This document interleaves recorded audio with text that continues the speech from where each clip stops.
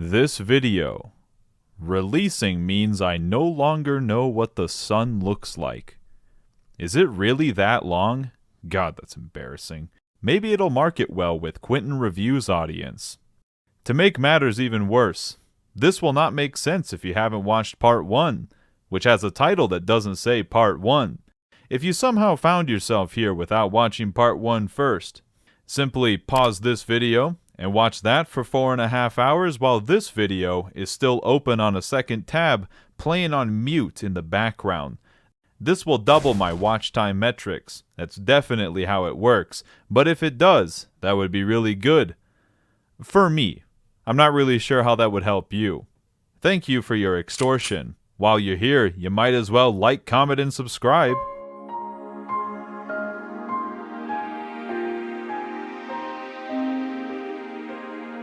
Greetings, travelers. Remember in the last video where I said, now, I'm one of those people who doesn't believe the best game of all time has ever been made. There's always room to push boundaries and find the way to move the medium forward. But if you sat me down, got a few drinks in me, and asked me what my favorite game of all time is, I'd tell you a story. I was climbing a mountain, and I asked the guide how close we were to the top. He responded, Trails in the Sky second chapter, and I knew we were at the peak. I still stand by that statement, but it does require an asterisk. Trails in the Sky second chapter doesn't succeed by itself. The first game lays so much of the groundwork from an emotional and thematic perspective that second chapter wouldn't hit as hard without it. Although, setup is a word that carries a negative connotation. For me, I often hear it used to justify how boring something is before it gets interesting. This is obviously not a clear-cut topic like a lot of things that I talk about. Every story has to start somewhere, and I feel like good exposition and good setup can be overlooked in favor of strong emotional climaxes. Yet, would those climaxes be as good without the setup? I would argue that the payoff is only as good as what comes before it. Where this train of thought leads me to is this. I think it's a frivolous endeavor to consider these two games separate entities. They are two parts of the same whole. With that being said, it's time to draw comparisons between them. Such as adding an easy mode to the second game. Trails in the Sky SC, the game of all time. Which begins as a groggy Estelle gently wakes up from her bed in the castle. Slightly confused after a very deep slumber. Boy, that sure was a crazy dream. She stops. She could feel the harmonica in her pocket. Estelle jumps out of bed. She was supposed to bunk with Shedazad, but this is Dad and Joshua's room. Estelle rushes outside. A blissfully unaware Shedazad strolls by. A smirk appears on her face. Estelle should have let her know she was going to spend the night with Joshua. Sheda doesn't know. Cassius said that he... Well then where's Dad? He's on the terrace.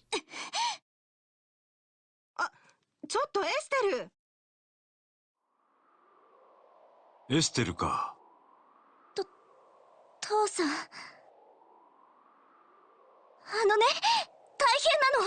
He knows. Joshua is gone. He left a note next to Estelle's unconscious body. Well, then they need to hurry up and find him. Stop. If Joshua is gone, and he wants to hide, they have no chance of finding him. Estelle only asked him once before. Who is Joshua? Cassius turns away as he speaks. The Society of Ouroboros, an organization that manipulates the world from the shadows. Joshua was one of their assassins, sent to kill Cassius. Their battle was fierce. Cassius nearly lost, to a kid who was only 11 years old. He brought him home, because it was Joshua's only chance to be free. The coup was just another one of Ouroboros' many schemes. Lawrence, the one who gave Richard the gospel, was likely one of their operatives. But he didn't act alone. Joshua was helping them.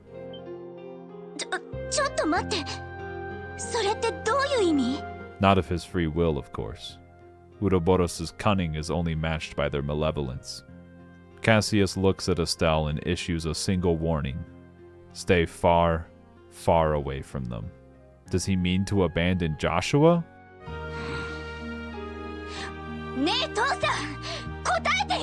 Cassius knew this day would come. They made a deal back when he first took Joshua in. If Uroboros contacted or pursued him in any fashion, Joshua would leave like a shadow dispelled by the sun. No doubt Joshua was family, so it's hard to let him go. He knew. Cassius knew that Joshua might have to leave, and he never told her.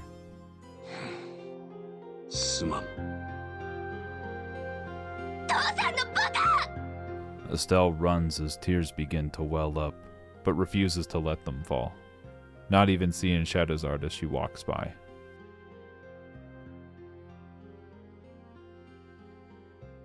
Sensei.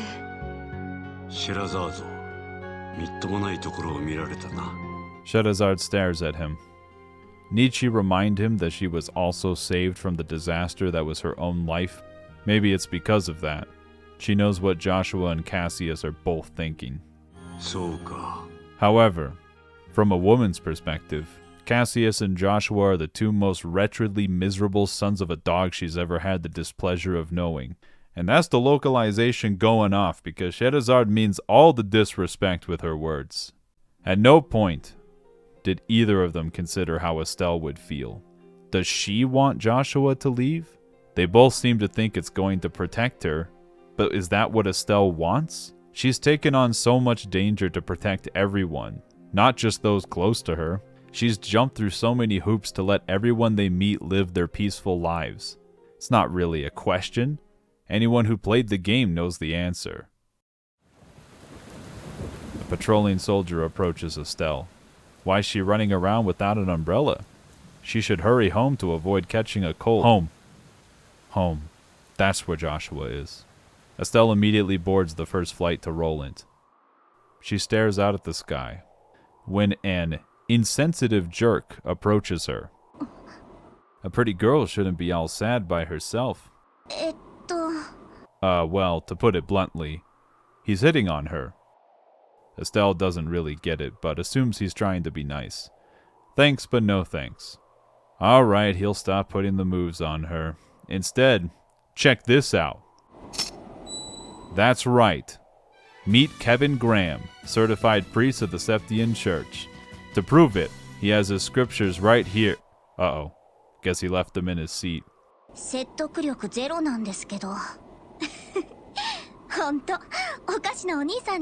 Ha! He got her to laugh. See? Pretty girls should smile more. After all, his job is to help people in need. If she needs someone to listen, he's happy to help. Estelle hesitates for a moment, but before she can get a word out,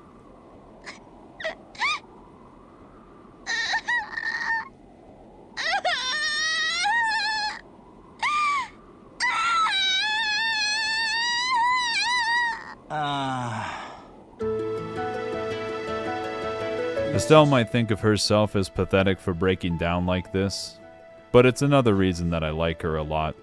Okay, that sounded better in my head. I talked about how expressive Estelle is, but it's not just her reacting to all the mundane things. She's clearly trying to put on a brave face after Joshua leaves, but she finally lets go. Estelle's gotten upset before, but not in full-on sobbing. To see Estelle go from her usual carefree self to a broken mess hits me really hard. It's also a perfect contrast to the opening of the first game. She meets Joshua for the first time with a warm smile as it sets up a lighthearted opening, waking up years later just as carefree. And she wakes up just like that here. But once she feels the harmonica in her pocket, she's immediately distressed. Now I can say for certain that Estelle isn't the devil, because devils never cry. Nobody close to Estelle should have to see her like that. Kevin doesn't exactly strike Estelle as a traditional priest with given how he handled this. Ouch. Being a bit brutal, but she's not wrong. Kevin's a traveling priest. They can't have churches in every single rural area of the continent, so the church has people like him to provide services in said areas. I did not think the church was going to get more world building right now, but I guess I'll take it. It mirrors exactly what we saw when going around Liberal the first time. Kevin's here by order of the High Seat in the holy city of Osteria, which is located in the middle of the continent. So in other words, he's a half-baked priest. Maybe, but that's not important right now. Where is she going? Oh, well, her friend, that is a boy, seems to have gone missing. But it's okay, he just went back home before everyone else. After all, he's Kazoku, and Kazoku means family. Family means nobody gets left behind. Or forgotten. Right. How about Kevin escorts her back home to be polite? He's basically a tourist. Returning to the city where it all began has a strange air hanging over it. What should be a happy reunion to see how far Estelle's come feels half empty. Home isn't far. What a nice, warm place. Full of memories. Joshua must be just inside. As Estelle goes in, Kevin lets out a sigh. Whoever this man was, he really did a number on her.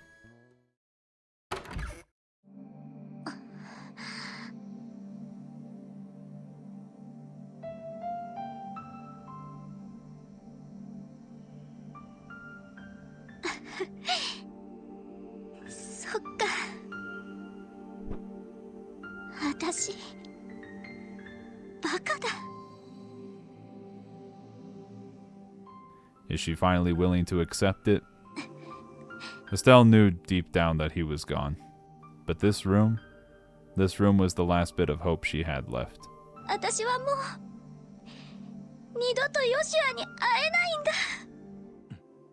Is she really gonna give up? If Estelle thinks it's over, then it's over. Nobody leaves without a reason. Did anything seem off? Estelle thinks back to that day. Joshua was different after she got the ice cream. Someone had just talked to him right before that. That's it! Who was that guy? The so-called magician that Joshua set out to find. The man who orchestrated the coup. If she could solve the case and find that man. よく気づいたな。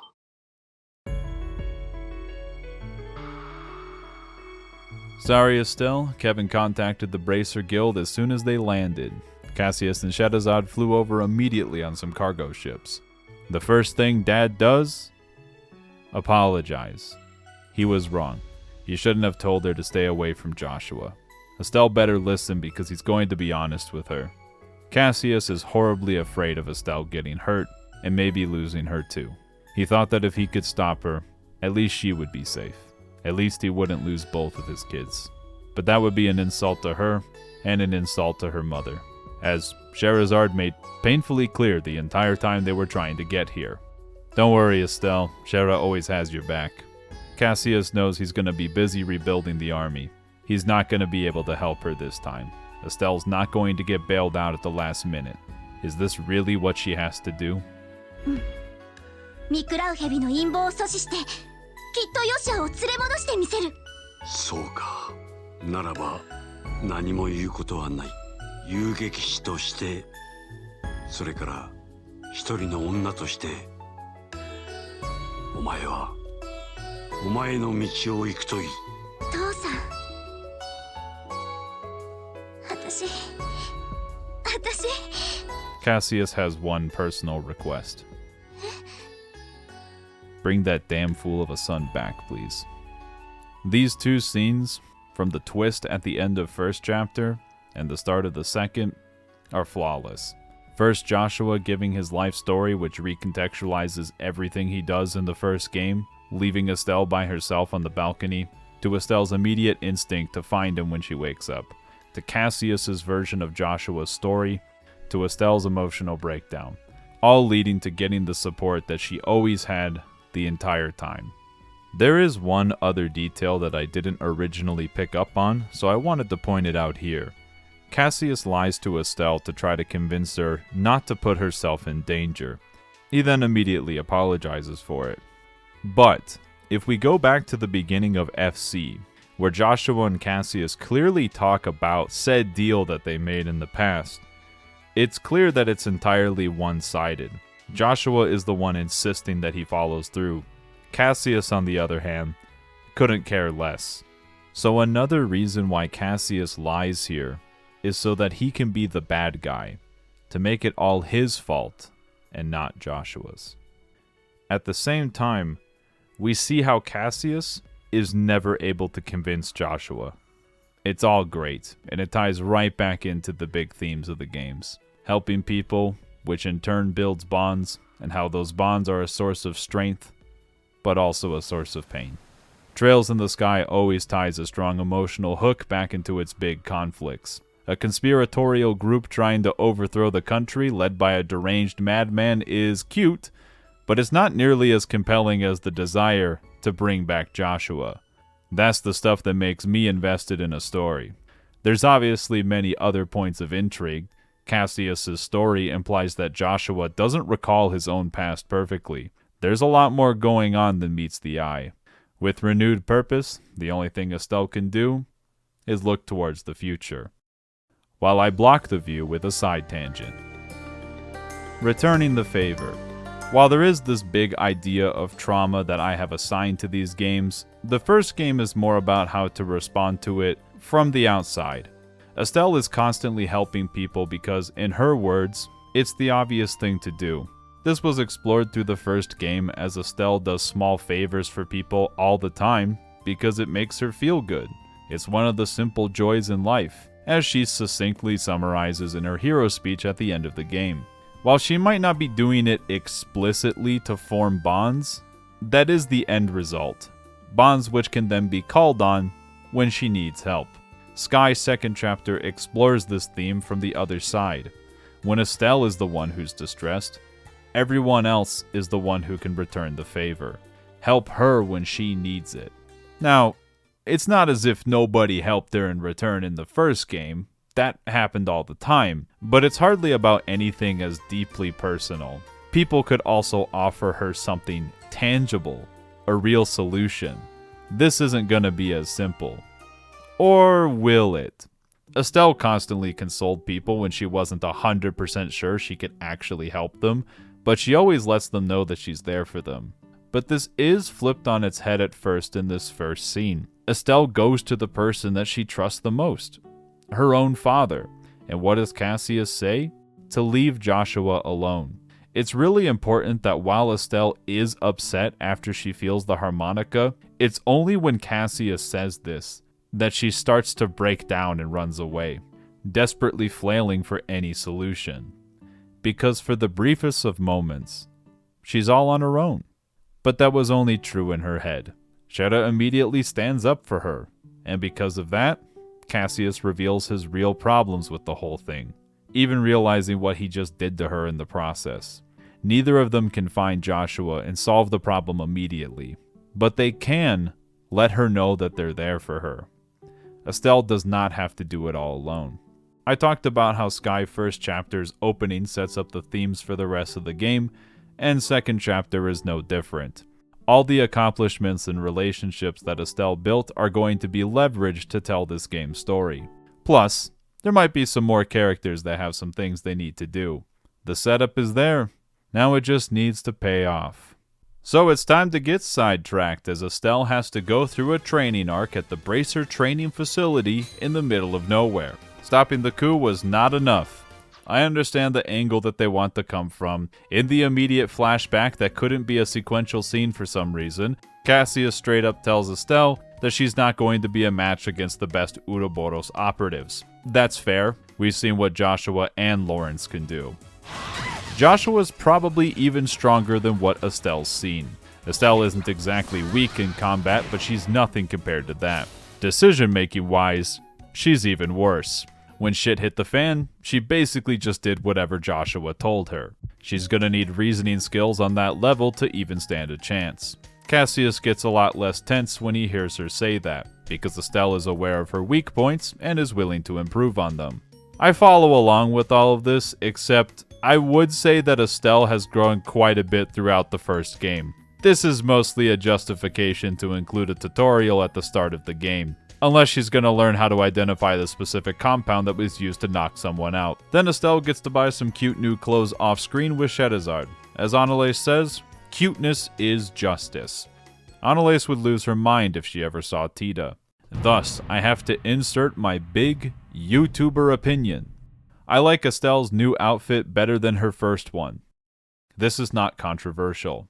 It's great how the room decorations convey so much about the character's personality. I didn't draw too much attention to this back at Estelle's home, but it's pretty much a given.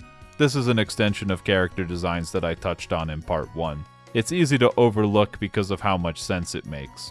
So we get introduced to the new court system. New orb mints have just been released, now with 7 slots instead of 6, and even stronger quartz upgrades and even higher EP totals. Remember that art that Lawrence was able to use but wasn't in the list? Well, now it's possible to cast it. This implies he, and by extension, Ouroboros, had an inside track on new orb mint technology, which is a terrifying prospect. Terrifying how they found a way to tie this all into the world building and gameplay systems. Using this new orb mint comes with a catch. All quartz will have to be obtained again. Yes, this is the explanation for starting over every single game, and I'm so glad that it has one. So you know what that means. It's time for gameplay round 2, featuring Annalise from Trails in the Sky. Don't worry, this isn't going to be as long as last time. Characters start with all slots open, but can upgrade the slots to level 2, and spoiler, level 3. This increases a character's EP total and allows higher rank quartz to be slotted. That's right, unlike the first game, not all quartz are created equal. Sometimes a slot might need to be leveled up first before it can be slotted. The cost to upgrade a slot is no longer uniform across all sepith types, and will vary even more when upgrading slots that have fixed element types. Otherwise, it's exactly the same in terms of how lines work and how to build out a character's arts list. However, there have been some significant changes. Notably, AoE heals require water and wind to form. In fact, most high-level arts require at least one elemental strength of something seemingly random to make, so slapping EP cut on every single character doesn't just give them all the combo arts anymore. Also, many EP costs have been adjusted just a little bit. Notably, Chaos Brand is now way more expensive to use, and so is Earthwall. That one's also much harder to form. These art effects are still incredibly strong, but just way less spammable than before. On top of that, EP Cut does not provide as big of a discount until it gets to EP Cut level 4. Taking a look at the higher elements, there are now offensive arts for Space, and a single one for Mirage that you definitely know by now. Space and Mirage arts are effectively type neutral as far as damage calculations are concerned for Sky 2nd Chapter, just like Time arts. What sticks out about Space arts is that they have very high damage values, which could be useful for killing Shiny Palms early to make grinding a breeze, but you didn't hear that from me. Speaking of character building, the defense penalty for attack boosting quartz has been dramatically decreased. The penalty still exists, but now it doesn't feel mandatory to use a defense quartz to balance it out, or the character just melts. Most importantly, this logic applies to basically every quartz in the game now, where they increase one stat and slightly penalize another. It will not be immediately apparent because something like Action won't start giving its movement penalties until it's a much higher rank. Because the penalties are always lower than whatever the quartz boosts, it is still a net positive for equipping both quartz that boost opposite stats. It's just not going to have as high potential as going all in on one or the other. I skirted around the numbers last time since most quartz were just adding raw stats in FC, but most quartz are percentage based in SC. So for those who care about math, first the game adds a character's raw stats and the stats from their gear together. Then it multiplies that total by a factor determined by the quartz and then rounds it to the nearest whole number. And 90% of people just stop listening to the video. Don't worry, there's not going to be a quiz on this. I already made the general point that with the increase in the penalty, it will still be a net gain. However, I'm not going to pass up an opportunity to do a math lesson. This quartz calculation is multiplicative, not additive. What does that mean? I'm so glad you asked. So in this case, attack 4 and defense 4 have the same percentage values, increasing their stat by 12% and decreasing the other stat by 7%. In order to do the calculation, the game turns these percentages into factors. 12% increase turns into a factor of 1.12, and 7% decrease turns into a factor of 0.93. If you don't know why that happens, you'll have to check out Stand Up Maths or something. I'm not going to go into it right here. When we multiply these two factors together, we get 1.0416. Or to convert that back to percentages, a percent increase to both stats of 4.16%. If you were thinking additively, you would have come up with a net 5% increase, but that's not how Sky SC calculates its stats. As my old math teacher in high school would have said, the difference is not super significant because these percentages are relatively small, but if you don't know how this works for larger percentages, the finance world is going to rip you off, and your answer is still wrong.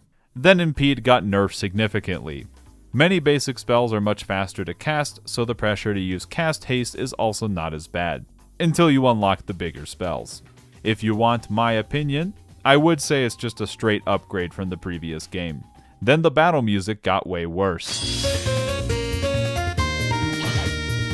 We can say it's subjective, but that's non-confrontational, and I like to share my opinions here. Sophisticated Fight is iconic, and nothing else in the series captures its same tone. The new one was not going to stand a chance by comparison. But the chest battle theme. This theme is a jam. Also, the chest messages are way better than they were in the first game. So let's talk about crafts. Crafts are basically the same with one new mechanic. Chain crafts. It's like crafts, but in a chain. When choosing the chain option, you select an amount of nearby allies equal to the chain level who also have enough craft points to use a craft together. This does count as all of them using a turn, and it will delay everyone involved. But, with each person added to the chain, their hit will do more damage. I used this a total of basically never. It's more interesting if you're familiar with the battle systems of the later Trails games, because this is where a lot of the combo ideas first originate from. Just to be clear, it's not like chain crafts are bad or anything like that in Sky, it just doesn't feel necessary. There's probably some bullshit you can pull off with it if you're really good at the game, but we all know that my skills are mediocre. I'll leave that one to the min-maxers. There are also now offensive foods which can be thrown at enemies. This is clearly a reference to Estelle making eggs explode at the beginning of Sky FC. Finally, large amounts of Sepith can now be found in chests. That's technically not a combat mechanic, and that's why the chapter is called Gameplay. This encourages exploring the map as a way to get more Sepith as opposed to only grinding monsters. Finally, the game now properly draws circles. I didn't draw any attention to that while playing FC, but if you didn't notice it before, it's going to be impossible to unsee it now. I'm not sorry. The tutorial sewer isn't anything particularly special, minus the cool new half-lever animations. This is where all the money went. Annalise is our only other party member for this segment, and you don't hear me complaining. She's a practitioner of the 8 Leaves, 1 Blade School of Swords, the exact same as Cassius, and while it's not going to be revealed here, Annalise is the granddaughter of Master Kafai, the founder of the 8 Leaves School itself. I wonder why I'm drawing so much attention to this. Annalise is obsessed with cute things, as if it wasn't very obvious, but don't let that deceive you. The only cute thing she does in combat is ensure that the bodies are piled up nicely. They finish navigating through the sewers, but to truly finish their mission, they have an unexpected encounter. Kurt. This is to prepare them for unexpected encounters on a real mission, which will not happen at any point for the rest of the game. Pay attention to Kurt's moveset for no particular reason. After they win, they proceed to do some more training off screen. After explaining that quartz are not carried over between games, you might wonder, what is carried over? I'm glad you asked. Estelle's going to be the same level and have the same total amount of experience points. Most likely, she'll be around level 37 to 40 by the end of the first game, because that's where my level was and I'm very normal. It is possible to start second chapter at a higher level, but because of rubber banding XP, Estelle won't gain much from early battles if she's super far ahead, and she'll catch up quickly if she's behind. It's almost as if I complimented this system before. Kurt gives a couple of rewards for Junior Bracer rank, which does include a nice early game accessory if you hit max rank in FC.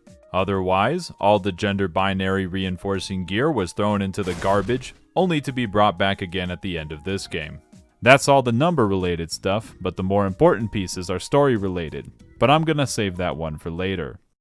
That night, Estelle and Annalise share their last meal together. That makes it sound like they're gonna die. There's no soul-crushing stakes, no high tension, as long as you ignore all of them. But for this one scene, it's just a couple of characters being genuine and caring about each other. Annalise uses this opportunity to bring up some important world building. Remember, senior bracers are ranked on a scale from G to A. Annalise is only an F rank bracer because she became a senior bracer 6 months ago. Kurt is the second strongest bracer in Liberal, and although he's B rank currently, he's likely going to get promoted to A rank soon. Bracer rankings are going to go out the window later in the series, but for now, we are told that there are only 20 A rank bracers on the entire continent. Getting to that level is a big deal. Estelle and Joshua hitting senior bracer status at 16 is also highly unusual. Shedazard is considered a prodigy by hitting C rank super quickly because I accidentally said B rank in the last video, but she was actually promoted in between the two games. What I should really highlight in this discussion is that bracer rank is more correlated with accomplishments than raw strength. So anyway, Kurt is the second strongest bracer in Liberal. Estelle then remembers that Kurt was one of the people whose memories was corrupted by Ouroboros. Through the power of deductive reasoning that she learned during this training arc, the people that she's going up against are even stronger than that. Annalise can see the concern on Estelle's face. Is she thinking about Joshua? Not that she wants to pry, but she hopes he's okay too. Estelle knows Joshua is fine. He's just an idiot who ran away because of a misunderstanding, but she's gonna drag him back by his collar and chain if she has to. Annalise laughs at the thought of seeing that. Tomorrow morning, it's gonna be their last day of training. Just kidding. Wake up, Estelle. Kurt can't hold the line forever.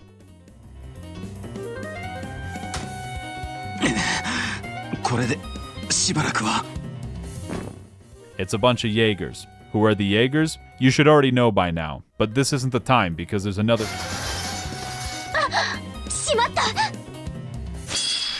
With the combined power of two cuties, nothing can stop them.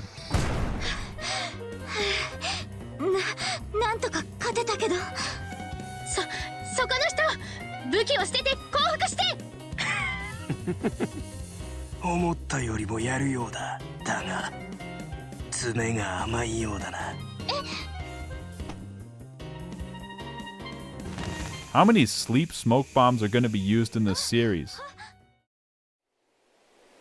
Estelle is the first one to wake up. This shows she's much more on alert than usual because she's always shown to be a heavy sleeper. I'm definitely not reading into this too much. Meanwhile, Annalise is busy dreaming of all the cute stuffed animals.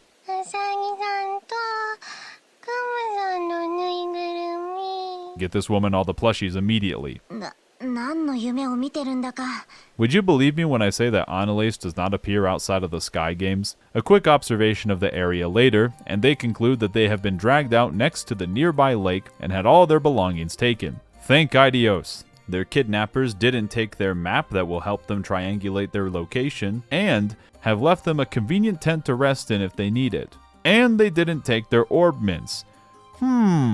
This is a very common RPG gameplay segment where players are forced to trek through an area without any of their gear. If you ever wonder why this is common, it gives a unique sense of vulnerability. Overworld mobs are typically harmless, most of the time, but now they're a threat. Except they didn't take their orb mints, so arts still just obliterate everything. Maybe that was the intention, to show players how strong using arts are? Sorry, I think Chrono Trigger did this one better. After finding all their gear and the way out, The campy anime villain Jaeger gives a polite text confirmation box if the player is ready to progress. It's boss fight time. Throwing grenades is a form of martial arts according to the martial art tournament. Let me guess. Another smoke bomb? While they're blinded and coughing their lungs out, the villainess blatantly tells them they are hiding out nearby and there is nothing they can do to stop their super evil plan. Estelle and Annalise decide the first stop back at home base and call for backup, confirming that this is not a horror movie. Based on the blood and broken weapon on the ground, it would appear that Kurt spilled ketchup and was taken away to make hot dogs for the Jaegers. Unluckily for them, the villains were smart enough to smash the communication device. That's 2 tropes subverted. Luckily for them, Robert, the Orbment engineer, managed to hide when Kurt was buying everyone time. As glad as he is to see familiar faces, the Jaegers are probably hiding in the new mock military base that they just made explicitly for bracer training. Armed with that knowledge and the ability to upgrade again, the duo set out on their rescue mission. Or stop to get a secret book first. Quick aside that isn't a full-blown side tangent. Unlike the first game, I think the books are available at less stupid times. There is still a looming threat in this moment, but at least it doesn't feel super urgent when the first chapter is available. I'm totally not just saying this because I got all the books this time around. What are these books about this time? It's about a really cool gambler named Jack who lives in Calvard. I'm sure that's not going to come up later in the series. Once they arrive at the mock military base, Estelle and Annalise look at the number of footprints and determine that there are about 3 or 4 people who recently came through here. Estelle will never count footprints ever again for the rest of the series. This infiltration mission unveils 2 fancy schmancy new gameplay mechanics. First, night vision accessories to put a green piece of plastic on the screen for dark rooms, and second, the ability to use key items in the overworld. The latter mechanic is used so infrequently that this is foreshadowing me getting stuck at the end of this game. They finally get to the top of the tower to find the campy anime villains. The Jaeger taunts them by saying they can't possibly win with only 2 of them. Well, guess again, dumbass. Taking out the comms of a bracer outpost might as well have alerted the entire guild that they're in trouble. Reinforcements are already on the way. This dialogue option is framed as Estelle bluffing, but that's probably accurate. Anyway, it's time for the final boss of the prologue. Welcome to Gehenna. This is a candidate for one of the hardest Trails fights of all time. Not because it's super complicated, but because the player doesn't have many good tools at this point in the game and only 2 party members. This guy likes to buff himself and do a bazillion damage with every hit while shoving every single character into lockers. That's basically his entire moveset. Good luck. I don't have any tips for this one other than hope to get a few lucky dodges. After several attempts in my playthrough, Estelle and Annalise managed to clutch out a victory. But the way this dude fights and the way his moveset looks, yes, it was all part of their training. I mean, it's pretty obvious who all these fake Jaegers are based on their weapons and fighting styles. All the silly bravado was just them putting on an act the entire time. Nobody was in any actual danger. And it's not really meant to be a super subtle twist. Using our knowledge of the Jaegers from the first game, they're usually a lot more serious and dangerous. Meanwhile, there weren't too many times when the game would shift perspectives in first chapter, but they especially never did it for the villains. That was done to ensure that the twist wasn't revealed too early. But now that the player is already aware of who the real masterminds are, even though Estelle has technically had her memory of them erased, the writers have no problem showing the player everything directly. That's why Ouroboros is talking about their super evil plan super evilly at their super evil base. Introducing Enforcer Number 0, Campanella the Fool. First occupation, Court Jester.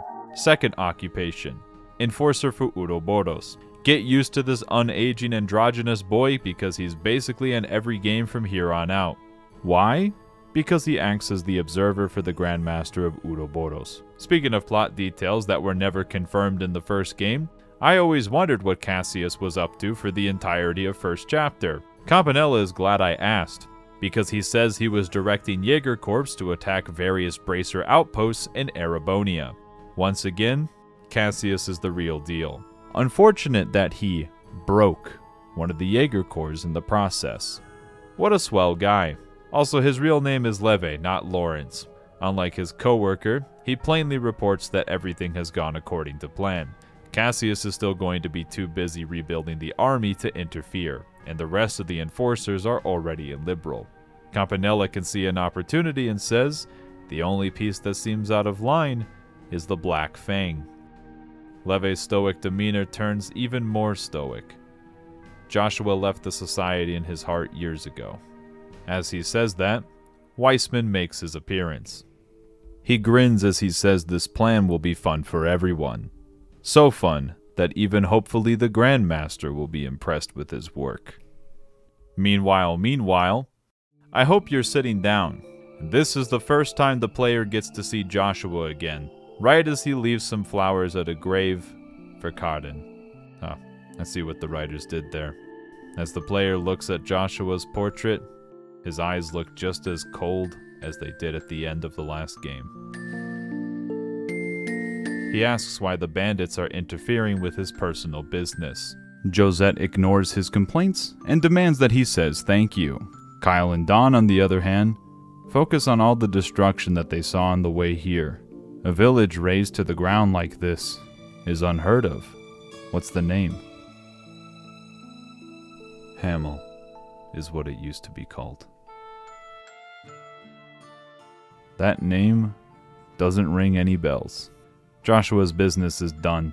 Guess he should thank them for coming all the way out here. You know, he's acting a lot different than they did the last time they met. Is he leading them on? That's rich coming from Little Miss Janice Royal Academy, putting on an act. You could look at it that way. Joshua isn't the junior bracer that they once knew. Whether or not they trust him, that's their problem. Just keep in mind, they owe him one for helping them escape. Oh, so that's how they got away at the end of last game. Or wait, didn't Cassius bring that up while they were all walking together? Okay, that means he's implying that he helped them when they were already on the run and not with the initial escape. It still works. Don't have to pretend like plot holes matter. Meanwhile, yes, there is one other perspective that the game wants to show us. Julia shows Father Kevin down to the final dungeon.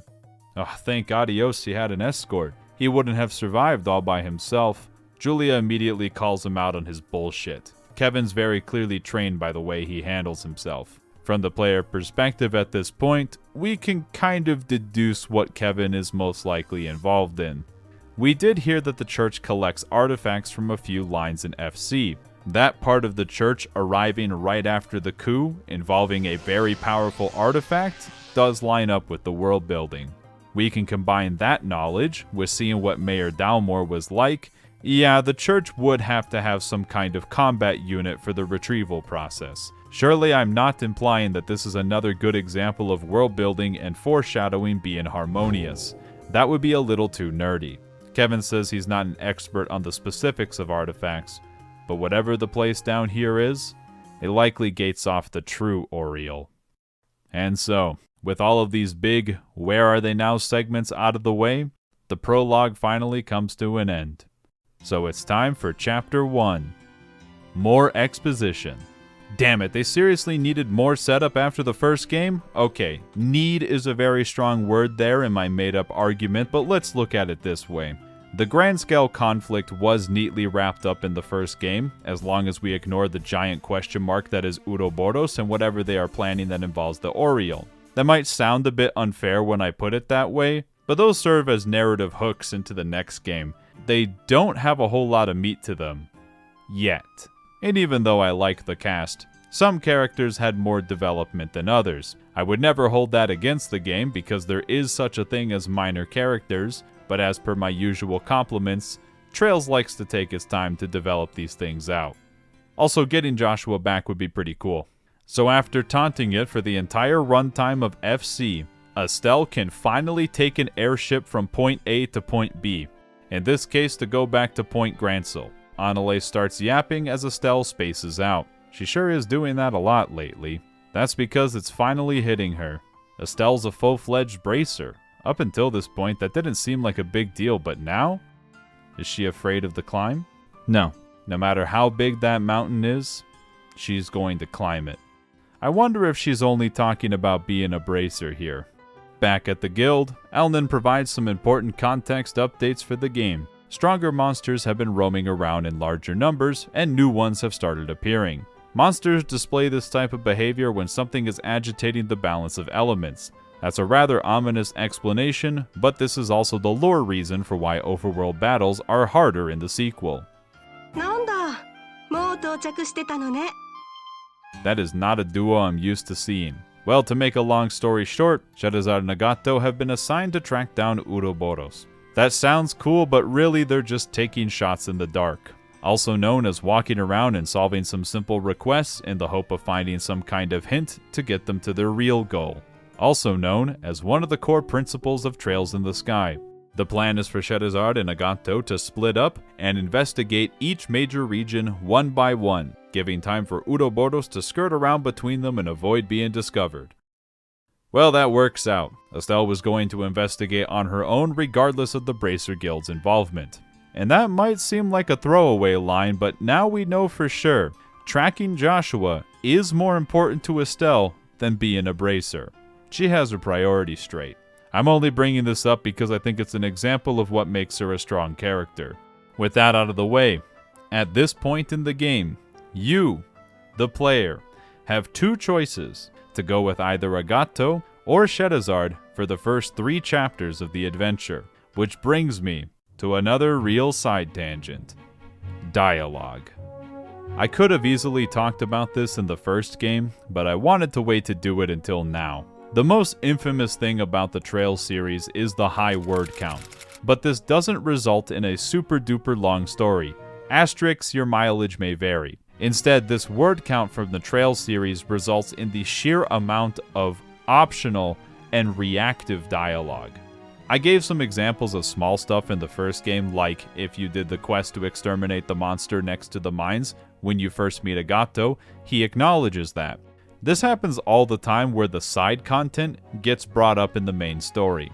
Where Trails starts to get into the insanity territory is every NPC in basically every town will update their dialogue as events unfold in the main story. There are people out there who play through all the Trails games in small chunks and consistently check back to see if the characters updated their dialogue. I think that's objectively the wrong way to play the game, but I do have to respect it. It is super impressive if you see just how often they constantly update everything for every character in the game. For myself, I don't talk to every character in the game, but when I do, I only get a small snapshot of their lives in that moment. Later on, if I talk to them again, I realize that their own story is playing out in the background of my playthrough.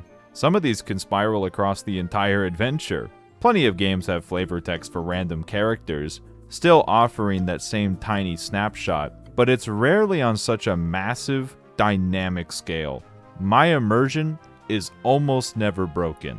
And since this is all optional, they were totally fine with most people never paying attention to it. Also, those few interactions with NPCs feel like a completely organic conversation.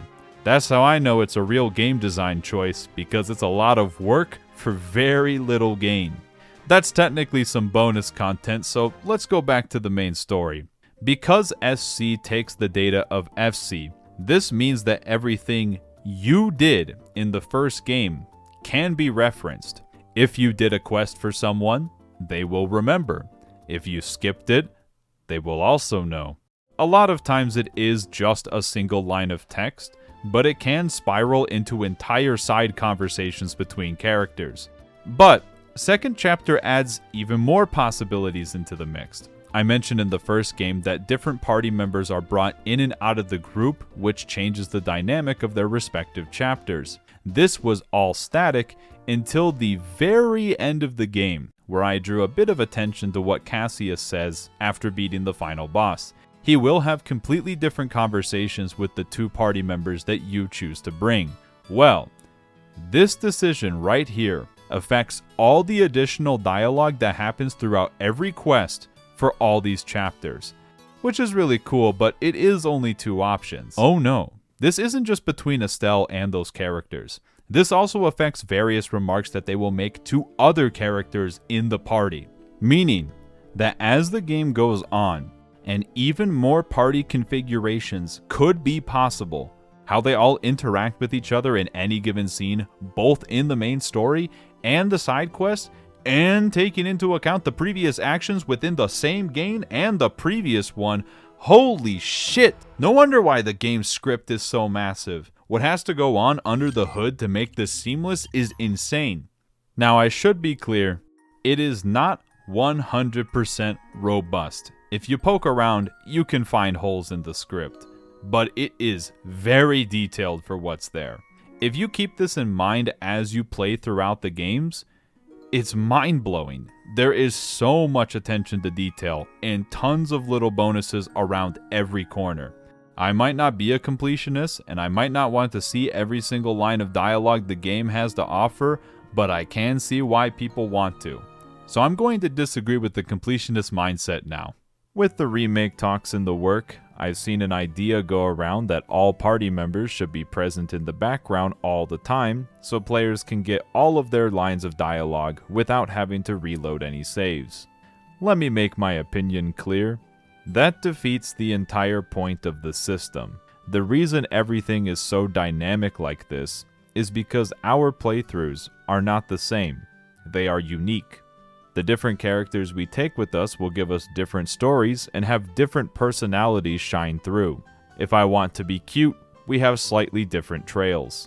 That's awesome. It's not about what you don't see, it's about what you do. My favorite example of this is a quest in Chapter 1 where a lady wants to get her husband to quit gambling. The problem is that he's really good at poker, but she thinks if they can beat him, he will eventually quit. Somehow this turns into a team battle where every single party member has to participate. After estimating their poker skills, they decide that they can't win, so they're going to cheat. Agate will intimidate the man in the folding, and Shadowzard swaps out the cards really quickly when nobody's looking.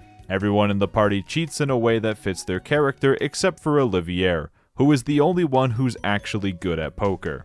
This is very clearly the intention of the system. This quest will play out differently depending on what your party looks like. I don't want to death spiral this side tangent into a rant about completionism, but I think this makes the game better because it is impossible to see everything in one continuous playthrough. I can already tell some people will spin this into replay value, but I feel like that phrase diminishes what makes it so good. Even if a player has no intention of replaying through the game, these unique perspectives can lead to conversations with other players. That's not just replay value. So anyway, I played through second chapter the first time around with Agate, and my second time with Shadowzard for this video. After locking in your choice, Estelle will always be assigned to go to Rouen. In my case, Agate and Annalise set out for Beauce. Before he leaves, Agate tells Estelle that while charging ahead with her convictions is good, don't forget that she's a woman and can rely on others. Estelle does not appreciate the misogyny, so Agate immediately backpedals. Men typically hide their feelings and never like to ask for help like big dumb idiots. Joshua, Cassius, and him are like that, so I guess he's self-aware. There's no reason for Estelle to feel that same type of pressure. She has a lot of friends. She should remember to rely on them.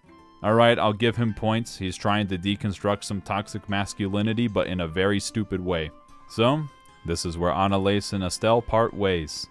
Estelle finally realizes what just happened. Sheda was the one who made Annalise train together with her.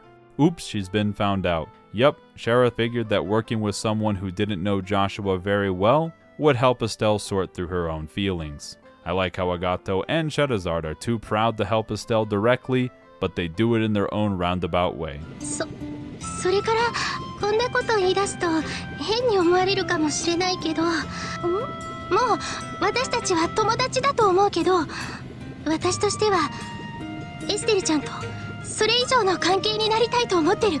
Oh my god. I'm about to witness something amazing. Damn it, they were just Yuri baiting. Annalise wants to be rivals, not lovers. And yet, that might as well mean the same thing when it comes to fandoms. So why are there not any Yuri fan art of these two characters? Thankfully, Estelle doesn't need any money to buy a flight ticket. although she does have to witness 2 ambassadors argue about which superpower is the biggest piece of shit. Personally, I hate both. Giller then gives the reader the short version. Liberal is proposing a non-aggression pact between the 3 nations. To sweeten the deal, they're giving a prototype of the latest and greatest airship engine to each nation if they say yes. This is part of the Queen's plan to try to use technology to maintain peace rather than intimidate, almost as if they're tying this back into the themes of first chapter. Estelle then asks Mueller where Olivier is. He was last at the Elmo Hot Springs, but he'll let her know if he ever reappears. Hey, wait a minute, I recognize this airliner. This is the one that was hijacked in the first game. Man, what a callback. Speaking of callbacks, Shedazar says that Rouen is heating up because it's going through its election process right now. Oh yeah, the mayor was removed from office. Now they have to hold a special election. Even though they all went their separate ways, Shara lets Estelle know that all of the past party members are concerned for her well-being. Tita looked like she was going to burst into tears when she first heard, but then said, "I can't sit around and cry about it. That's what she taught me." Wait, I thought Agato taught her that. Estelle hates sitting around, so there's always a walking segment on every flight where she talks to every character.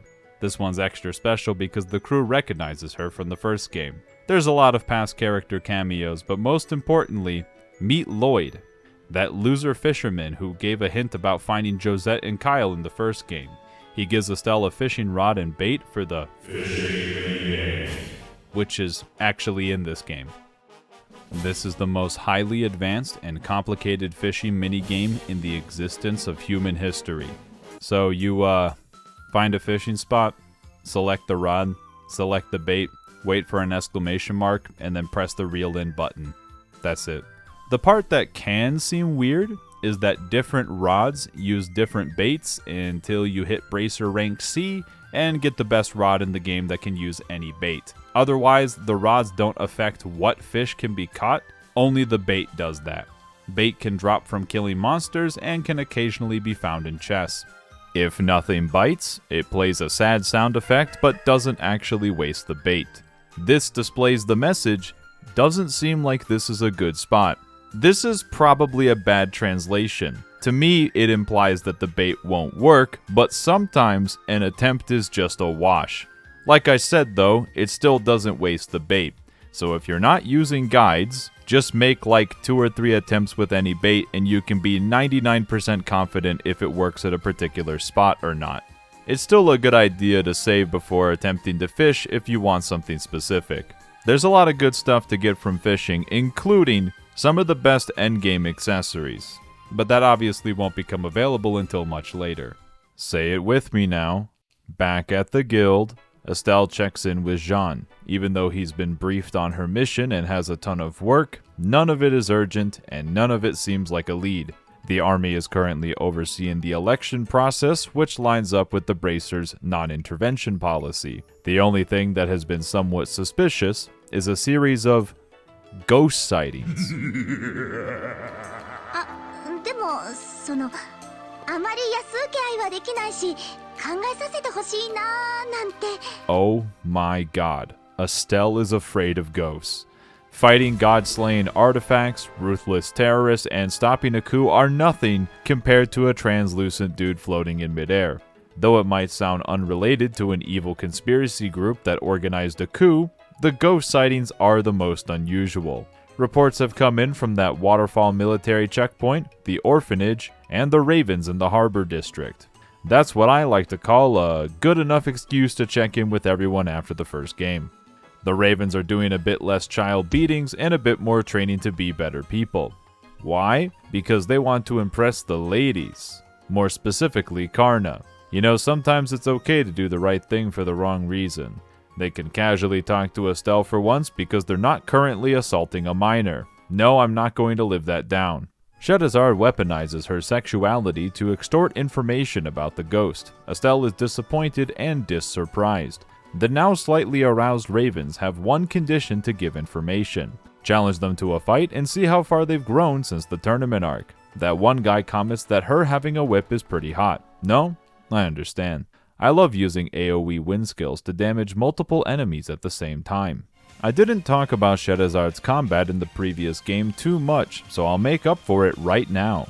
Shetta describes herself as fast, which is why she has about the same base speed as everyone else in the game. She says that because she has one more base movement speed over Agato. The real difference between her and Agato is obvious. Shera is more arts focused by having all but one quartz on the same line and having higher base ATS, while Agato is a big strength physical attack boy. If you are the type to view everything through a difficulty lens because Soulsborne discussion has ruined game design conversation for all eternity, Agato is easier to understand because he doesn't require knowing how to configure arts to just boost attack and swing sword. Plus, this is Trails in the Sky. There is no way to boost ATS in combat. No, I don't want to talk about endgame meta building in the first chapter of the second, especially since I already made it clear that they will both be available later. Because she has a big line, Shetta can get high level wind spells pretty early into the game. She has 2 fixed wind quartz after all. Wind arts don't have as high base damage as other arts, but it won't be easy to get those until later on in the game. While I did say line attacks suck, they have a chance to seal targets' physical attacks, turning them into walking turn wasters. The potential upsides can be worth it. But, even though I'm highlighting wind here, she can still configure other arts with the remaining quartz on her big line, giving her access to AoE heals, time arts, and other general utility. Speaking of which, because she moves more squares and has range, it's easier for her to target enemies with Impede, unlike Agato, who has a big line Impede skill with infinite range that can hit multiple enemies.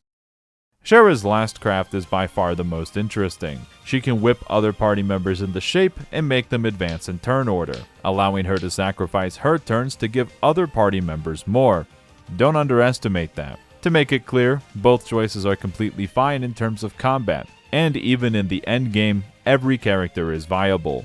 I do think it requires a tiny bit more thought for Shetta's art, but that's also something I like about the game. Both these characters' playstyles fit their personalities and will make the player engage with the game differently depending on who they choose. You know, they aren't half bad. They should consider becoming bracers instead of delinquents. It's not like they can't turn over a new leaf, although Shera says there's more to being a bracer than just violence. With their respect earned, the Ravens say the one who saw the ghost is some rich kid that's been trying to hang out with them. Sounds like he's spending his time with the wrong crowd. They don't disagree. He was so scared that he's still hiding in his room.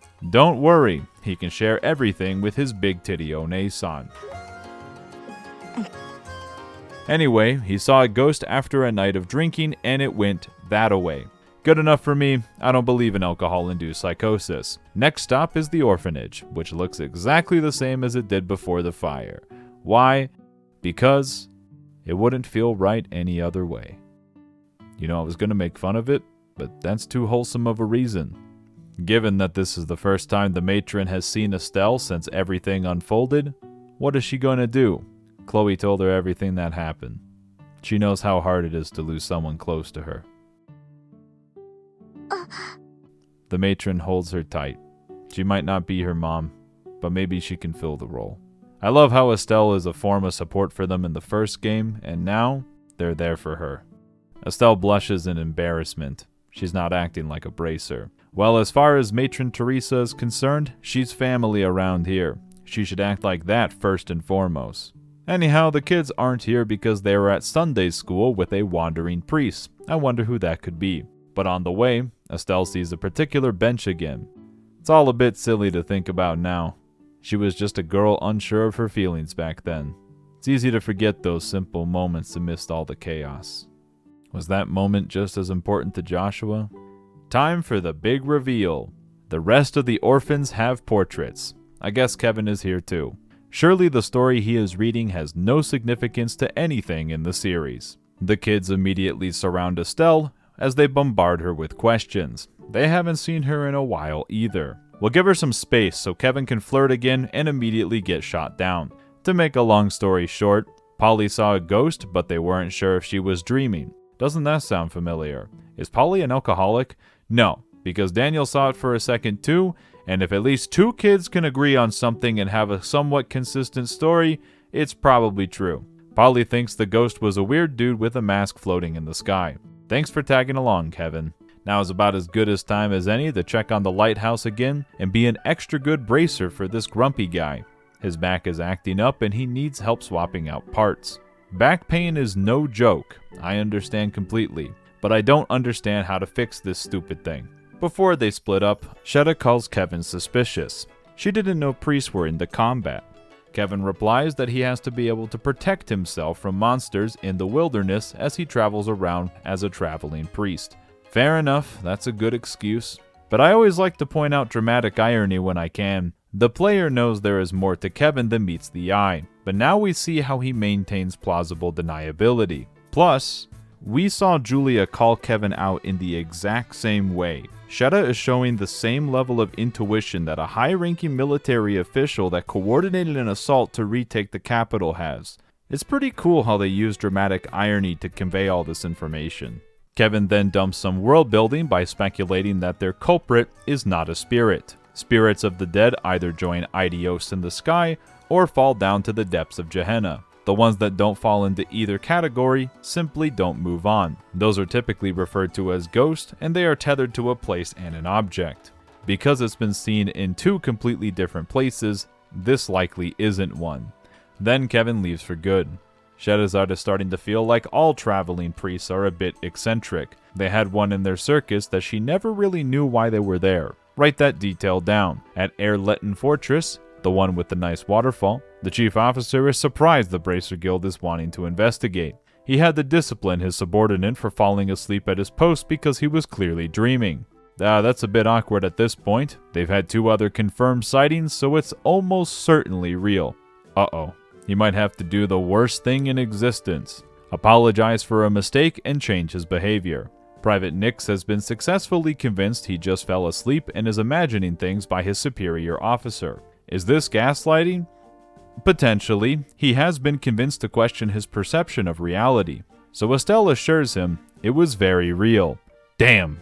He almost wishes it was a dream, because if ghosts are real, that's even worse than emotional abuse. Before they leave, they see a loving, adorable family vacationing in the area.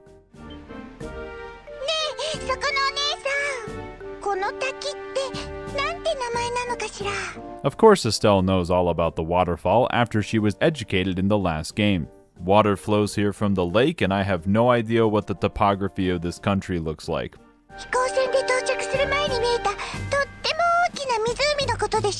That means they must be from out of the country.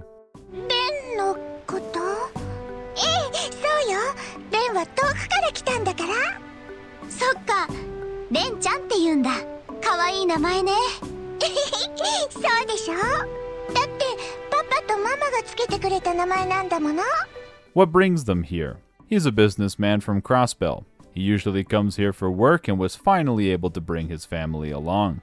Ren excitedly asks for Estelle's name and promises to play with her the next time they meet. Shetta can't help but be reminded of a certain other energetic little girl and her father. Estelle's face goes a bit red but can't deny the accusation. She was like that too at that age. Time to report back, except Niall's at the guild. Why? I'm glad he has a picture of a ghost. Well, if they weren't convinced before, it's a good thing that Photoshop doesn't exist. However, their reunion is cut short. A fight is about to break out between the 2 most popular political candidates running for mayor. Yes, I always advocate for politicians beating the shit out of each other. Whisper me your sweet lies, Olivier. He gets everyone to cringe so hard that they leave instead of breaking into a riot. Is this his superpower? I thought he was at the hot springs. He was. Then he heard Estelle was in Rouen and rushed over to cheer her up. He might be an idiot, but he's a caring idiot. So Estelle refers to him as a thing before getting back on topic. All the ghosts flew in the same direction, towards Janus Royal Academy. But before they leave, Niall has something he needs to tell Estelle. He knows it's hard, but if he finds anything about Joshua, she will be the first person that he contacts. Just put the emotional support in the bag, little bro. Dorothy's also going to tag along with them to try and photograph the ghost, and Estelle assumes Olivier is going to tag along anyway. やだな、エステル君。鳥が空をかけ、魚が水に遊ぶのと同じくらい当たり前のことだよ。I love Olivier. This introduces another way in which Trails plays around with its questing system. Sometimes, waiting a little bit before completing the quest gives the best outcome. In this case, one quest requires Estelle to photograph the top of Saffiril Tower, because the device is suddenly active. I wonder what that implies. It's not as if Estelle will do a bad job, but if you wait until right now, Dorothy's in the party. She can help Estelle get the perfect shot. Doing the quest this way rewards one more BP than getting the best shot otherwise. Note, this is not necessary to get the maximum BP reward at the end of the game, as there is a flexibility of about 2. It's just kind of a cool little bonus. As another side note, the gambling facility works in this game. I lost when betting it all on black, but made it all back by cheating in blackjack. This is how to acquire a nicer fishing rod and a chapter of Gambler Jack. Now that's what I like to call a perfect place to find a chapter for that novel series. It's finally time to go back to school and close this case. エステルさん。あ、クローゼ。生誕祭以来ね。はい、そうですね。私。Yes! The characterization is double good because Chloe's mimicking what the matron did back at the orphanage. エステルさんたちが大変な時に、私、何もできなくって。It's not your fault, Chloe. Nobody could have done anything. Estelle's just glad she cares so much. Jill says that they're being a little bit dramatic. Well, I think you're being a little out of touch with your emotions. I guess everyone else is here too. Like Hans. Everyone remembers Hans from Trails in the Sky. They all agree to investigate because students have reported seeing ghosts as well. Jill is very good at organizing things. That's because she has aspirations to be a politician. Speaking of which, do they know who Chloe really is? Yes. Jill and Hans figured it out about halfway through her first year. Otherwise, only the dean knows. Chloe and Estelle are assigned to interview students around campus to find some leads. As they do, they walk past the stage from their performance. Estelle sits on the edge to take a quick break. I know another Trails heart-to-heart when I see one. Chloe has to make a confession. She had a big crush on Joshua. She was even going to go for a real kiss at the end of the play. Whoa! However, when Mayor Dalmore pointed that gun at Estelle, and Joshua was consumed with a murderous rage, she realized she never stood a chance. Meaning she realized this after the play had already happened. Estelle says that Chloe gave up way too easily. She's not exactly comparable to a girl like her. もう、エステルさんって本当にそういうことに疎いんですね。自分がどれだけ魅力的か、いまいち自覚してないんですもの。Isn't there a One Direction song about this? While there is a lot of high action later in this game, it's when two characters talk to each other openly and honestly that Trails brings the biggest smile to my face. Chloe is a little bit like Joshua. She was also a bit of a loner when she first came to school, but the biggest difference between them is their strength. Her grandma very much wants her to be the next queen. If she agrees, she can no longer be Chloe Rins, only Claudia von Ausleys. She won't be able to see the kids anymore, or spend time with her classmates. Even though returning to that loneliness is best for the country, she can't bring herself to do it. That's why Joshua's stronger. He wouldn't hesitate. Well, Estelle doesn't hesitate to interject. Joshua is strong on some levels, but not in a way that's worth admiring. Anyone would worry about running a whole country. Having some doubts means Chloe will try her best in spite of it. Joshua, on the other hand, didn't hesitate in the slightest. He made an unforgivable choice that only made sense to him. 私ね、それが一番許せないんだ。エステルさん、そうですね。ちょっと許せませんよね。女の子の気持ちを何だと思っているのかしら。It is on the nose, but that's what makes it a Trails game. Although, I do think Joshua hesitated just a little bit, but they didn't see that. Back to investigating. As day turns to evening, everyone regroups. One common thread among all interviews is that the ghost moved towards the old schoolhouse. Wait, really? It's actually haunted after Estelle freaked out in the first game? Suddenly, Estelle sees something out of the corner of her eye. Hey, look, it's the thing that everyone's been seeing. Estelle-san?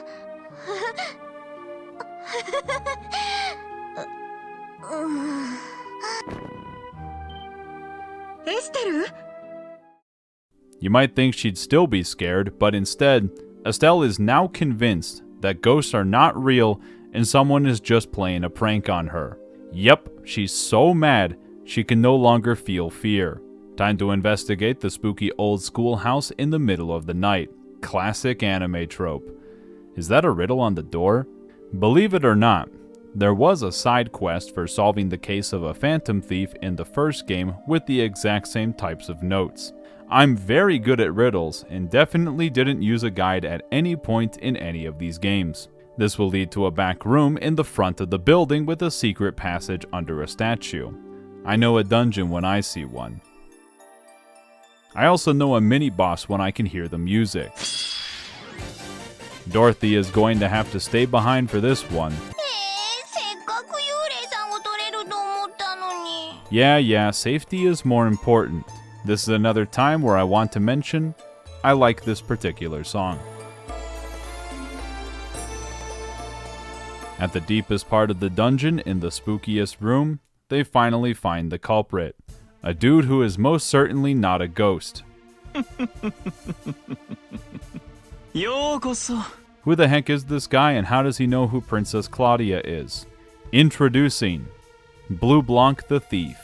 First occupation, Phantom Thief. Second occupation, Enforcer for Uroboros. Oh no, it's the Society. There's nothing to fear, he's just performing a little experiment. Yep, that's a gospel, but there's no orbal shutdown. That's because this is the latest model. They're using it to amplify a holographic projection. Look, normally it can only project at a limited range, but with the power of the gospel, well, they've seen how far it's been able to go. Took a few tries to get it to really work though. All of those details are going to be on the exam. So in other words, he's saying they used highly advanced orbment technology for a wide-scale prank? Well, it was a little bit more than that. Blue Blanc wanted to bait a certain princess here after her righteous display. Wait, he was there? Oh my god, that is so stupid, I love it. These theatrics remind me of a certain lute-playing bard, but this really isn't the time to joke around.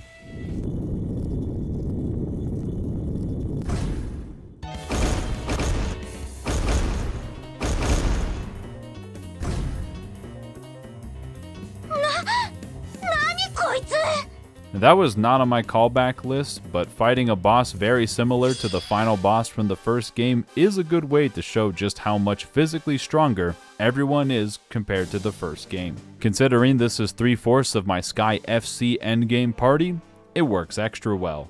Fun fact, this boss is immune to wind damage to make my Shedazard choice feel worse, and killing the ads buffs everything else in the fight.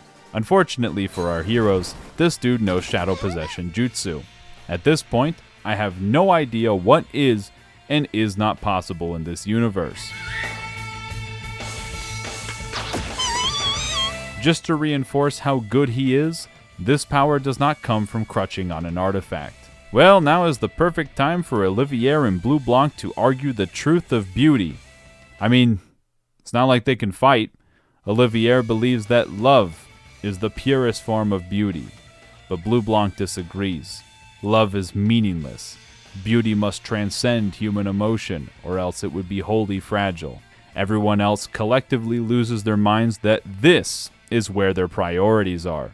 Or perhaps Olivier is cleverly wasting his time. That's why Dorothy shows up to photograph Blue Blanc and break the Shadow Possession. Is this a bad story beat? No. Every now and again, the heroes getting lucky is actually a good thing, in my opinion. How else was Dorothy going to be able to help in the story while doing her one professional skill? Guess they were more prepared than they look. It's no wonder why the Black Fang took an interest in them. What does he know about Joshua? They were mere acquaintances in the past. It was a shock to see that hair and those eyes at the mayor's estate, although now it seems like he got his old memories back. Blue Blanc can only imagine what he's up to now. I'm not really surprised that he can teleport away. It's frustrating, but the team reports back to the guild anyway.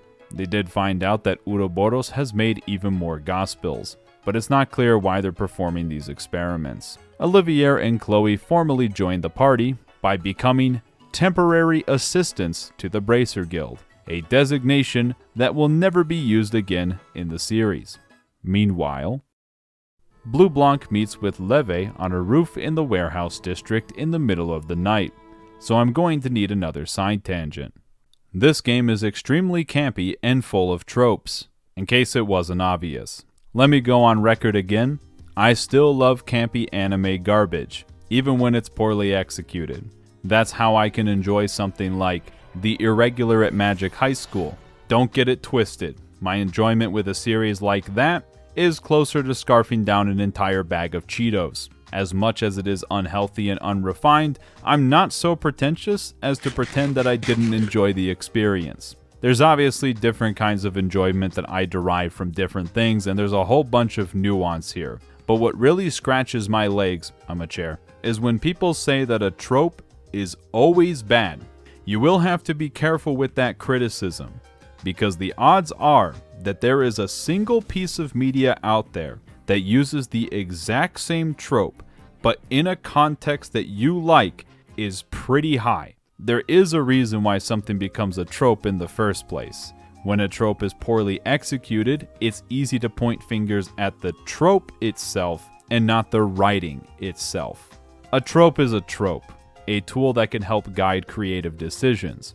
It's not any different than chord progressions in music. Not every song will use the same chord progression, but just because some do, doesn't make them objectively bad, or doesn't make them distinct in their own way.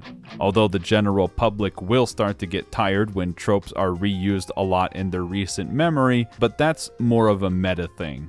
Time will always march on, and eventually people will forget their exhaustion towards a specific trope. Take Estelle for example. She is the most stereotypical shonen protagonist out there. Tragic backstory, general positive attitude, idealistic, has the power of friendship, and most importantly, extremely persistent. She is troped up to the gills, and I love her. The only part about her that's not a trope is that she's a woman. This idea about tropes started brewing in my mind when I accidentally saw a comment referring to my Sea of Stars video.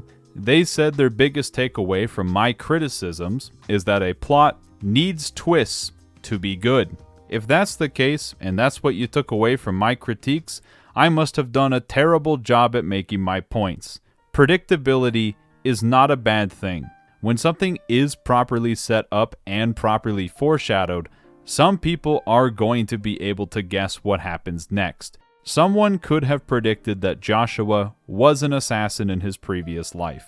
There is an art of subtlety with foreshadowing, and what some people consider obvious, other people will consider esoteric, so it's not that easy. Plus, the more someone experiences a specific twist in media, the more likely they are to recognize it ahead of time. But where I get frustrated at tropes and predictability is when there is no underlying effort put in at all. If I can predict what will happen purely because I know the tropes, I'm going to get upset. If I started this entire project off by taking a deep sigh and a swig of hard liquor because that's a trope for long-form retrospective videos on YouTube, it wouldn't make any sense in this context. I'm talking about something that I like, and that trope is what people do to set up how awful the media is that they're discussing. That's why they need to be inebriated to get through it. Well, better get through with it then. If I wanted to expand upon the trope, I guess I have to start the video by popping 5 Adderall so I can appreciate it even more. Someone out there can steal that idea from me. Kiseki is an extremely trope-heavy series. That is not a bad thing. Sky executes everything so well because it understands the trope so well. So why is the eccentric criminal organization so incredibly goofy? I'm glad you asked. Up until this point in the story, I'd say everything is fairly grounded, especially in terms of world building. When it comes to villains, Colonel Richard has a very understandable motivation. He is still wrong, but there is a logic to his actions. He wants to do everything in his power to protect his country no matter the cost, even if that cost is a lot worse than what he fears. However, when the story moves from this seemingly grounded coup d'etat to the conspiracy behind that conspiracy, maybe it's a good idea that it starts to get less grounded and more eccentric. The intelligence division operated in secret and clever dialogue. Why does Ouroboros meet on top of a rooftop at midnight? Partially because they don't operate on normal logic, and partially because they're destroying a country for their own twisted pleasure. At least for Blue Blanc. Leve seems more serious about the whole affair. I wonder if this implies something. But the bigger thing, this shows how invincible they believe themselves to be. The intelligence division never wanted to be found out because their whole plan would crumble in an instant. Meanwhile, the society either doesn't give a shit or can silence whoever they want without a trace. We've already seen that they have techniques that go beyond what seems possible. Which all leads to this. It makes them more intimidating. That can seem funny to say given how silly it is at times, but if it's not possible to predict how an enemy will act or what they are capable of, every encounter with them is that much more uncertain. So what does all of this say about Kevin, who's able to track these people down? It's also just fun. We are here to be entertained after all. With those pieces coming to a close, the chapter ends. Meaning it's time for Zeiss Round 2.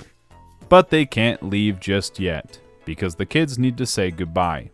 And because there are some big side quests to finish up that I'm not going to be showing in this video. There is another walk around the vehicle and talk to all the party members segment.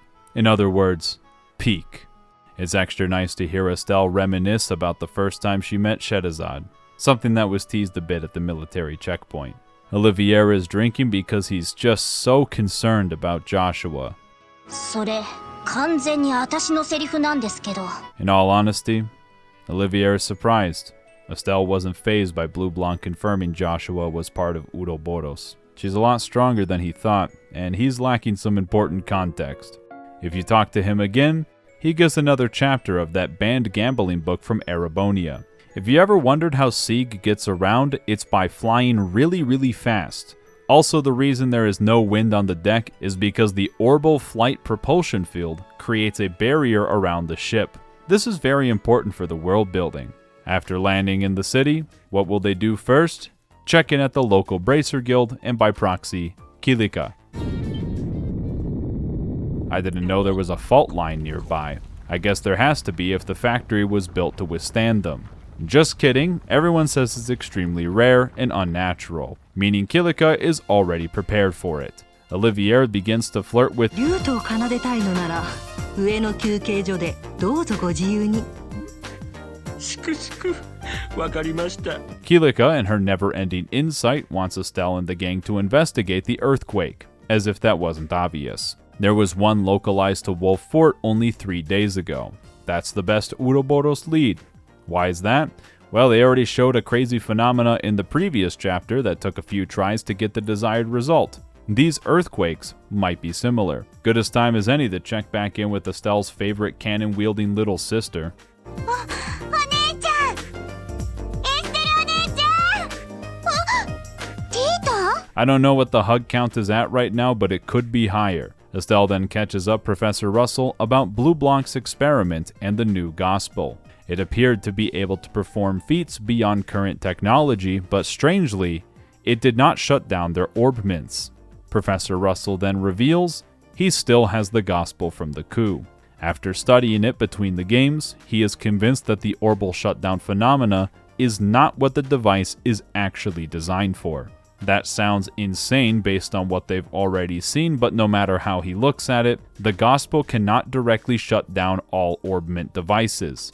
Instead, it can warp the orbital fields the devices emit. To be fair, it did a little more than shut down everything at the end of the game. The holographic projection only supports his theory.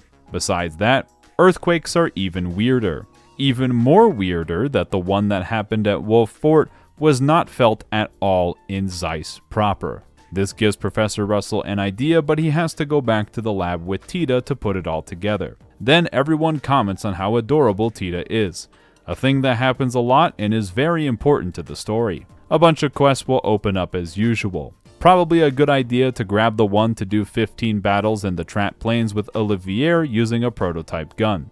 If you want to get some bonus points, there is an employee just outside the factory in the cave. He saw a dude in a suit with sunglasses right before the earthquake happened. Also, he has to explain that sunglasses exist in this universe. That is mighty suspicious or perhaps too obvious, as Estelle rightfully points out. There's also a request from Major Sid to help the army train, similar to the start of the first game. Did I say Major?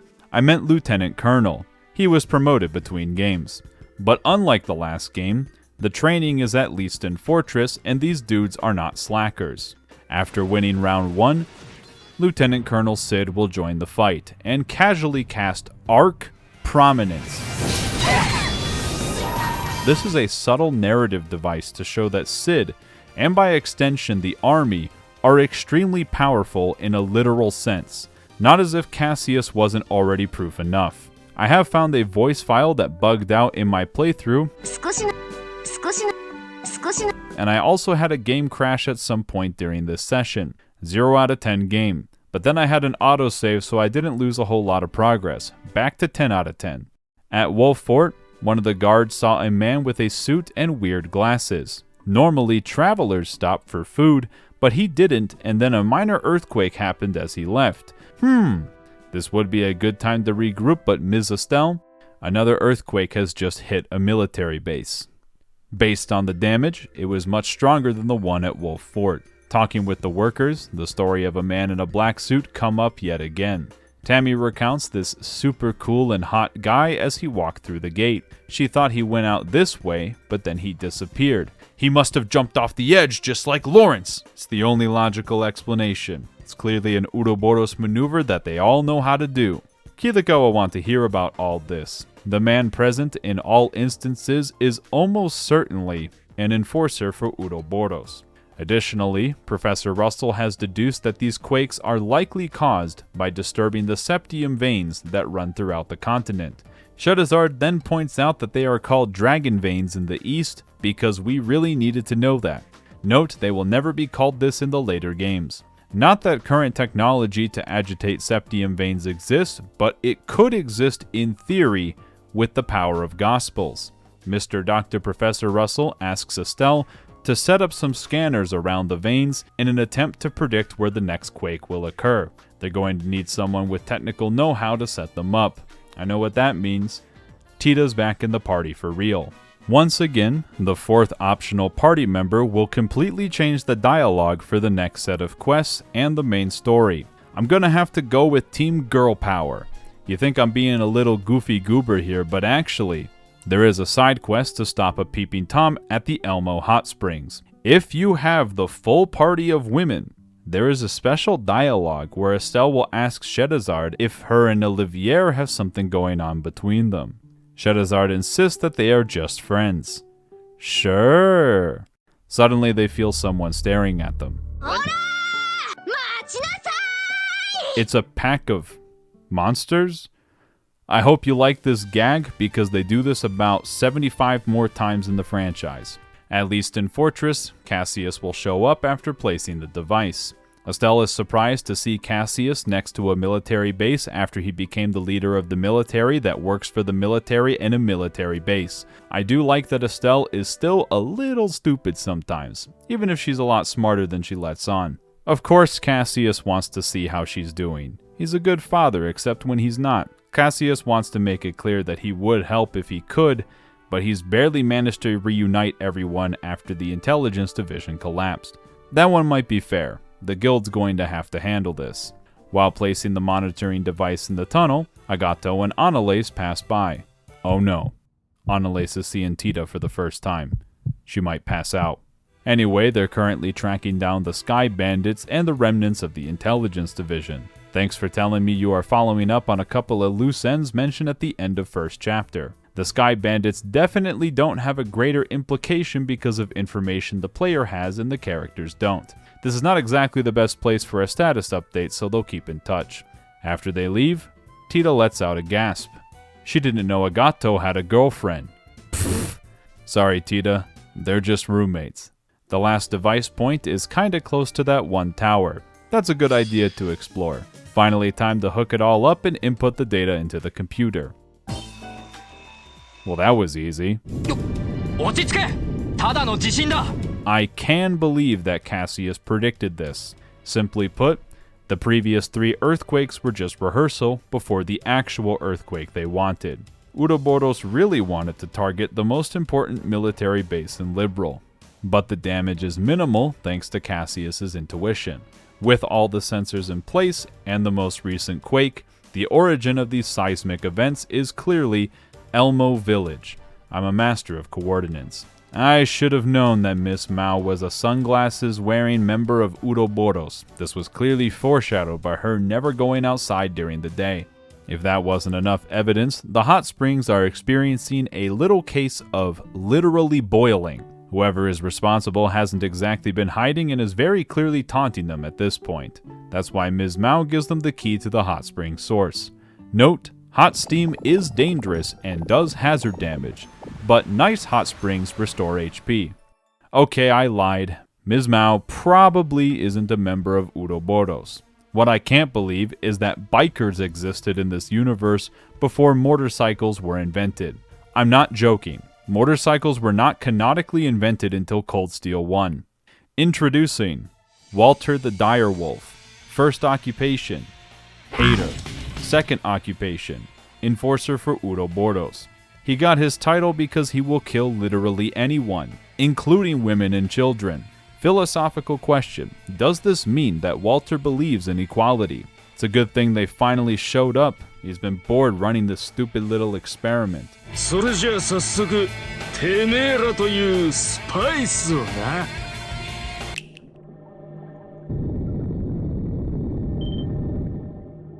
And here's the thing, it's made of worms. It even fires worms. These are some legendary enemies in the series, but for reasons that will not become apparent until later in this game. Unlike the first major story boss, these enemies are weak to wind, making Shadowzad nice until you realize the gimmick of the worms. They use Earthquake if they take damage before their turn. It's not too bad in this fight because it is possible to brute force heal through it, but if you are struggling, I'd recommend killing them one at a time. こいつはちょいと見込み違いだったが。If only they could win in a cutscene. Guess Leve lied when he said there was someone else around here that could stand up to him. Maybe he can hunt down that Fang boy instead. 待ちなさいよ。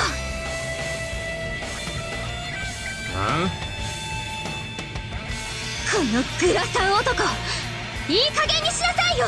漆黒の構造っていうのが、もしヨシアのことだったら狩らせるなんて絶対にさせないんだから。That's some shonen protagonist energy that I can get behind. If there's one thing I always appreciate, it's my main character standing up again no matter how impossible the odds seem, especially against assholes like him. エステルさん。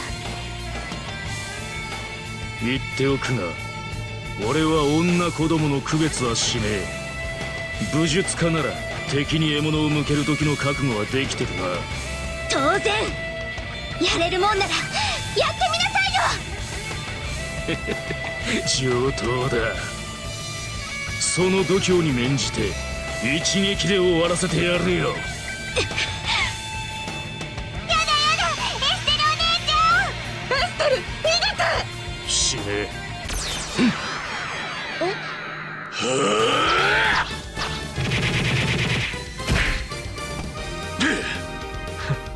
間に合ったようだね。The being saved at the last minute by an ally trope will happen a lot, but I'm not tired of it yet.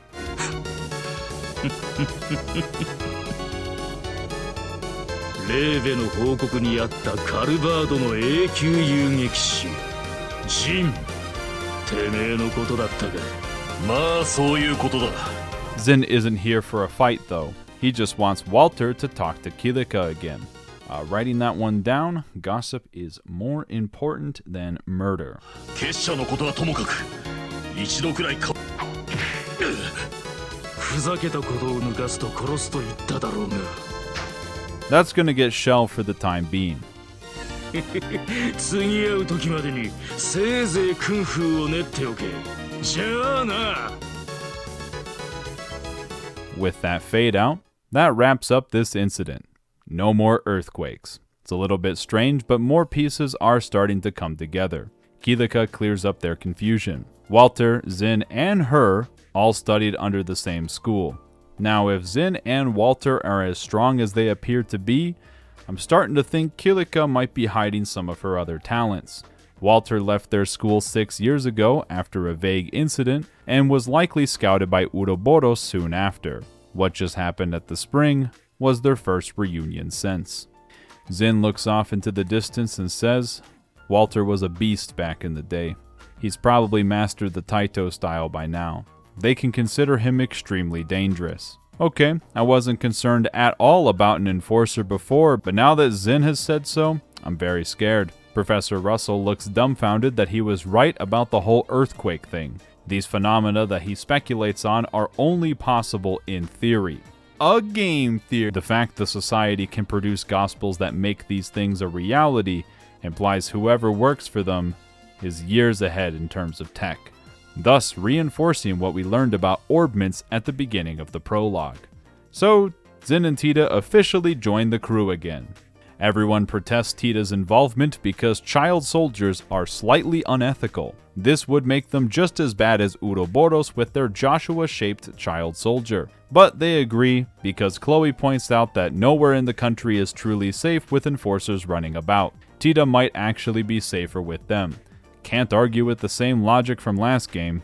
Meanwhile, Julia and Cassius are sparring because we need to do some more anime power comparisons. As much as I keep joking about the PNGs, these scenes are well choreographed. Gustav makes an appearance to be shown to the Arce, as he is now going to be maintaining it, as the Royal Army and Royal Guard prepare a countermeasure. Meanwhile, Amalthea Kanone is spying on them because she wasn't arrested. Surely this is all going to lead to nothing. Another flying segment, so Estelle has another talk with everyone in the airship. Yeah, Shedazard, Olivier serenading you is making the nothing going on between you two case even stronger. Though at this point in the story, there's only one man I want to hear from. Zin. Who the heck was that guy? Simply put, Walter is a genius. Practically perfect in almost every way. Wait, no, that's Mary Poppins. That still seems to be true. Even Estelle agrees. He might even be faster than that Lawrence guy. Zin chuckles. He admired Walter's strength. Envied it at times. Until he killed their master. To be clear, they both agreed to the death match. Walter constantly vied for more power, so Master Ryuga, in turn, constantly reminded him that true martial arts exist to defend oneself, not to hurt others. It is undeniable that it is meant to be used in combat, but Ryuga believed that true strength comes from the power to protect. But he lost. Zin was the observer of their match. He could only watch as it happened. Does he want revenge? Zin laughs that comment off. No, it was a fair match. He just wants to track Walter down to confirm one thing. Vague, but he'll probably open up more later. It can feel like this context comes out of left field because it does, but what seemed like a purely campy battle now has some emotional depth to it. I would have preferred to get that first, but I'll take what I get. Overall, I think this is the weakest chapter of this game, and weaker than what I expect from Trails. I assume that's obvious given how much I skipped over, but I also want to acknowledge that they kinda wrote themselves into a hole with this arc. If Zin was brought back in the chapter earlier, and he was in the fight from the start, it wouldn't make any sense to have him lose. They have been pretty clever so far by not letting the player fight the enforcers directly. to avoid the winning the fight but losing in the cutscene issue that I pretend to sometimes care about. They still lose in the cutscene, but not to the enemy they just fought in battle. Zin in theory should be on par with Walter. So instead, we get this kind of backwards approach because there honestly isn't a good way to present this plot thread that I can think of. Zin was one of the outliers of the original group and was more of an extension of Cassius's worries about his kids, so I do like that they give him a personal stake in the story now, and I do end up appreciating Walter and Zin's rivalry later, but I think its introduction is shaky. But Zin isn't the only character that's brought back in this chapter. Tita and Estelle don't get another nice heart-to-heart like her and Chloe. I was kind of expecting that and managed to disappoint myself. Not to say that their reunion was bad, but I just wanted more. I've been pretty positive focused in this series, so I'll continue the streak. In Chapter 1, Blue Blanc didn't feel very threatening outside of the shadow possession, and by proxy, made Uroboros seem less serious. Going from the standard that Weissman set was a high bar, but even the game acknowledges that holograms are not exactly the spookiest thing. To be clear, I think that's the intention with Blue Blanc, I just don't like it that much. Walter, on the other hand, has absolutely no qualms trying to kill Estelle. He is a much more terrifying force than Blue Blanc. Plus, the earthquake phenomenon legitimizes Uroboros as a country-destroying threat, and helps expand upon what Gospels are capable of. Russell's insistence that something so small shouldn't be able to do so much is only an extremely important detail. As I've implied, I think this gets expanded upon later in a way that I like, but I do feel a bit disappointed by the end of Chapter 2. Which brings me to Chapter 3. The C stands for capital. My feelings of disappointment are immediately acknowledged by the plot. Now that everyone has landed in Gransel, Elnan thanks Estelle for her help, but Estelle insists that she didn't really do anything. All they've managed to do was find some enforcers who were directly taunting them. But Elnan disagrees. They have some idea about the enforcers' movements and the experiments that they are conducting. Definitionally, that isn't nothing. Figuratively, it is nothing. Anyway, the army wants to talk to them. Why can't they talk over the phone? I'm so glad you asked. Calls can be intercepted, so the Bracer Guild and the army both use encryption.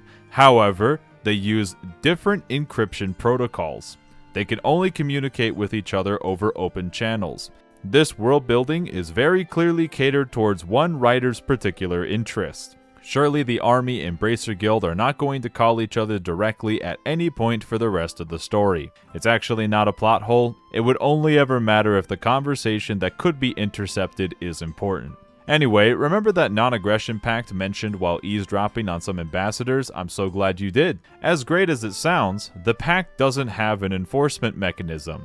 The only real weight it carries is labeling a country as a treaty breaker, and that is one of the realest things they've ever said in the Trail series. Because it's so flimsy, there's almost no reason to accept its term, but simultaneously, there's almost no reason to decline. Hear that? That's the sound of a lost child at the royal villa. Estelle immediately agrees to help because she loves helping people, and because they never know when they might find some kind of hint out in the field. So I'm going to grind by resetting a bunch of encounters until shiny palms spawn and then kill them with dark matter. But I didn't remind you about this grinding secret. It also doesn't work in the next game. Hello, bartender from the first game. What happened? A little girl said, "Let's play hide and seek," and disappeared. She's a preteen girl wearing a white frilly dress and a black hair ribbon.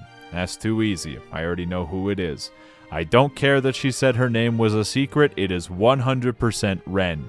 During their search, for no particular reason, they are funneled into a certain room with a certain misogynistic duke and no Philip in sight to defend him. He takes one look at Estelle and begins yelling at her for getting him arrested. Something tells me that's the fault of supporting a coup and not the fault of the woman who caught him. Olivier can only scoff at the duke's punishment. He should be grateful. If this was Erebonia, he would have immediately been hung. This cleverly foreshadows me being upset during the Erebonia arc. In a surprising twist, Dunan reluctantly admits he was wrong and bamboozled. However, he still thinks naming a child like Claudia to be the successor is a terrible idea. Nobody gets to shit-talk my wife! I mean, Estelle's wife. Estelle looks at the Duke and says Claudia might be trying to figure things out for herself, but she's doing a lot more than some loser who's stuck in his room. Please, Estelle, I can only like you as a protagonist so much. Once they're out of the room, Olivier has some unique dialogue for Chloe, who's depressed for not matching up to the nobility standards Dunon mentioned. Olivier says that that's the least important trait for being an effective ruler. Many nobles rose to fame from nothing in the Empire. In fact, their most famous emperor came to power after all the other heirs died in a civil war. Chloe shouldn't pay the Duke's words much mind. I'm still upset that in my first playthrough, I thought Ren would be hiding under the counter, and I didn't stand in the exact right spot to find the interactable, so I ended up wasting a bunch of time when I was correct in the first place. If the first interaction with something in a game doesn't immediately give me what I want, I just assume that I was wrong and then I never try it again. This is a massive character flaw. Note, Ren making cat sounds to confuse people will be relevant for the rest of the series. Why did Ren hide away? Because she knew Estelle was coming and wanted to play with her. Huh? Oh, okay. She knew they were going to hire bracers to find her and remembered that Estelle was a bracer. I now understand the kid logic. Where the fuck are your parents? They said they had something important to do, told Ren to be a good girl, and then ran away. You didn't know the bracers double as child protective services, or maybe that was always obvious. I've only had Ren in my party for 2 seconds, but if anything bad happens to her, I'm going to break someone's kneecaps. On the way back, the crew runs into Philip, probably buying some essential goods for the Duke. It's a little hard to believe that he used to be the leader of the Royal Guard. Ren doesn't think so. Just look at him. He can walk with his eyes closed. You can't say that, Ren. That's just how he looks. Enough time has passed for Lieutenant Colonel Sid to be at the guild to talk in person. Ren immediately begins to pout. They are all just like her dad. Work, work, work. How boring. That's okay. Tita and Ren can hang out while the grown-ups talk about boring stuff. Someone has sent threats to every institution involved in the non-aggression pact, even the liberal news. It specifically says, "A great disaster will be visited upon you." Everyone agrees to split up to cover more ground and to be attacked by the monster one by one, except Ren and Tita, who are going to go shopping together. I mean, how could you tell them no? Estelle and company first check in at the Calverdian embassy because the Erebonian ambassador is out. They ask Ambassador Cochrane if she knows anyone that would be opposed to the pact. Yes, they're looking right at her. However, she would not go against her country's interests for her own personal reasons. There is a faction of Warhawks in Calverd, but once again, the pack only asks them that they try to negotiate with each other. It is the easiest thing to be in favor of. It's probably those Erebonians who would do such a thing. Cover your ears, Olivier. Also, she doesn't know anything about Ren's parents. On second thought, Olivier introducing Estelle to the ambassador is a terrible idea. そんなに僕って信用ない？アルトでも思ってたの? Karana would be an imposing man if they didn't see him floundering earlier. He also doesn't think anyone in the Empire is responsible. If he had to guess, it's probably the opposition party in Calverd with their mob rule. But don't worry, there's nothing political about the Trail series. Chloe asks, what is Chancellor Osborne's stance on the pact? Nani? Who is Chancellor Osborne? Say it with me now. I'm glad you asked. He's known as the Blood and Iron Chancellor. He got the nickname for expanding their rail system and annexing smaller nations through less than diplomatic means. I had no idea railroad tracks could be made from blood. Olivier's description might be a bit crass, but it is the truth. Contrary to his reputation, Chancellor Osborne was the one who actually proposed signing the pact in the first place. There's gotta be more to it if he gave them the go-ahead, but they can only speculate. Karana also knows nothing about Ren's parents. Mueller escorts everyone back to the door, which is a segment where it is possible to get another chapter of Gambler Jack. Remember, Olivier said that it's banned in Erebonia, and with Mueller temporarily in the party, this random worker has to get rid of it now that his superior officer is looking over his shoulder. We can now use logic and reasoning to put Karenna's description of democracy and the banning of books together to get a sense of what Erebonia is like. My expectations are set. With the embassy's testimony, all that's left is the impregnable castle. There is bonus voice acting for talking to Shay about Joshua and Estelle dressing up as maids. This is imperative to the gameplay experience. Hilda immediately lights up at the sight of Estelle again. She also has no idea who could be sending the threats. The letters that they mostly get at the castle are about freeing Richard, because this is a Trails game. Political factions don't die with their leaders. That's probably the best lead that they have, but she doesn't think they're the ones responsible. They have no reason to strongly oppose the pact for the exact same reasons as everybody else. However, Hilda did see Ren's parents. They toured the palace just a few days ago. They seemed mostly fine when she talked to them, but completely absent-minded. The way Ren described it, it's likely they were under duress. That would explain their odd behavior. Thanks, Hilda. As nice as everyone spending the night in the castle again sounds, everybody has places to be. But there's one person left to see. Estelle is surprised the queen is in the castle where she always is. Some quick tea later, and she also thinks that sending letters to the embassies, cathedral, and the news makes this a little bit more than a simple prank. But what does Claudia think as an heir to the throne?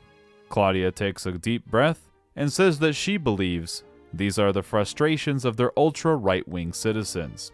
They wanted to see the military expanded like Richard, but after the coup, the issue is political suicide, proving that the liberal kingdom is not an allegory for the United States. They then call their right-wing faction motivated by fear, and that's the second realest thing they've ever said in the Trail series. Olivier finds it strange that their country appears more concerned with others after the attempted coup. Most others would focus on themselves. The Queen says he's right, but these plans were made far in advance. If she backed out now, it would make them look incompetent. Besides, the Crossbell situation needs more assistance. Yes, it is where Ren is from. It's technically a city-state, but both the Empire and the Republic want to claim it as their own, while some citizens want complete independence. I wonder if this will come up in a couple later games. Also, the Queen doesn't know anything about Ren's parents, but will happily ask Crossbell's Mayor McDowell if he knows anything. After they leave, Chloe lets out a sigh. Every time they interact, she's always impressed by her grandmother. She's never going to be able to lead like that. Olivier can see her concern and says, "When did the Queen take the throne?" Chloe says she was 20 years old. Oh. She puts it together. She can't really compare herself to the Queen as she is now.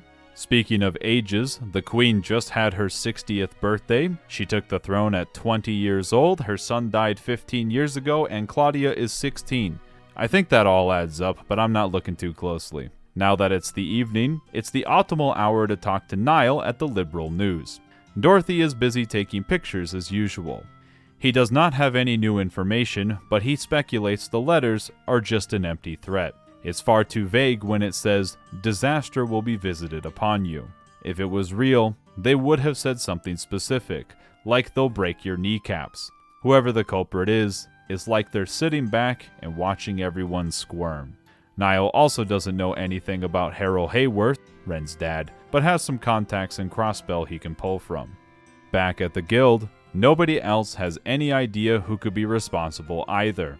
But Shedazar does have a lead on the Hayworths. They were normal at the hotel, but were very distracted when touring the cathedral. The craziest thing? There are no records of any Harold, Sophia, or Ren Hayworth from the airport. I sincerely doubt the airport would make a clerical error, given what happened with Cassius in the first game. They could have traveled under fake names, but for what reason? It's best that Ren stays in the guild's care for the time being. Estelle volunteers to look after her, which is what Elnon was going to suggest in the first place. Both Ren and Tita want to stay in Estelle's room, but Tita was too slow. Gotta go fast. Coincidentally, Estelle's room is a reference to Sky FC. Ren can tell something is up, but asks Estelle to be on a first-name basis. This is huge in liberal culture, but really, Ren wants to know why Estelle looked so sad when she walked into the room. Estelle is surprised that she's still so easy to read, but she's also not hiding anything. She stayed here with someone before. Someone really important. But he ran away. Is that why she's so sad? No. It's because she knows he's doing something crazy, and she can't be there to help him. He also took her first kiss while they— Wait a minute! Nope, it's too late now. Ren wants all the details. Meanwhile, Agato and Annalise have tracked down some of the remnants of the intelligence division in the same spot through that one mine. As cool as that callback is, there's nobody here. The real crime is not putting out their fire before they left. PSA, only you can prevent forest fires. They did leave behind some fancy blueprints for a vehicle called the— it's fucking French, isn't it? Which is almost too convenient. Only more so that there's a note that says, I've sent out all the letters. Everything is set for the tea party. Look out!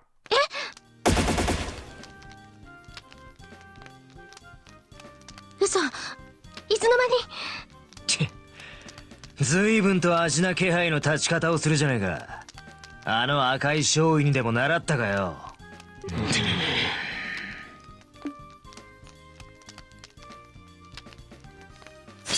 This is the only other time Annalise is playable in SC, therefore, it's a good gameplay segment. I could point out the obvious fact that Scheherazade will be here instead if you chose differently, but I'm not going to. That's strange. It's almost like they weren't even mentally there. Sounds like some other people we just heard about. Is it drugs like in the first game? No, it's something different. すごいすごい。お兄さんたち、なかなか優秀な遊撃士だね。I know exactly who it's going to be. What is Campanella doing here? He's getting Agato and Annalise to join the tea party. Annalise doesn't think someone so young should be part of the society. Campanella thanks her for the compliment, but he's older than he looks. Then he blows up the intelligence division members, leaving their dismembered bits all over the place. Agato shields Annalise from the carnage. A newbie shouldn't have to deal with this so soon, but wait. These aren't corpses at all. There's no blood. They have androids in this game? Of course Kevin would be here. That's what a normal, not special, church member would do. Meanwhile, some other androids are being taken care of by Jack the Ripper and the Sky Bandits. Tell me that's a good band name.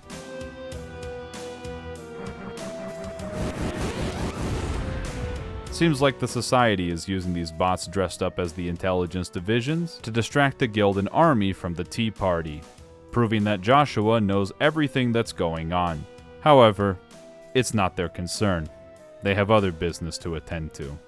Estelle reports everything back to Sid. It appears the non-aggression pact signing is going to go off without a hitch. It's the royal villa. That means the Duke has to make a cameo. He's upset that he doesn't have enough soldiers to escort his loser ass around. If that's the case, Estelle could be an escort. Wait, that's horrible word choice on my part after the first game. Use something like guard instead.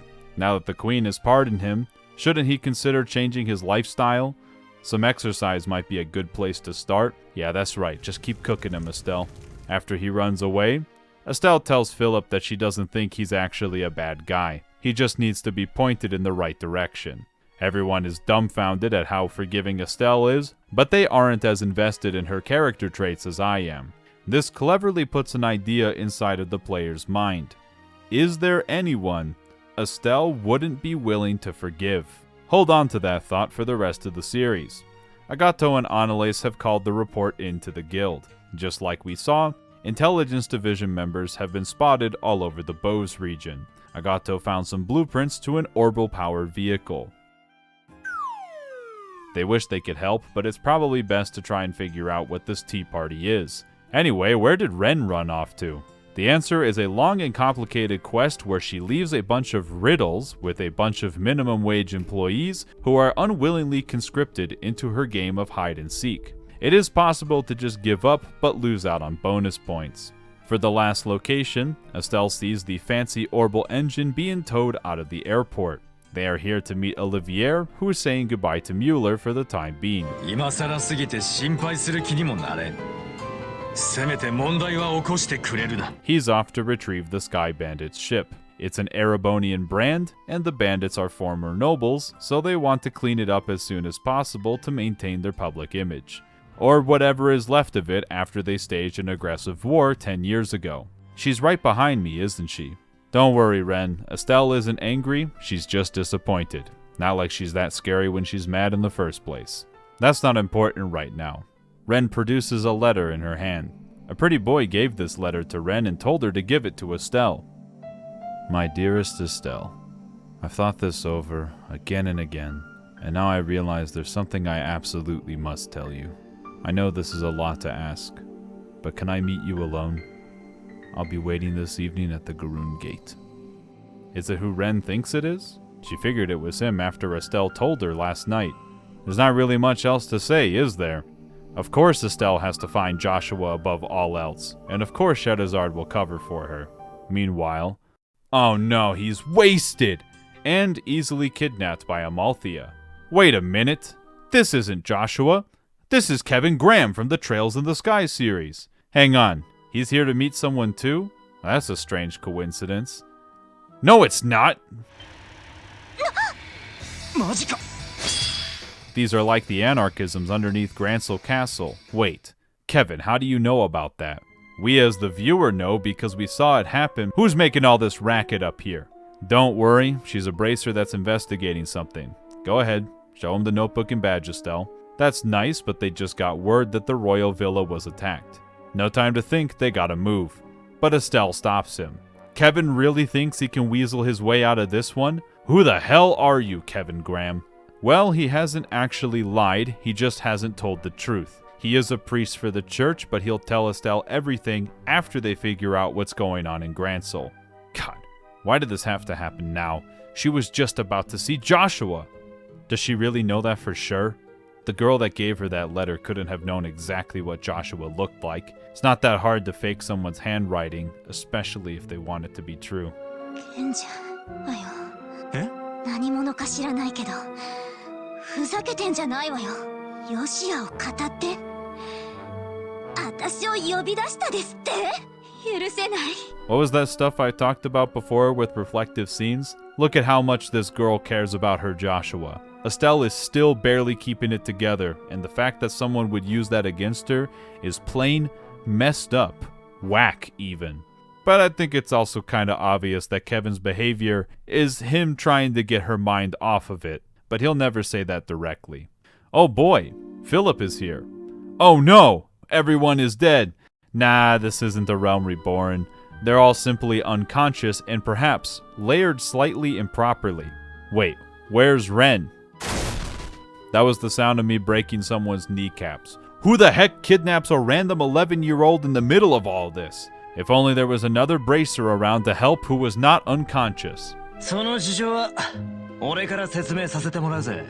out of the way, dummy. That means one of my wives has to be here too. And Annalise gets sent away to warn the rest of the Bracer Guild because the comms are down. Curse you, FALCOM. You better make up for this next game.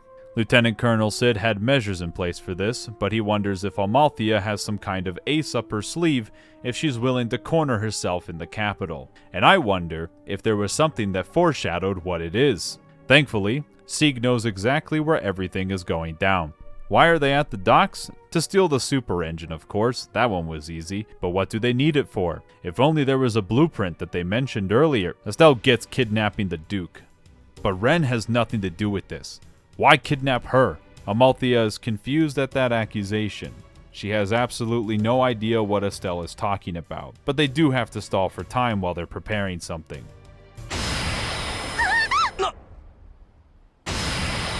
Behold! The tank that was properly foreshadowed. Something tells me Estelle's stick and a crossbow are not going to be enough to stop this.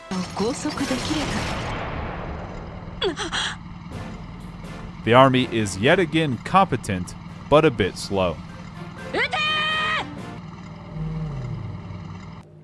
A tank that can utilize the orbital shutdown phenomena but is unaffected itself is a terrifying reality. Though I think that narrows down what the experiment is for this area. The only thing we don't know, who is the enforcer? Kevin says he has a trump card to play, but it is still a gamble. Is that Mayor Dalmore's stick?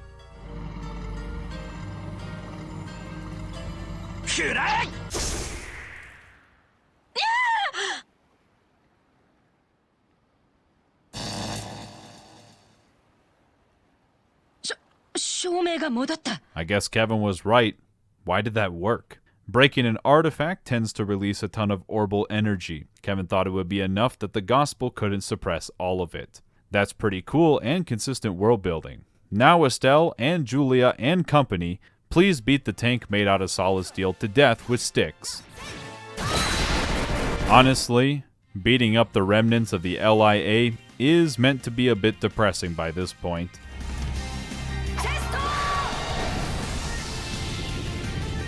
Duke Dunon is okay, but where the hell is Ren? Oi, where did you keep that little girl?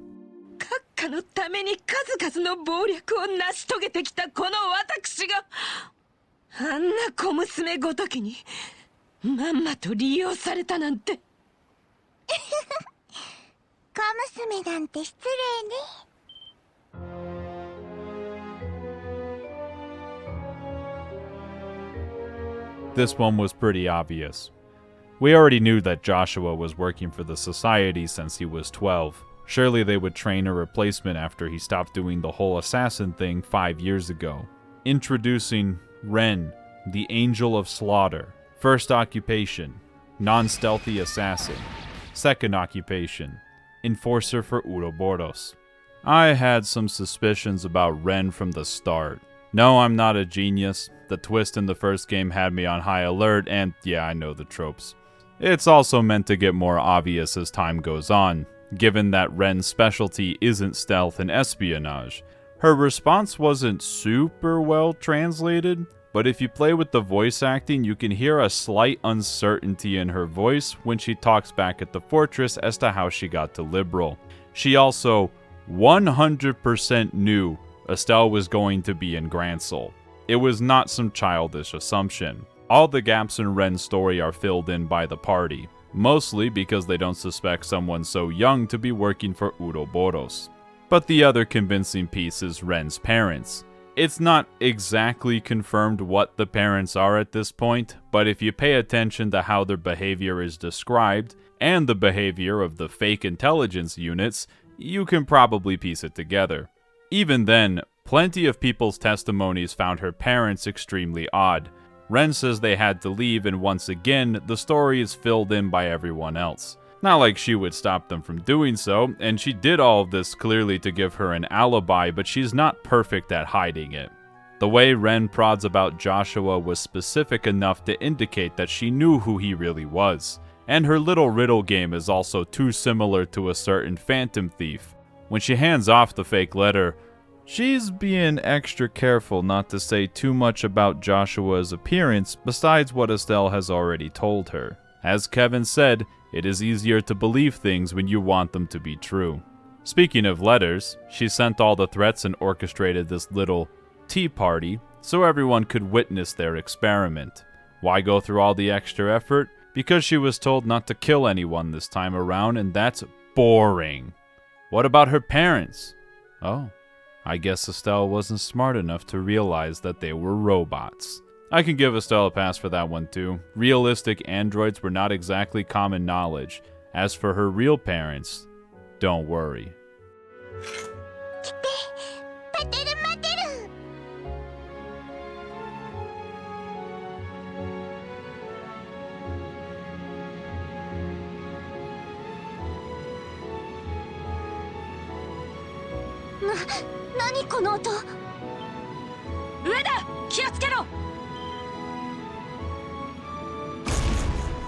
I did see this one coming.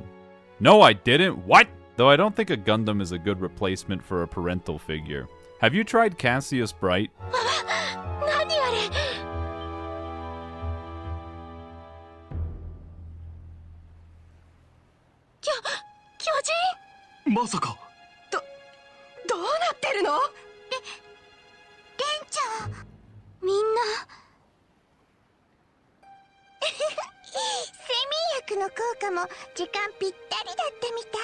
昔ヨシアに教わった通りね。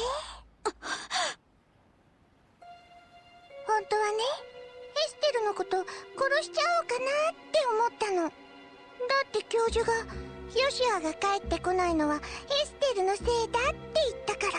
でも楽しかったから今回だけは許してあげるわ。特別なんだからね。待って、レンちゃん、どういうことなの？ピータもバイバイ。なかなか楽しかったからまた一緒にアイスでも食べましょう。それでは皆様、今宵はお茶会に出席していただき誠にありがとうございました。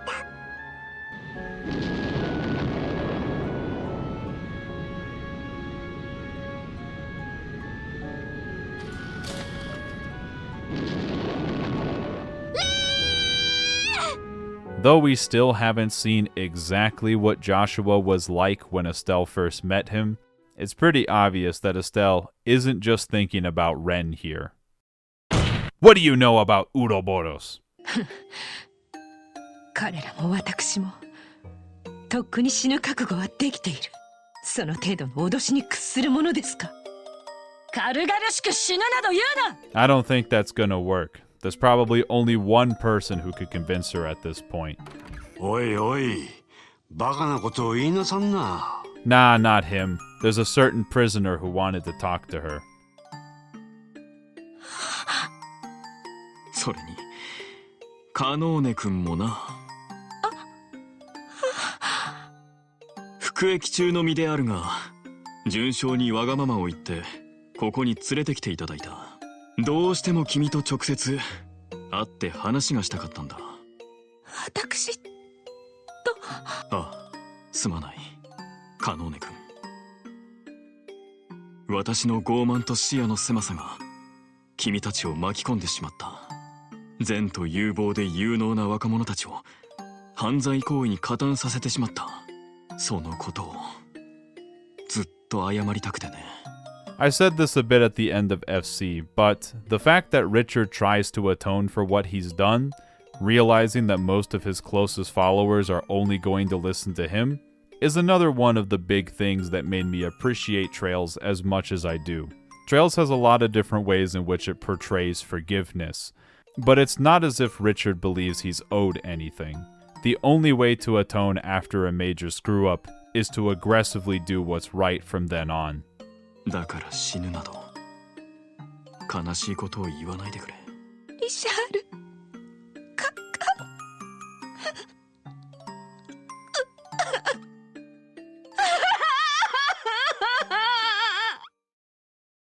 Back at the guild, everyone is still coming to grips with the fact that Ren is an enforcer, but Estelle knows what they did to Joshua.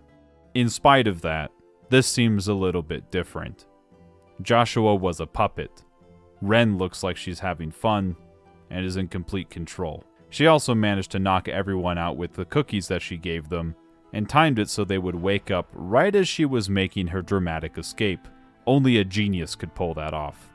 Yet, Estelle insists that Ren isn't actually evil. I'm not entirely sure about that, but then again, they did seem to have some real fun together. It could have been genuine. Estelle also isn't the worst judge of character by this point. That's why it's time for her to add another goal to the list. She'll drag Ren back to humanity as well, after Joshua. Anyway, it's time for Kevin's reveal. He is part of the Grailsritter sect of the church. What's that? They're the ones who secure artifacts. They have been brought up a few times in the story, but the exact name that I pronounced incorrectly was not. Surprising that someone so young is working for them. I hope the parallel to Uroboros is in your mind. That's because he's the new guy on the team, and this is like his trial mission. That does explain almost everything, but... The bandits stole their ship back and everyone on the team is now together. Your choice at the beginning of the game no longer matters. Everyone is here, except for Annalise. In the slight past, Ren lands back at the super-secret evil outpost. Leve congratulates her for the experiment going off without a hitch. Really? Ren thought it would be a problem because the gospel broke. They don't need tons of them. They just need to know what they can do. Ren then asks, have they found Joshua yet?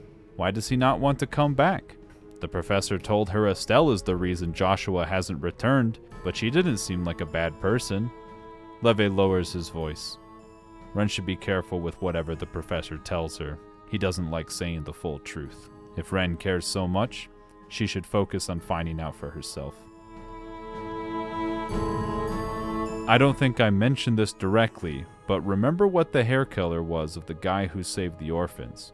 As Weissman makes his entrance, he insists upon Ren that he never directly said Estelle was a nasty person. If anything, she'd make a great addition to the society. I will throw it out there.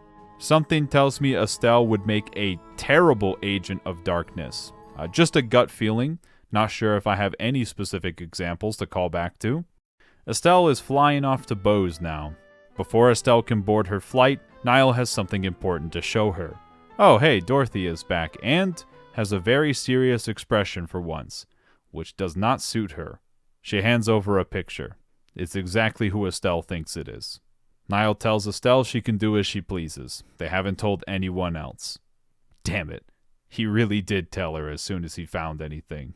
Which serves as a perfect segue into the Joshua intermission. Now you're probably wondering how Joshua pulled this off. By first listening to a conversation where they talk about how cool this ship is made by the Reinfold Company. Write that name down. All these guards have to do is not get stealth takedowned.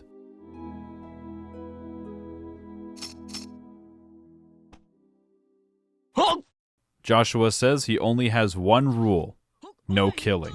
But severe brain damage from knocking people out is on the table. Though we're doing this dungeon again with a different squad, there is loot to be found. Odds are, the player will open the menu after getting a new quartz and realize his name is now Joshua Astray, not Joshua Bright. This is a genius play they did in Trails in the Sky SC. We see Joshua go all Jack the Ripper mode at the end of the first game, but it's not like he was on par with what Enforcers are capable of. As long as we ignore that one time he blew up all those robots, which weakens my point.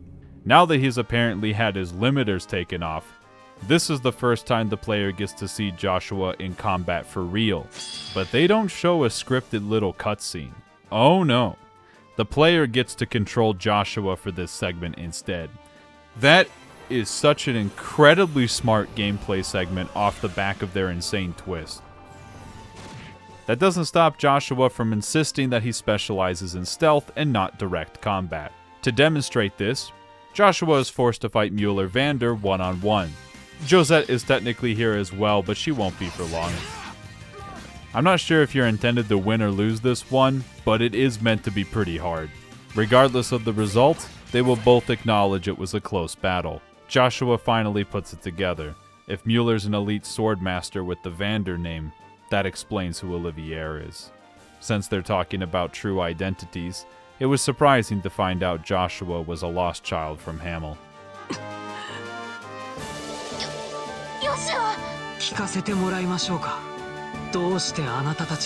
Now isn't the time for a fight. The ship is ready to go. And that is how Dorothy got that cool picture.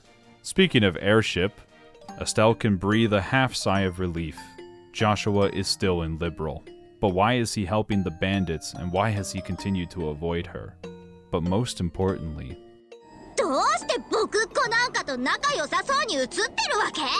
Estelle has her priorities straight. For this walk around the ship segment, we get to answer the question: how do all the party members react when they see Estelle is clearly upset and poorly trying to hide it? Shedazard says she can tell something's bothering her, but she's not going to force her to share right now. She just wants Estelle to remember she has people she can rely on. Especially her big sister. Extending emotional bridges but not forcing her to cross them? Is that even more parallelism between characters? Please play the sad music as Estelle talks with everyone else. Chloe assumes that Estelle must have found something out about Joshua. No, she's not a psychic. It's just that Estelle only gets this worked up when it comes to Joshua. Oh my god, multiple emotional, intelligent characters? Careful, Trails. You're gonna break the universe because the idea is too good. Estelle considers how to phrase this. Remember that time at the mayor's house when Joshua's eyes got all sinister? What if she said, he looked like that right now?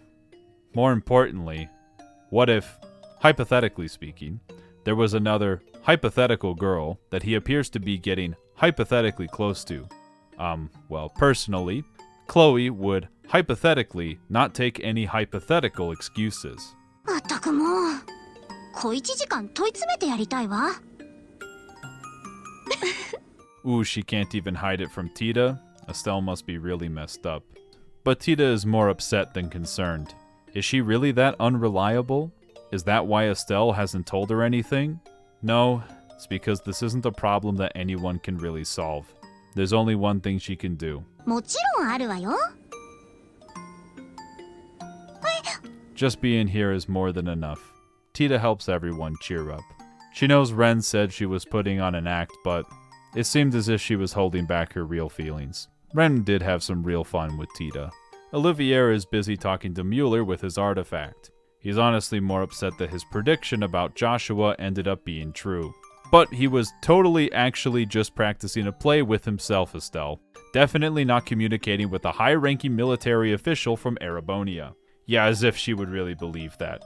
Olivier is probably one of the most suspicious people in her party at this point. Olivier doesn't deny the accusation, but for the sake of silence, he can assure her that the bandit ship will not be a problem. The Erebonian government didn't really want to deal with it anymore, so taking it out of sight makes it easier for them, as long as the Sky Bandits don't steal anything again. But that seems unlikely for them to do at this point. Of course not. Joshua wouldn't let them do so. Wait, why does Olivier think that it's fine? Why does Estelle agree? Estelle says Olivier might like to keep his secrets and try to keep everyone at a slight distance, but as far as she's concerned, he is an important team member at this point. Guess that came out a bit more sappy than she would have liked, but don't worry, Estelle. Olivier is not going to ruin her trust in him. Agate says it's surprising that Estelle is running around the ship and not taking a breather after all the bullshit the Society has put them through. They'll have to make sure the Sky Bandits aren't working for the Society once they land in Bose. But Estelle insists that they're not in cahoots. Why does she think so? It's just a hunch. A Joshua-shaped hunch. Zin's reaction is to change the topic of the conversation. He wonders what Estelle's house is like. It was built by Cassius, after all. Well, to her, it's home. It's got a lot of great memories. They'll have to stop by if they ever visit Roland. Zin insists that when they land in Bose, they should train together, because Zin knows that's a good way to get your mind off of things. It's great how much this party loves and supports Estelle, and it's super wholesome and cool. Unfortunately, there isn't too much time to be emotional. The whole ship is covered in a deep fog. Looks like going to the Bright family home is on the table because they have to make an emergency landing in Roland. This will come as a shock, but Roland doesn't normally look like this. It's so unusual that perhaps this is another experiment from the Society. Is Olivier hiding from Aina behind the sign? Oh my god, he is. Aina wants them to investigate the fog because this isn't normal. Estelle uncharacteristically interjects. Weren't they going to track down those Sky Bandits? That was only because they didn't have any other leads. They don't have hostages and the army is on top of them. Now that this is happening, this is the more pressing issue. Look, Estelle. Sharon knows that she has something on her mind, but she's gonna have to put that aside and do her job. It is easier said than done, but managing to keep a straight head and focus on what's important is perhaps the most important skill when it comes to being a bracer. Shadazad's right. She's gotta snap out of it. Aina gives them a mission to see how far the fog stretches, which means we're truly in Chapter 4 now. For real, for real. Is it possible to get nostalgia for a game you played 60 hours ago? With the immediate problem established, this is the ideal time to talk to a couple of lovebirds who lost their engagement ring to a crow. Sure it wasn't a magpie? 私もよ、アルム。 I know it's gonna be at the top of the tower. I was gonna loot the place anyways, and I guess investigate the fog in the process. The fog has a clear edge, not because it's a video game, but because it's an unnatural phenomena. Thankfully, this means that Pertzel Farm is unaffected. It's completely optional to visit them and it's not voiced. I just wanted to point out that they too offer support to Estelle after they heard Joshua has gone missing. It's so precious and happy that it makes me mad, whereas going back to Estelle's house makes me glad. I definitely brought Zin along the first time and didn't need to reload. Note, they leave their windows open all the time at the Bright family household, therefore, they do not have anything inside that would attract monsters. Okay, the fog is a bit pressing, but it's not a bad idea to relax while they can. Zin's super senses allow him to deduce that Shedazad is very familiar with the Bright household. How did she become so close to them? Estelle blushes in embarrassment, but it's a happy story. Sheda first came to Roland with a traveling circus. A young Estelle wanted to play with them all after the show.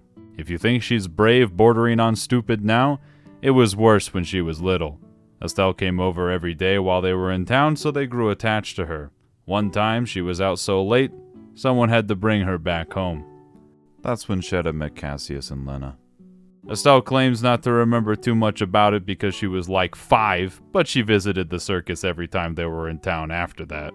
Zin smiles and asks the obvious follow-up question. Why did Shedazad become a bracer then? Well, 8 years ago, the circus disbanded, so she asked Cassius to help her become a bracer. That's not ominous at all.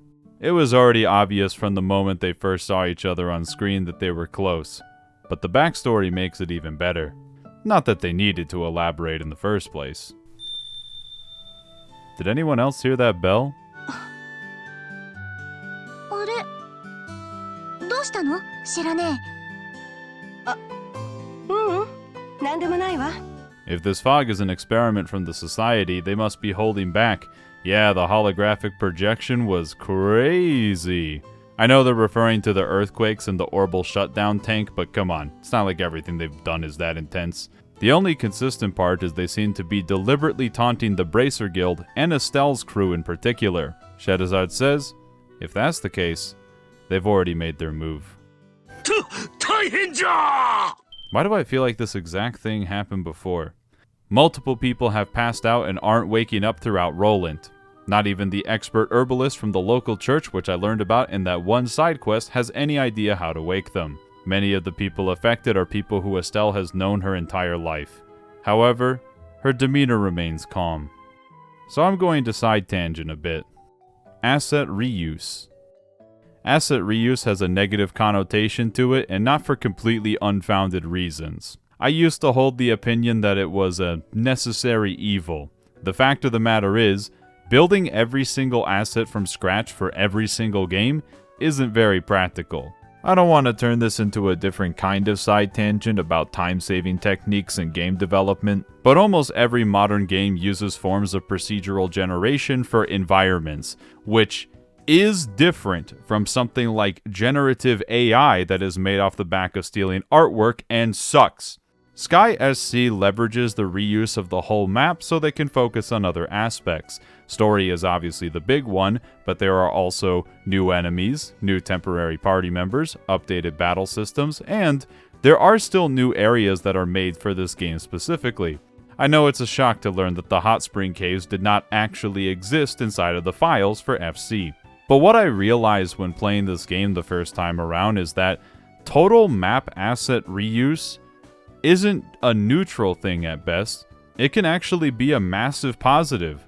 By retreading ground with characters that the player is already familiar with, it creates a stronger emotional connection to it. I am, of course, speaking for myself. I think Trails does a good job in general with personal stakes and connections to the story, even without retreading ground. But when Roland starts going through some shit, I remember these people.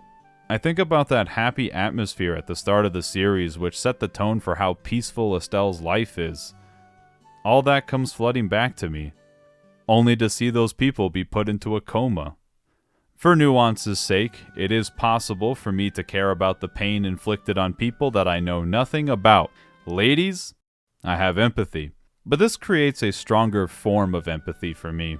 I think more games could leverage old areas from time to time. There's a lot of interesting emotions to explore with familiarity. A lot of older games had to do so because of size limitations, but without those constraints, not as many games backtrack. which is a bit of a shame. Backtracking and asset reuse can be a bad thing, but if it's only ever avoided, we can never explore it further. This realization was such a cool moment for me. I love it when something completely changes my perspective and allows me to find new ways to love video games. It's easy to get stuck constantly looking forward in game design, but Trails in the Sky really excels at looking back. If the society really is behind all of this, who are they taunting? This detail is here to indicate that nobody picked up on Shara's earlier comment. After getting the testimonies of the people close to the victims, a few things stick out. A person with a suspicious black outfit, a bell being heard, but the one thing they all have in common, not a single witness to the exact moment they passed out. The fog does make for nice cover to isolate victims. The likelihood is high. An enforcer is putting people into a deep slumber in Roland. They're going to need to patrol town tonight. Time to pull straws to decide shifts. Nope.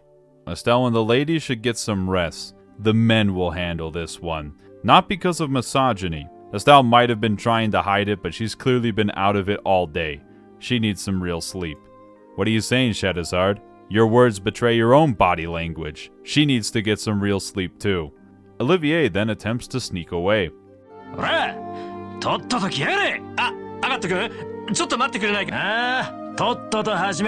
Olivier getting dragged by his collar is a bit that never gets old. It's so adorable. Not even a bump in the night can ruin this moment. It's the little things that make the characters so good. I didn't say it earlier, but I really liked their heart-to-heart on the airship. Maybe Estelle could use some fresh air. It's just Shadizard in her natural habitat, reading fortunes and drinking on the Bright family dinner table. That bracer training must have really paid off. Estelle would normally sleep right through everything. Estelle shakes her head. No, it's not the training. She's just on edge. You know, if she wants to talk about it, it might help her. Estelle finally shows Shadizard the photo. Well, that explains why Estelle's been so out of it. Isn't Shara a little surprised? She heard those soldiers were knocked out and not killed. Joshua's skilled enough to be able to pull that off. She thought it might have been him. As for getting caught on film, that seems like a rare mistake he'd make. But that's not what's on Estelle's mind. Should she hand over the picture to the guild? As far as her guild obligations go, does Joshua pose a threat to the citizenry? Then she doesn't have to. What this all really comes down to, does Estelle believe in Joshua? Of course she does.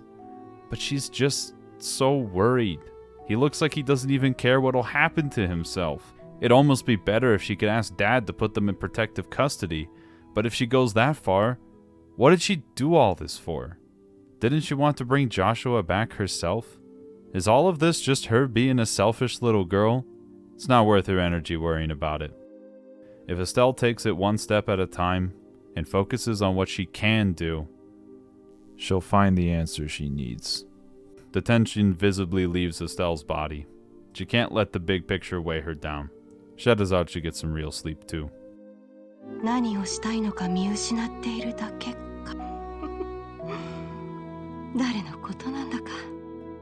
These emotions have been building up for a while, and having a character finally get them to open up is very important. So it's time to talk about the power of friendship. Trails has been very direct about this while I've been skirting around it. The power of bonds, which might not be the exact same thing, but it's basically just the power of friendship.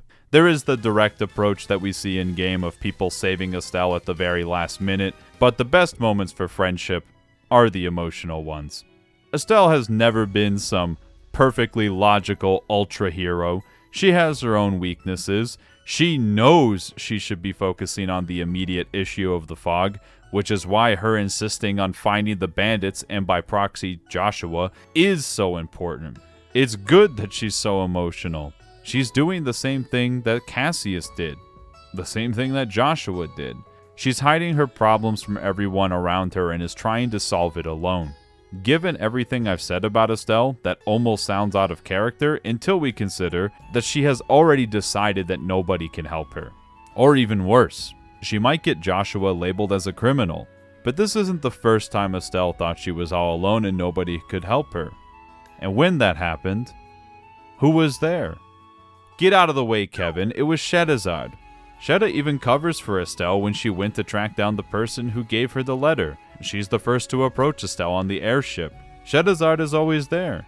In this moment where Estelle loses sight of her goals, Shera once again points her in the right direction. Estelle can't desperately flail around to solve her problems. When the path to get to where she wants is unclear, she doesn't have to worry about it right away. As long as she has that goal, she'll figure out how to get there when the time comes. Shera knows what the right question is. Does Estelle trust Joshua? Does she trust that he's still the same Joshua? Now I want you to take this little talk and look back at Shedazad. Just keep it in mind as they confront the enforcer behind this incident. The fog thickens. There's a completely optional scene by going to Renan's general store before meeting up with the boys. Tita will suggest getting a gift for them as thanks for patrolling all night. There is no bonus BP, no item reward, it's just a tiny bit of Mira for some extra dialogue. I'm surprised Olivier did his job. Well, he did complain the entire time, but it seemed like it was mostly for show. He's still passed out at the hotel. With the fog spreading even further than yesterday, the army and guild have decided to evacuate all rural citizens to the city. People are being targeted when they're alone. Having more people around will make them much safer. That means the crew's going to have to go to Pertzel Farm after they pick up Olivier. Now I went here earlier in my playthrough and my reward is no bonus dialogue. Game sucks, they didn't account for my specific edge case. That can't be good. What the hell is this? It's an obnoxious enemy that's weak to earth magic and resists wind. Quick, get inside! It's too late. They knew they were coming. Alright, Estelle. You know where their beds are. これからどうしたもんだか。エステル、ショックなのはわかるけど、気持ちを切り替えなさい。でないとこの人たちを助けることなんてできないわよ。でも、私が未熟だったから、父さんの足元にも及ばないから、ティオたちをこんな目に遭わせちゃったのかもしれない。今まで散々強気なこと言ってたけど、これじゃただの強がりだよ。こんなことじゃ答えを見つけるなんて。私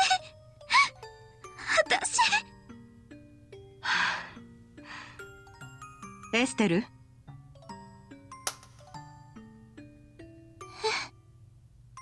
シェルザードさん、お姉ちゃん。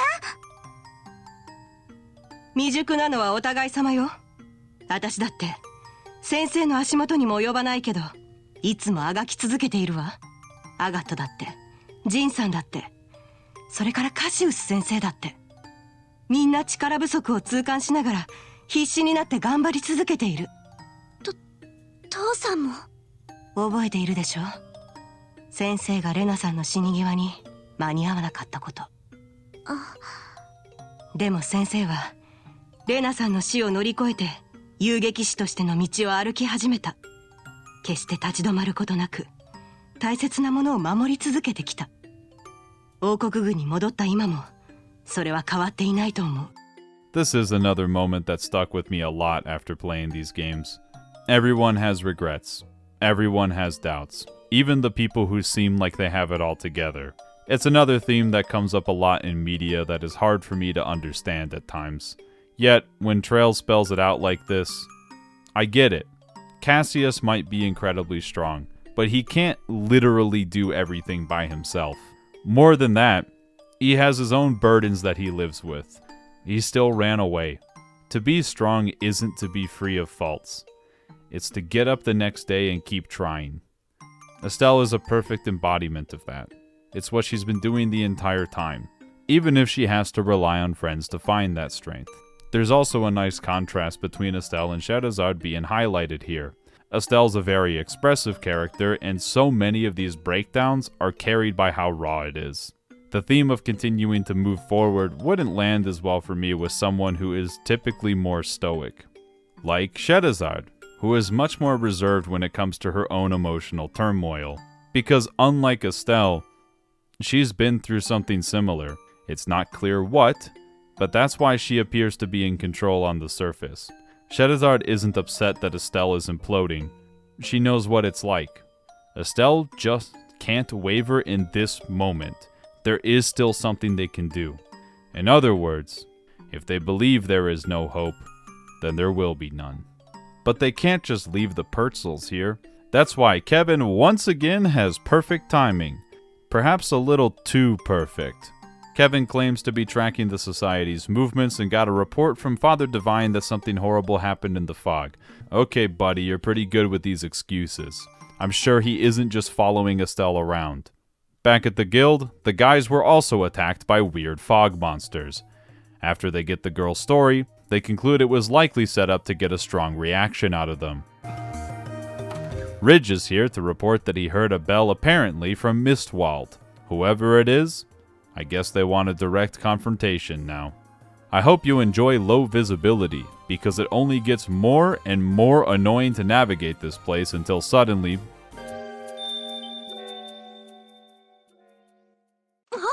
Okay, the trick to the zone is you're supposed to listen and hear if the bell gets louder after a loading screen.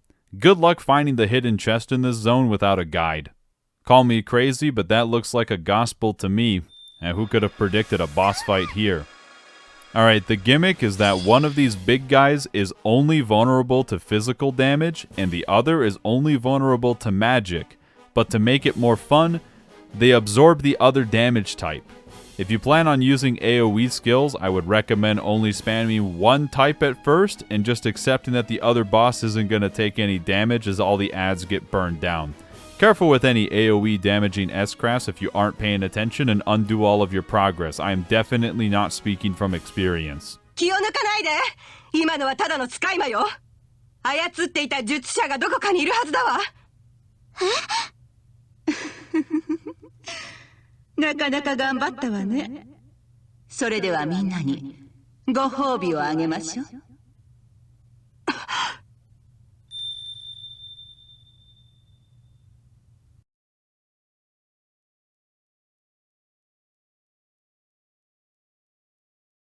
ここって、うち？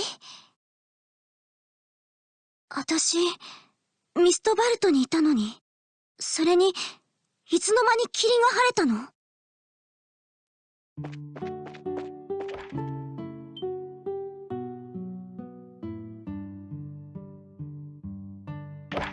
ふぅ、こんなものか。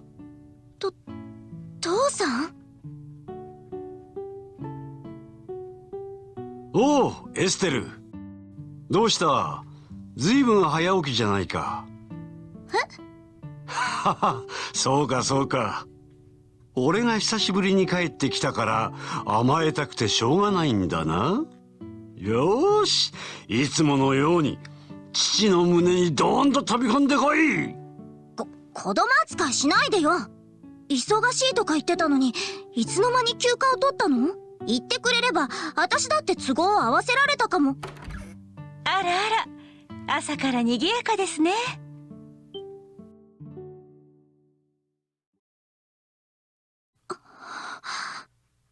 おお、レナ。巻き割りをしてたらエステルが起きてきてな。親子のスキンシップを行おうとしていたところなんだ。そうなんですか？その割にはエステル、戸惑っているみたいですよ。あんまり強引にすると嫌われちゃったりして。なんおい、エステル。まさか父さんのことを嫌いになってないよな。そりゃ、普段は仕事でなかなか帰ってやれないが、父さん、エステルのことを世界で一番愛してるんだぞ。ちょっと。久しぶりにあなたに会えて、照れているだけでしょ？そうよね、エステル。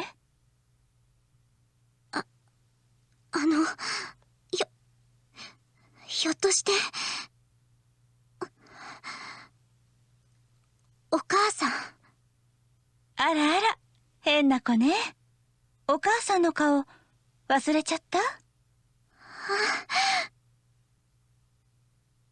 母さん、本当にお母さんだ。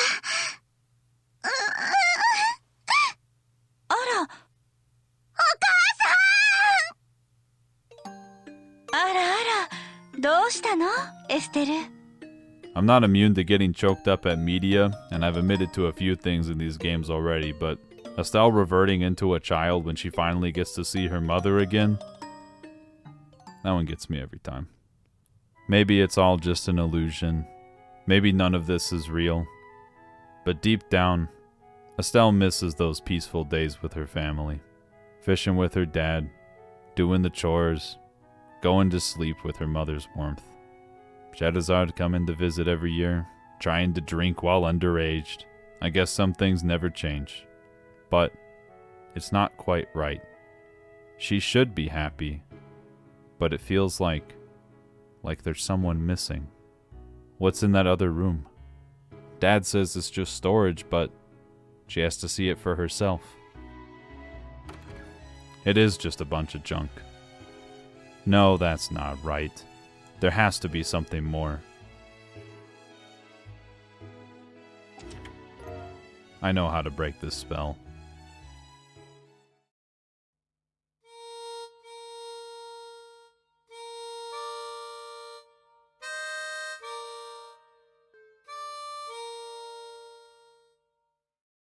さん。このハーモニカってなかなかくせ者よね。簡単に吹けそうなのに。君がやってる棒術と比べたら、はるかに簡単だと思うけど、要は集中力の問題だと思うよ。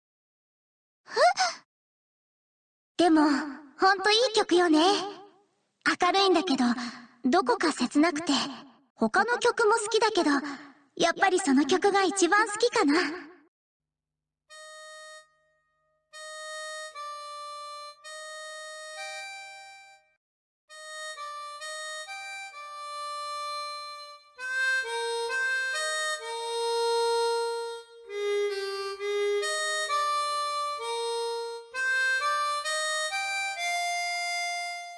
Everything was a lot simpler back then, but Estelle's not a little kid anymore. It might be painful at times, but she can't live in the past. It is just a dream, but a very pleasant one. This was probably the happiest time in her life. 私もよ。 Oh, I hate to ruin the moment here, but I really don't like the localization on this line. Estelle's illusionary mom clearly says "watashi moyo," which I believe should have been translated to "me too." I guess it could be interpreted as her saying her childhood was also her happiest time, but come on, it's so obvious that her mother is saying that she was also at her happiest when Estelle was there. If you wanted it to be more specific, it would probably be better to localize it to "it was for me too." Or maybe you think it is supposed to be ambiguous as to what she is referring to here, in which case, just leaving it as "me too" or "me as well" would have been fine. Sorry, one bad line of text out of the whole game, so I'm gonna have to leave a scathing review. I'm not too surprised that some stuff slipped through the cracks, especially with the horrible translation history for this game, but that's a really important line to mess up. I'm going to say an incredibly cold take. I do not think the translation is perfect. I do think it's very good most of the time. This is just an easy example for something that could be updated if it ever got a new translation, and if they had the proper time and resources to localize it in the first place. A recurring gag that wasn't translated over at all that I kind of alluded to is Estelle constantly saying, which has a payoff for her seemingly about to say it again,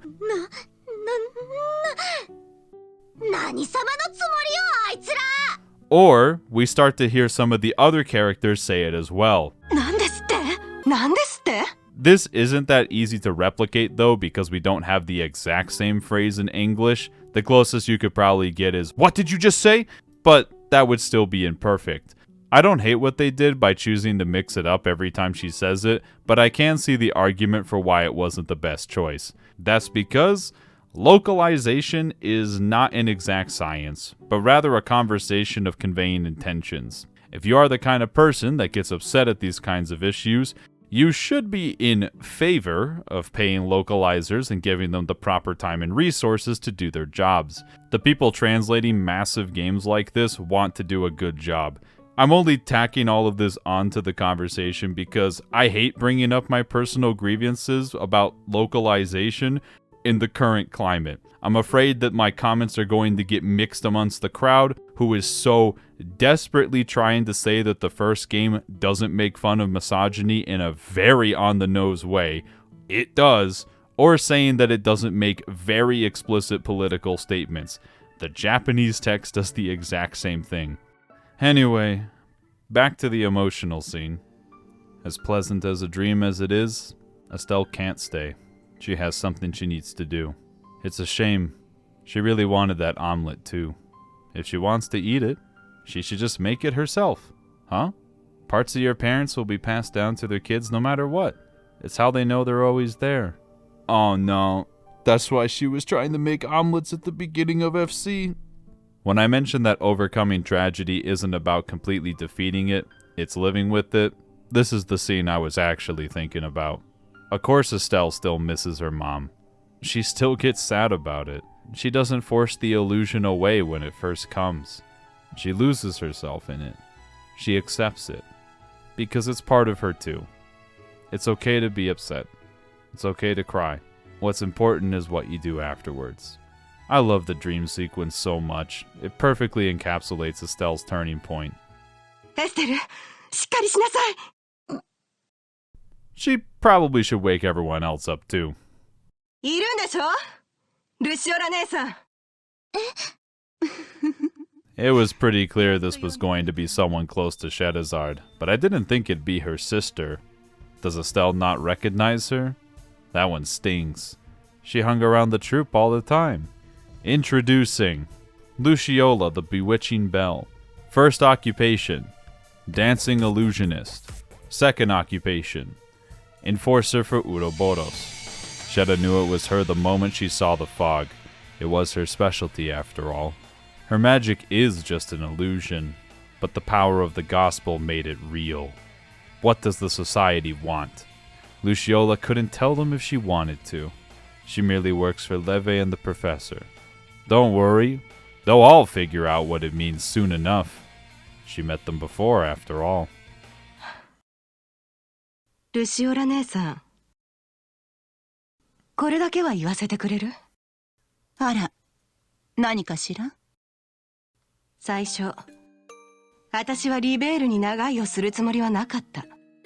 姉さんが帰ってくるまでの間、身を寄せるだけのつもりだった。でも、あれから8年が過ぎた。今の私には、友人や仲間たち、家族同然の人たち、そして、誇りに思っている仕事がある。もう、ハーベイ一座の踊り子、シェラザードじゃない。シェラ姉。この新たな故郷。あだなすのなら、たとえ姉さんでも許さない。Uh-oh. It's starting to look like Shedazar did have something personal in the middle of her bracer duties. Did Sheda get them to investigate Roland first because of that? Was Sheda perhaps being a little hypocritical? Sorry, I'm being a little too smug with that, but I really like the implication. It shows that Sheda isn't perfect either. Thankfully, it looks like everything is back to normal. Shedazard has an apologetic look, as she admits that she should have told everyone her suspicions earlier. However, the crew agrees it probably wouldn't have made a difference. It also wouldn't have directly paralleled what Estelle was doing in this chapter. If she feels bad about it, she can give Aina a drink. At this point, they know most of who they're up against. Blue Blanc, Walter, Ren, and Luciola, as well as this professor and that man they knew as Lawrence. It's hard to imagine 7 people doing all of this, but they are just that good. But before they can come up with a plan, Estelle has something to show everyone. But Estelle doesn't want to chase after the Sky Bandits. She knows that Joshua is going to do the right thing. She needs to focus on what she can do. Aina takes one look at the photo and says, she can't tell if that's actually Joshua in the photo. It's too blurry. She doesn't have to report it to the higher-ups. Wink wink, nudge nudge. God, I love this chapter. And it only gets better from here. Meanwhile, the enforcers are talking about their very evil plans. More importantly, the professor and Leve are talking to a dragon. Yeah, that just exists in the universe now. As the dragon gets up from its slumber, it looks directly at Weissman and says, 暗い喜びにしか生を見出せぬ。歪んだ魂の匂いを感じるぞ。お褒めに預かり光栄だ。 Call it an educated guess, but I'm thinking this final experiment has something related to controlling a dragon. A billion quests do open up, but I'm only going to share my favorite one. Throughout the adventure, it's possible to see Anton lament about getting rejected by women. But he's bounced back again after finding the love of his life. You'll never believe her name, Aina. The actual quest involves getting an herb to make a drug that makes it so anyone can be immune to the effects of alcohol. Shedazard wants to see Aina finally get sloshed, and Olivier might have some kind of incentive as well. Thus, they agree to a competition. If Anton can win, he can have a date. Olivier is acting as a handicap to make it fair. Aina then tells the bartender to get the strongest stuff they have so they can make this fast. 10 bottles of spiritus later, please do not try that at home, Aina is unfazed. After 36 bottles... Anton-kun!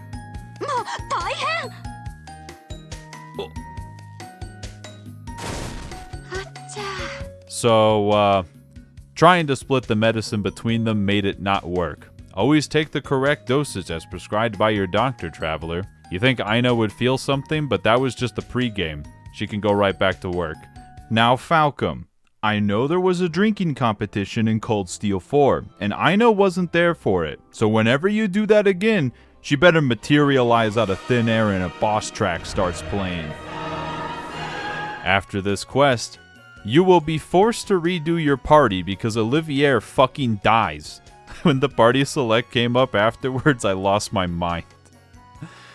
Meanwhile, there's a very subtle detail that a Nagato-type sword is clearly visible on Professor Russell's desk. Cassius says hello. After the string of experiments, Russell is fairly confident about what the Gospels truly are. Hypothetically, of course. But what does Cassius think about the Orbal shutdown phenomena? Cassius thinks it affects any Orbal device near it, which then chains the nearby devices to other nearby devices, stopping them while the Gospel is active. Russell says that's only half right. That's actually closer to how Anticept works, which is the art that inflicts mute in this game. What the Gospel actually does is absorb all the energy from all the nearby devices down to the very last fantasy unit name. Joules are not a real thing. But if that's the case, the device would have to store all the energy. Yet, it disappears. Audible gasp. In addition, the Gospels are still too small to pull off the feats they've seen. Cassius is quick on the uptake. In other words, yes, it's like their access points to a much larger, much more powerful device. A lurk of concern appears on Cassius's face. He's got a bad feeling about what could be doing all of this. Professor Russell smirks. So just like 10 years ago. So what does Cassius want him to do? At this point, can Russell make something that stops the Resonant? Shit. That's all he had to say. For this Talk to All the Party Members segment, there is unique dialogue for whichever party members also had a dream alongside Estelle. You just have to remember to talk to them again to exhaust their dialogue. A gameplay mechanic that I'm notoriously bad at remembering and is very similar to my character flaw I mentioned earlier. Olivier, in my case, says that he dreamed of being surrounded by a bunch of hot women. Yet, his eyes looked very sad for a second when he said that. Okay, you got him. It was a memory from his childhood. But nothing awful, just nostalgic. Chloe dreams of, you're never gonna believe it, her time with the matron.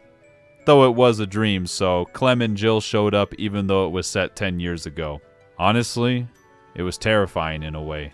She was so happy, she wanted to stay there forever. But she can't run away from reality like that. Is that more parallelism between my characters? There's obviously a lot of stuff to see here, but I'm gonna focus on the big one. Would Cheryl like to be alone? That's not like Estelle. Doesn't she want to ask about Luciola? Well, yeah. For starters, she would entertain the audience with her illusions.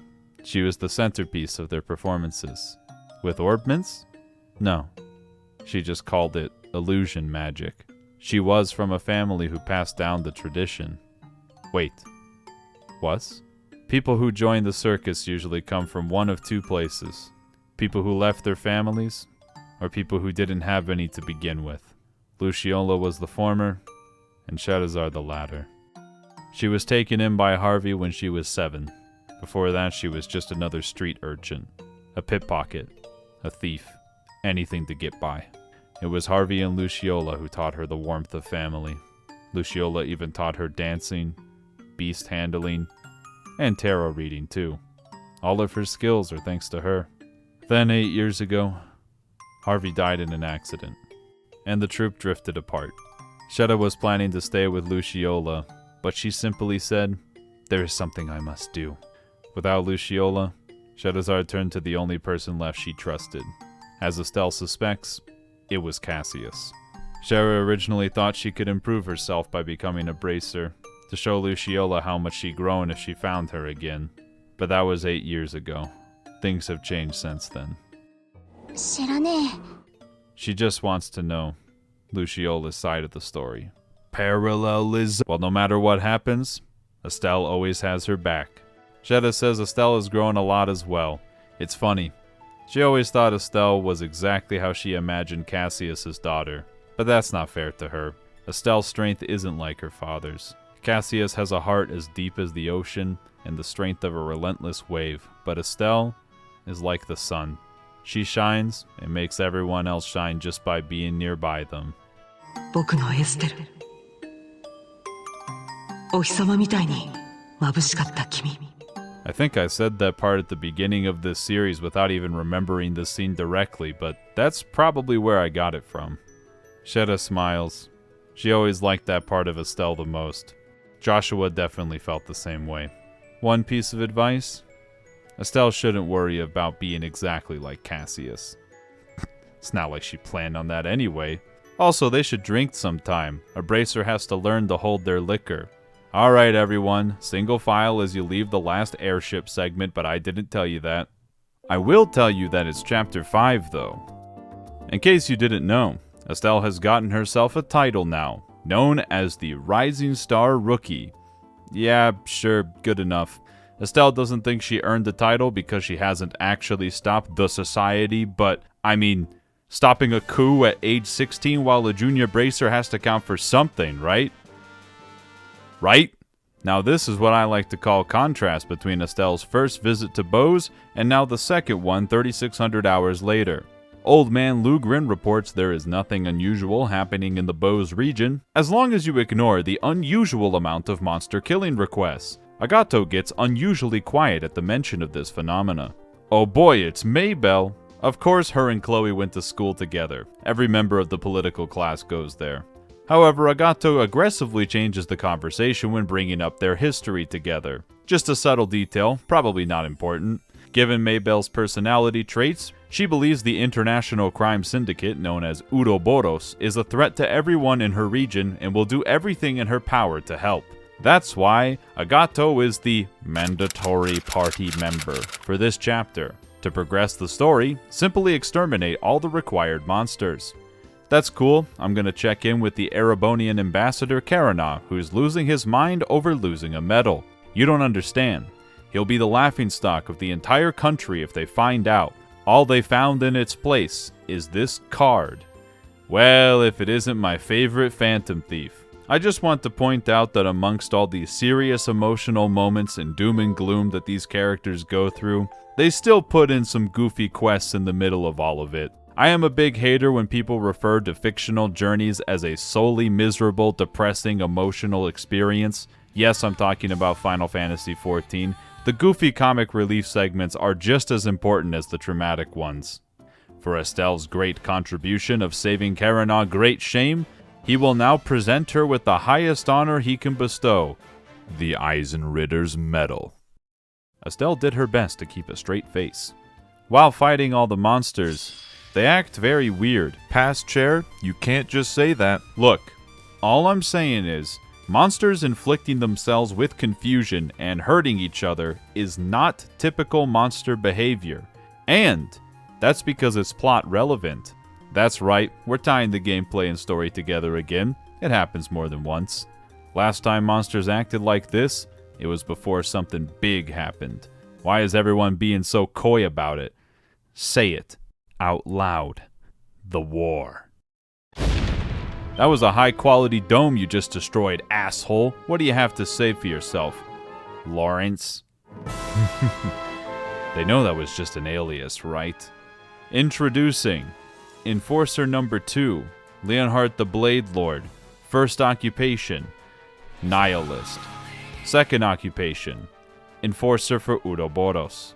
Oh, that's why everyone calls him Loewe. Everybody knows the distinguished surname Loewe is derived from the Middle High German Loewe, which means lion.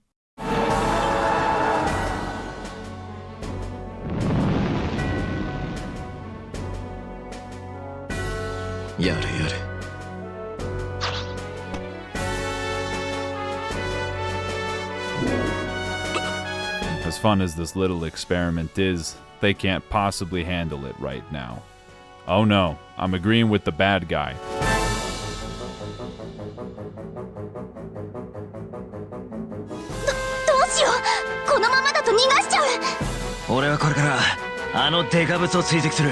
Oh no, I'm disagreeing with the actions of one of the good guys. Everyone needs to help. There's random people trapped under the rubble. That's not a random person. That's Leela, you son of a bitch. Zin, lift that thing up by yourself with your superhuman strength.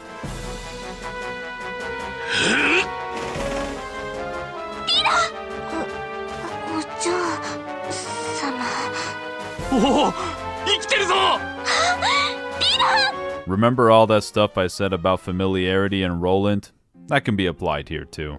It's very surprising that Ouroboros would attack a city so directly after all their underhanded tactics.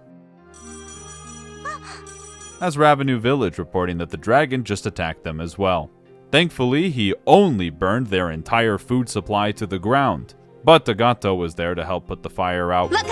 Except Tita has to tag along. It is Agato after all. After locating the village elder amongst the carnage, he calmly reports, it would have been a lot worse if Agato didn't show up. But he vanished after the dragon flew off. The crew figures that's because he was trying to find his sister. Is that what he tells people? Well, he's not with his sister, and he's not at his house. But please help him. He's probably gonna hurt himself. I then check the grave again because I'm a very smart person that has some extra text to show. But it is more important to find our boy right now. Oh my god. Someone broke the lock. How unethical.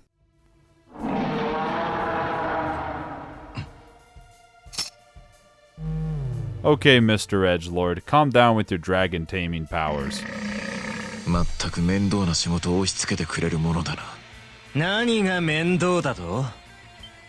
Something tells me Agato has a bit of a vendetta against this dude in particular. What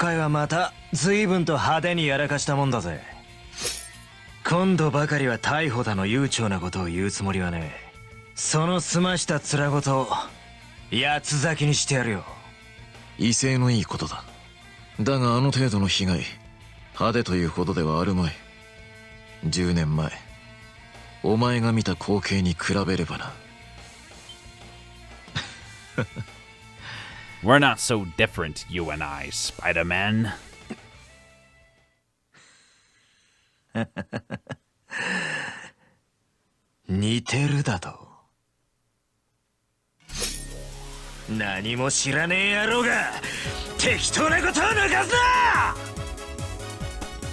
This is the battle of the two types of anime sword characters, Guts and Virgil.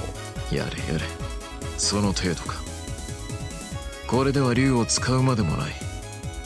何？似たところもあるが、俺とお前は決定的に違っている。それは剣を振るうわけだ。なんだと？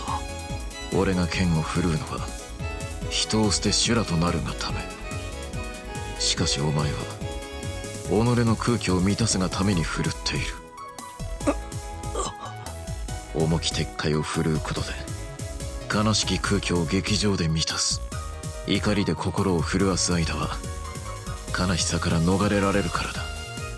だがそれは欺瞞に過ぎない。やめろ。そして欺瞞を持つ者が前に進むことはありえない。断りに至ることはおろか、修羅に落ちることもない。今のままではお前はどこまでも半端なだけだ。黙りやがれ！ I'm a master of navigating the mines.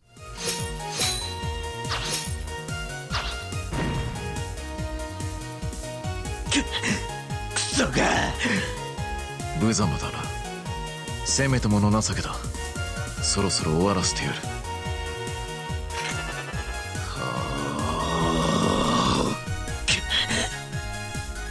せい！ I know the trope. That's about as decisive as it gets.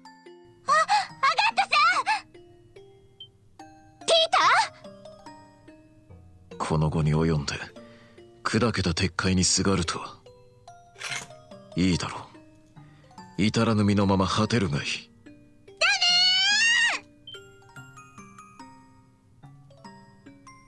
ちびすけ、なんでこんなところにいやがる。アガットさんが心配で、それでお姉ちゃんと一緒に。 There is a fine line between bravery and stupidity.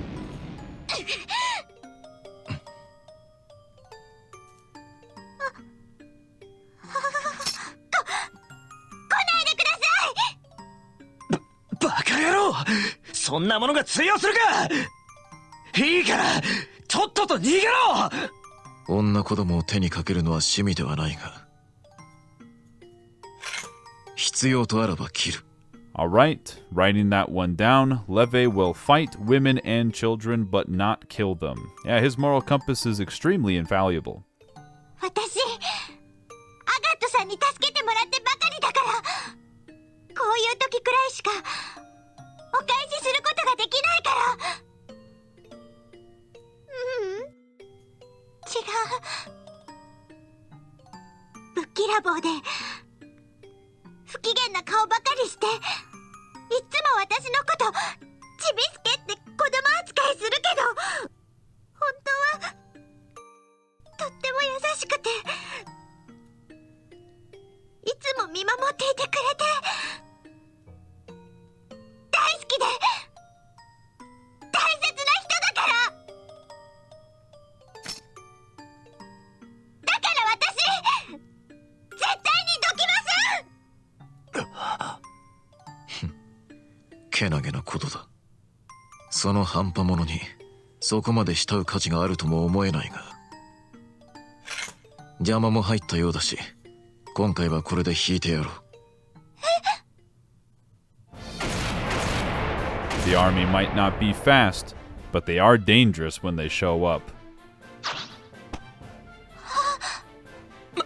待ちやれ！忘れるな、アガット・クロスナー。欺瞞を抱えている限り、お前は何者にもなれない。大切なものを守ることもな。待ちなさいよ！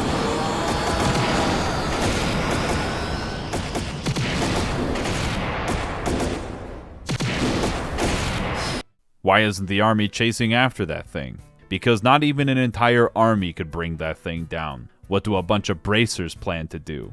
Leave war to the professionals. 叫んな。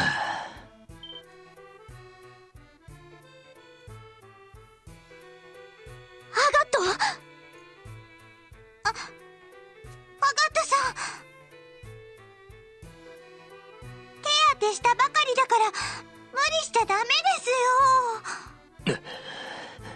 なあ、将軍閣下よ。餅は餅や。戦争はプロに任せろだと。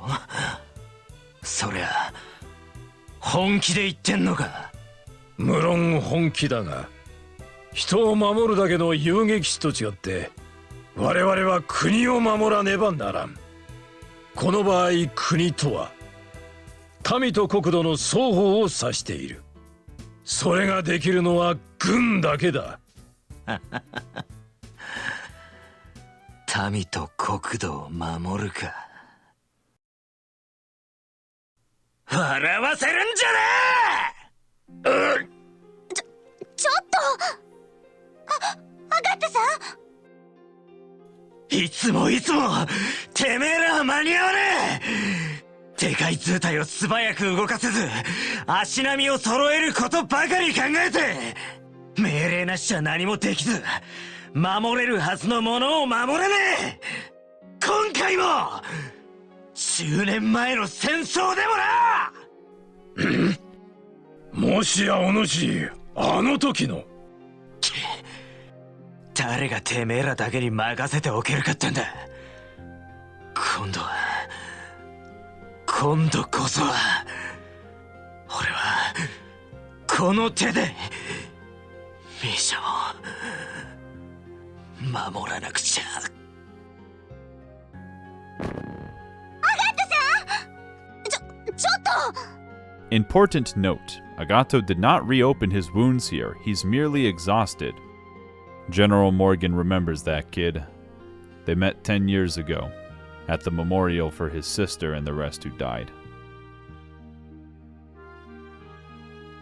In the end, they couldn't do anything. There's no need for Estelle to disparage herself. They evacuated the market and Agato put out the fire. If they didn't act as quickly as they did, it would have been a lot worse.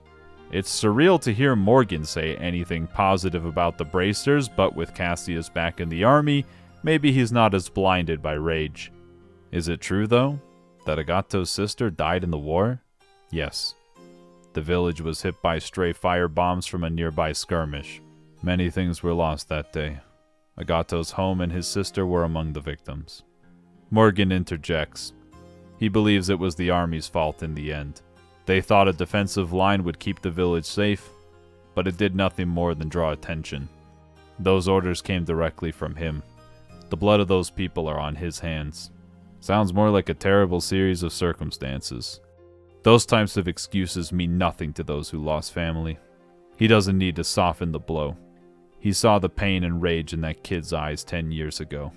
It's Morgan's fault that Agato ended up like this. Morgan misunderstands. Agato has only blamed himself for what happened. It's obviously not true, but he spent this whole time trying to find a way to make it up to Misha, atoning for a sin he never committed in the first place. Even after becoming a bracer, he's still stuck in that loop of self-hatred. やりきれぬ話だ。 Estelle uses this opportunity to ask General Morgan if the bracers can help with the dragon. She knows he doesn't like them, but Agato must have seen potential to make peace in becoming a bracer. On second thought, her father probably did the same thing after he lost mom. But this isn't just about the bracers. Estelle, herself, wants to do everything she can to help people. This is not the time to bicker between institutions. This is the time to be united. 10年前、ボース地方にも遊撃士がいればあるいは。 Is that character growth from a side character who was an adversary in the first game to turn into an ally in the second? Count me in. The world building of the bracers and the army is some good shit. They clearly show the strength of both organizations and how they're both important for maintaining the peace. But there is some reading between the lines that's going on here. General Morgan says to leave war to the professionals. Yet, he reveals that he blames himself for what happened to Agato. So it's not just about leaving war to them because they're good at it, it's so that innocent people don't have to carry those burdens. That's why Estelle finally gets through to him right here. Being a direct part of a large conflict is going to create regrets, but being forced to sit on the sidelines only creates another form of regret. Morgan isn't saving anybody from guilt, he's just shifting it. Agato still blamed himself for what happened regardless. That's part of why General Morgan has a small revelation here. He starts to see things from a different perspective. He obviously still thought the bracers weren't super competent until he saw evidence to the contrary, but the emotional part here matters a lot too. Before anything else, the crew checks in on Agato and Tita. What a cute little house. Guess the picture must be of Agato and Misha. Now that they think about it, why did he keep her death a secret? Well, it's more like he's been using ambiguous language. He was likely going to show them her grave when he said, introduce them to her. They all need to go back, but don't worry. Tita can stay here and look over Agato. お姉さんを甘く見るんじゃないわよ。妹分の考えてることなんか全部お見通しなんだから。Back at the guild, Maybelle finally understands the whole story. 10 years ago, a murderous Agato came to their house, demanding to know why her father abandoned Ravenue Village. Maybelle was only a child at the time and could only really tell her father was being threatened, so she slapped him. That explains why he doesn't like to talk about it. However, her father didn't have an answer, only that they would send aid to help rebuild. She's been holding a grudge against him for nothing all these years. Although, he's partially responsible for refusing to open up about it. On a slightly happier note, Leela's wounds have been treated, and her life isn't in danger, but she still hasn't woken up. That's the call from the army, but it seems like good news. The dragon capture plan is going off tomorrow, and they want the bracers there. Whoa. Careful. If you pass out, you can't do anything, Maybelle. It's nothing. Her father managed to fake negotiations with Erebonia during the war. This is a cakewalk by comparison. ねえ、お兄ちゃん。お兄ちゃんってば。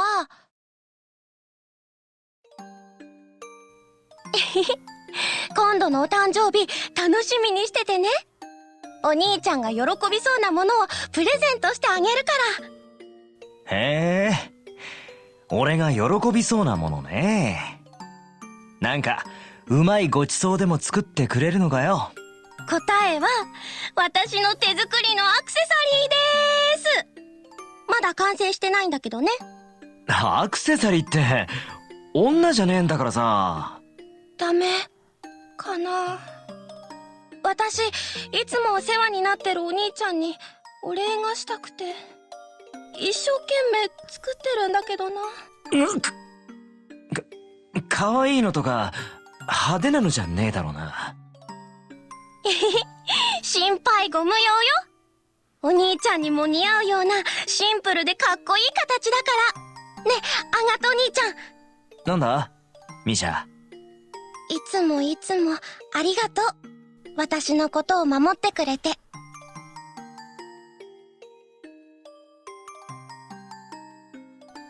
夢か。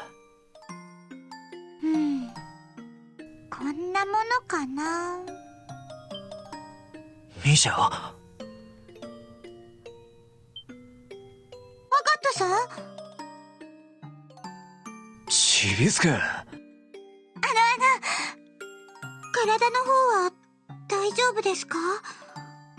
ああ、別になんとも。Playing the tough guy act isn't gonna work this time, Buster. Tita's not having any of it. Everyone else went back to the city. They made a deal with the army. That means Agato's gotta get back and help. と思ったが、さすがに今日は遅すぎるな。明日の朝にでもボスに戻るとしようぜ。もうアガットさんたら。でも本当に元気そうな感じですね。だから言ってんだろうが、てめえの体はてめえが一番分かってるんだってろ。よかった。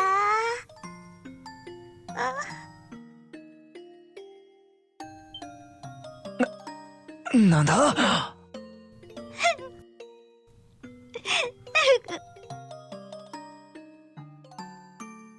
だから本当に大丈夫だったの。女神に誓って嘘はついちゃいねえよ。違うん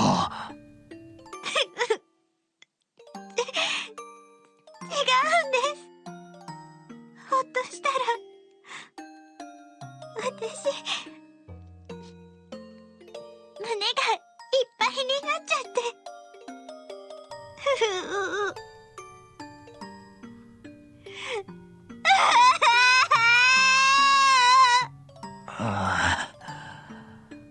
ったく仕方ねえな。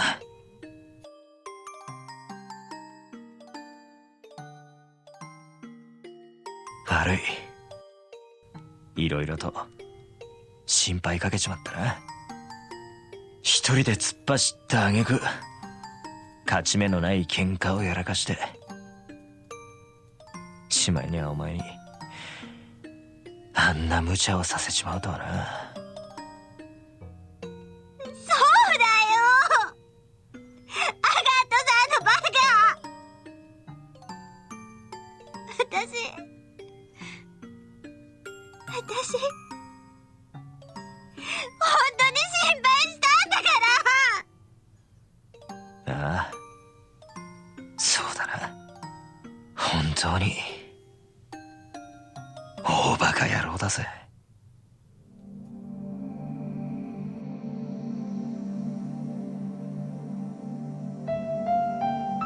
Agato looks around his house.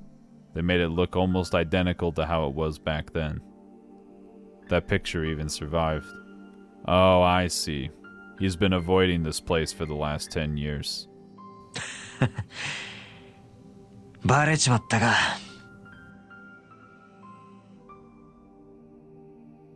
俺の誕生日のな、プレゼントを用意してたんだ。手作りの。俺に似合うアクセサリーってな。山道に避難する途中で、あいつそれを取りに家に引き返して、そこに焼夷弾が落ちた。助けた時はひどい火傷を負っていた。それでもプレゼントはしっかりと手に握りしめて。金具はダメだったが、石の部分は無事に残ってた。こいつがそうだ。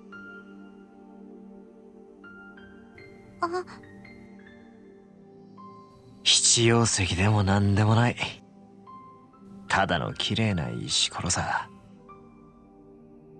多分この近くにある小川で見つけたんだろう。こんなもののためにって何度思ったかわからねえが、不思議とあいつを責める気にはなれなかった。形見のつもりはなかったが、戦争が終わって村を出て荒れた暮らしをしていた時も、こいつだけは捨てられなかった。情けない話だろ。そんなこと。実際情けないんだよ。こいつを眺めている間、俺は怒りを忘れられずに済んだ。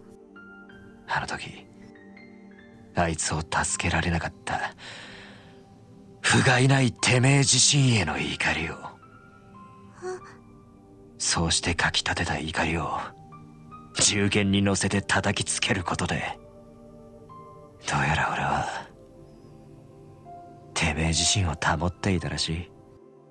欺瞞に陥って前に進めない半端者。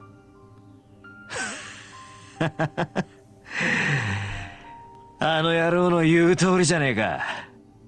アガットさん。いや、もっとたちが悪いか。都合の悪いことから目をそらして逃げているだけのクソ野郎。俺が一番嫌いな負け犬ってわけだ。こいつは傑作だぜ。アガットさん。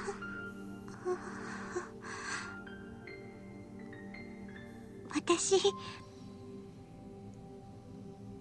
ガットさんの気持ちはちゃんとはわからないけど、どうして苦しんでいるのかわかってあげられないけど、だけどミーシャさんの代わりにこれだけは言わせてほしいです。私の大好きなお兄ちゃんをバカにしないで。お兄ちゃんのいいところを何にも分かってないくせに、お兄ちゃんのことは私が一番よく知ってる。悪く言ったりしたら、たとえお兄ちゃん自身でも許せないんだから。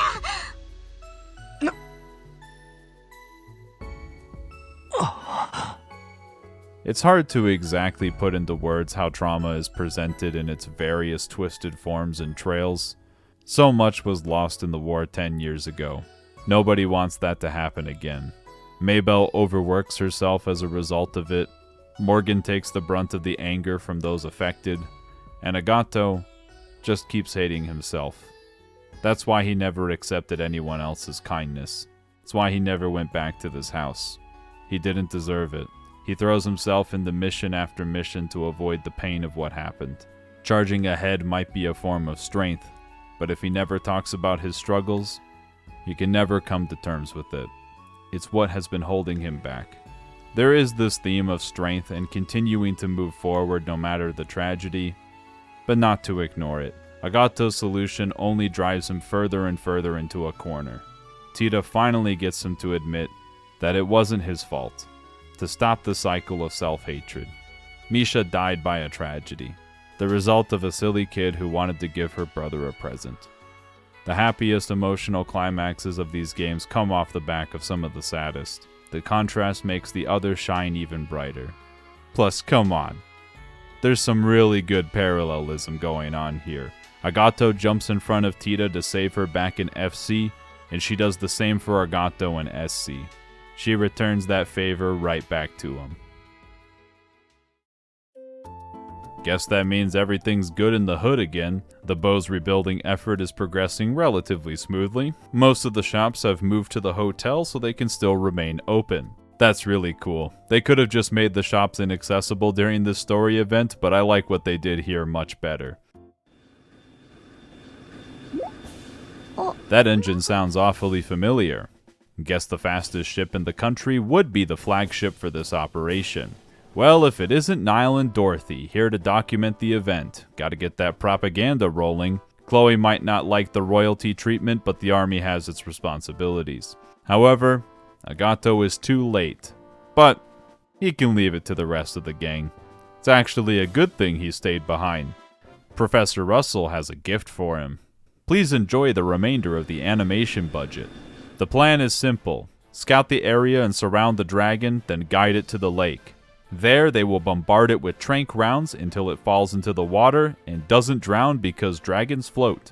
Alright, I lied earlier. There is another walk around the airship segment, it's just not on a commercial airliner. Dragon alert, dragon alert, dragon alert. Something dragon tells me alert, it's dragon dragon time. alert, dragon. I gotta give the army credit for this one. A fleet of airships probably isn't available to the bracers, nor would they be this coordinated. Fire!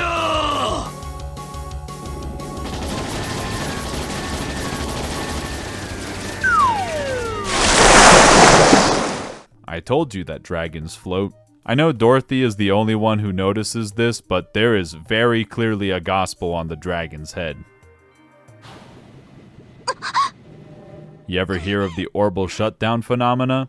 Well, that doesn't apply here. Despite activating ludicrous speed, they can't chase the dragon into the deep fog. There will be no airship crashes today. Mission failed. We'll get them next time. The army's going to have to send people on foot. On foot, you say? Well, what about the bracers? That's what they do best. Remember that whole plot point about this? Okay, but how do they plan to do anything about the gospel? Agato can get them to where the dragon most likely is. He knows the only guy who lives out that way, and that guy knows how to get across the valley. Besides, check this out. It's a little thing for breaking gospels. It works by using hyper vibrations. Is it also powered by electrolytes? It'll only work for a few hits, but that should be more than enough to break one gospel. Morgan reluctantly agrees to their plan on the condition that the army is on standby if the dragon manages to get away. They aren't going to use tranq rounds this time, though. You're telling me it's much easier to solve a crisis when the army is working together with the bracers? Impossible. Upon visiting the guy that hides away in Nebel Valley, he doesn't want to tell them how to get to the dragon. Why? Because they plan to kill it. It's not just some monster. It's an ancient being from before civilization. Just like the Septarians? Then he mentions something about a particular person in the army maybe having a chance to reason with the dragon. I wonder who he could possibly be referring to. Look, man, the dragon is being controlled. Who knows what happens after they break the gospel, but if the dragon continues to be a threat, they'll deal with it. They can't let the region stay in danger as is. With that amazing speech, he tells them the path. This is the dungeon with that chest with that line about losing creative energy. That's right, I get to do my own callbacks. Shh. Be very quiet. It's sleeping. Damn allergies. I hope you like dragon fights. There is something very surreal about an enemy in this game that can fly around the different sides of the arena and blow everyone away. Clumping up for Earthwall is good, but very bad for enemy AoE attacks.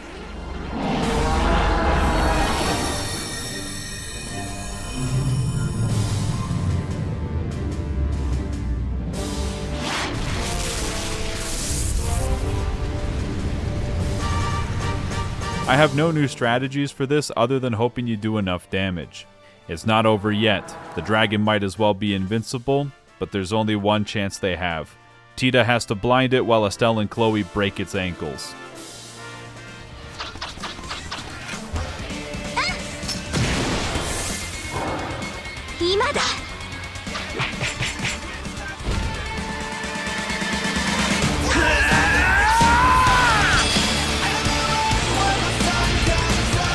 Now that's the power of swinging a sword not in anger. Or something, I don't really know, but I like that it completes his arc. Telepathic dragons that existed long before modern history but remember everything? When did this game come out again? Here are the crazy revelation cliff notes for the travelers at home. 1. The dragon is sorry for what happened and hands out some big septium crystals to pay for the damages. 2. That Leonhardt guy was actually holding the dragon back, so that he didn't burn the entire city to the ground. 3. Cassius met the dragon before. Okay, that one was pretty obvious. But the dragon is not allowed to speak on the matter because of some ancient rules that he has to follow. But, number 4, the Gospels are part of something much bigger. With that, he flies away while telling the army to not shoot him, thus solving the problem completely. Except, Agato has to visit Misha's grave once again. General Morgan is here too this time. Agato knew someone else was putting flowers down here every year, but he figured it was the mayor. Who's to say? Army types are terrible at remembering things. Agato has a long way to go, but this is the first step. He knows he said some terrible things, but it wasn't the army's fault. Listen, if Morgan has learned anything by this point, the bracers and the army have to work together to keep a nation running. Richard was right about the fact that they need a group who can act quickly. 和やかなところ悪いが、少し邪魔させてもらうぞ。 What? This guy's here? Loewe kicks Agato's ass and then he shows up at his sister's grave? Nah, this is the best game made in human history. What kind of anime villain is this guy? Thank God some other characters are just as dumbfounded as I am.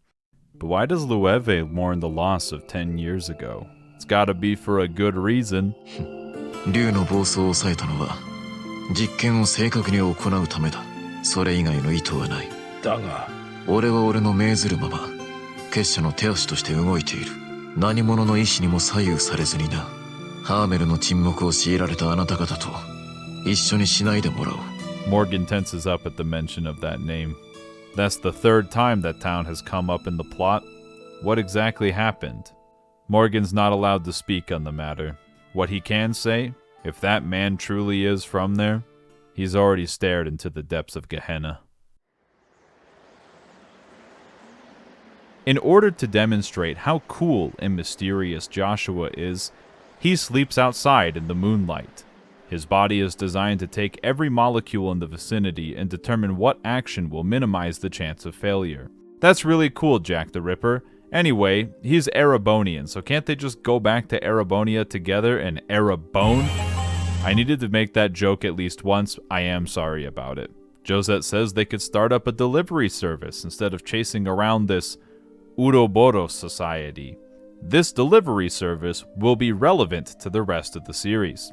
Joshua thinks that could work if they somehow drop all the criminal charges. He'll have a debt to repay after they do this job for him after all. もういい。え？バカ！誰が貸し借りの話をしてるのさ！ごめん、ジョゼット。 It's not exactly good to lie like that, you know. He should give that offer some real thought, unless he wants to go back to that bracer girl. それはないよ。所詮、僕と彼女は生きている世界が違いすぎる。もう交わることはないはずだ。 That sound indicates that they found their targets. They might have only been associated on contract, but he's thankful regardless. それじゃあ。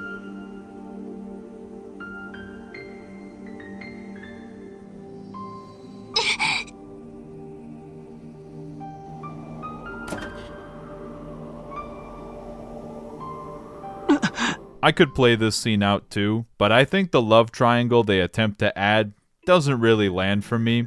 Josette can have the biggest crush on the planet, but Joshua has only ever had eyes for Estelle, and I can prove it. If Joshua didn't care about Estelle, he wouldn't have run away.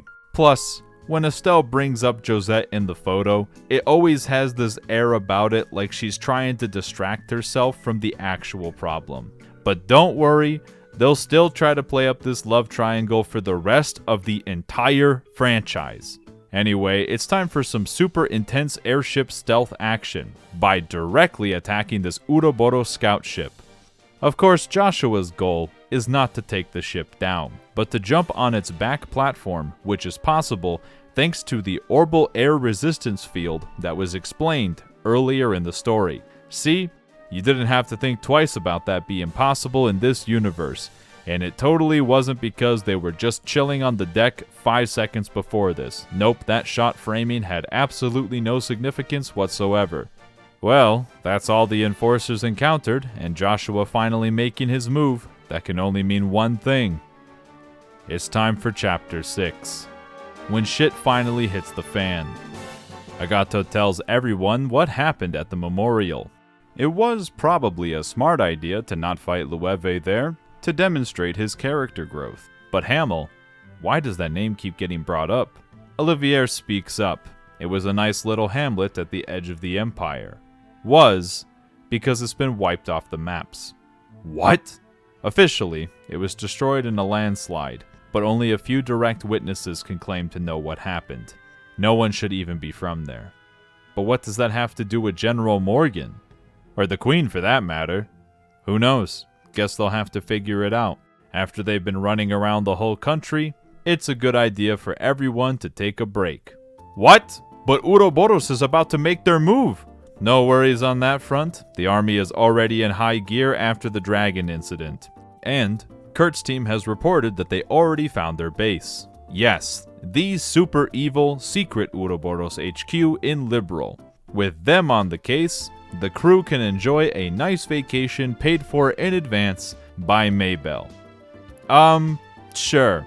Look, I know they just want a nice slice of life segment before it gets real. They can justify that in the story however they want. But it is silly to imply that Estelle wouldn't want to be there. But before locking in the vacation arc, there is a secret quest if you go back to the mine. The army notes that there are strange monsters that have taken over the place that cast arts, but not arts. Not again. These monsters are very clearly archaisms. It's not exactly subtle, but unsurprising that the soldiers have no idea what they are. If you want the numerical reward, there is a chest that can only be accessed now in an area that was only previously available in a cutscene. There you will obtain a Crimson Eye. This boosts a character's ATS by 50 for the trade-off of slightly reducing their movement and slightly reduced speed. I think it's usually worth it. If you aren't using action boost in general in your orbment at this point, you're just hurting yourself. After clearing the place out, there is a cool little story teaser that you get as a reward. Do I know that guy? I have skipped over several side quests and plot points in this video, not because I don't like them, but because I do want to leave parts of these games untouched, even after I give everyone the spoiler warning. Yes, there were things I left out from the first game as well. These videos are not intended to act as a replacement for the games themselves. But I do want to mention, there is a really nice quest here with a certain maid character who's better now, and it would be a real shame if you skip this one in your playthrough. Is that Kevin Graham from the Trails in the Sky series? Yes, he's been investigating the towers after their run-in in Roland, and the rest of the crew found him while they were passing by. Now that they're all on vacation together, they can exchange their findings. Good idea, but everyone has to check into their hotel rooms first. I remember Olivier being blackout drunk in that bed last game. What great memories. While deciding their rooms, everyone is teasing Agato and Tita about what went down when they were alone, and alright, let's just get this out of the way. What the fuck are you doing, Trails? Let me say some pretty non-controversial things first. I think it's fine for Tita to have a crush on Agato. It's fine for Agato to find inner peace through Tita that he couldn't after Misha died. In fact, I really love their part of the plot. That's some of my favorite content in the series. But for the love of God, Trails, why is everyone else teasing them like they're a couple? No, a 23-year-old dating a 12-year-old is not cute. It's really weird and creepy. Years later, when Tita is like 25, maybe things could take a change for the romantic side and it wouldn't trigger like 38 red flags. To the game's credit, Agato makes it absolutely clear he only thinks of Tita as his little sister and has no romantic feelings for her whatsoever. That doesn't change either. He stays that way for the rest of the series, but I haven't played Beyond the Horizon yet, so there is still time to fuck it up. Which kind of brings me to this. Tita and Agato by themselves, when it's just those two characters sharing dialogue with each other, it's wholesome.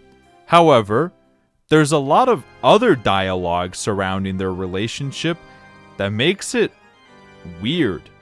Why are all these other characters saying this? It's like there's two writers in the room. One is trying to make a cute story about breaking the cycle of self-hatred by letting somebody else into your life, and the other one works for the Epstein Foundation. Maybe it's a product of the time, but don't worry, these conflicted feelings will be consistent for the rest of the franchise.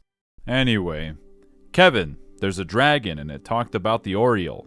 He actually has some church texts that can help. The goddess gifted divine beasts alongside the Septarians in order to look over them. It's nice to confirm that this universe's Bible is in fact literal. Kevin reveals the results of his investigation. The devices at the top of the towers are active now. I could have told you that. Well, reports indicate that they lit up right after Richard used the gospel at the deepest part of that one place. How is this surprising to anyone? I feel like that one was super obvious. Yeah, they didn't see the towers light up immediately after, but it's not like it would be that hard to put two and two together.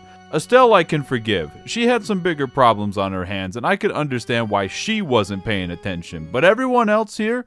That's strike one. Kevin further speculates that all of the towers are seals on the Oriole, and the Society's experiments are all part of trying to unleash it. Combine that with our knowledge of Russell speculating that the Gospels access another device, and we can probably figure it out. Also, the dragon said exactly as much. Speaking of professors, not only did the evil professor mind control the dragon, Estelle finally tells everyone that he is most likely the guy behind Joshua's disappearance, and the one who manipulated Richard and Kurt's memories. How can she be so sure?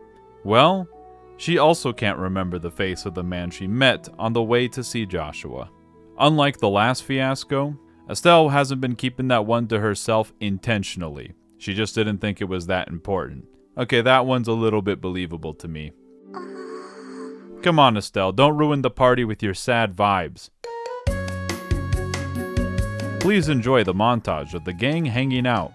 Sometimes, there isn't a need for too much dialogue. Earlier I mentioned that when there is no looming threat, Estelle and Joshua just enjoy each other's company. Well, this time around, with a looming threat, Estelle enjoys everybody else's company. So it's the perfect time for Estelle to have another flashback to Joshua. It's all still fun, but it isn't quite the same. ダメだな。自分のペースで追いかけるって。せっかく答えを出したのに。これじゃ、ヨシアにもお母さんにも笑われちゃうよね。そうね。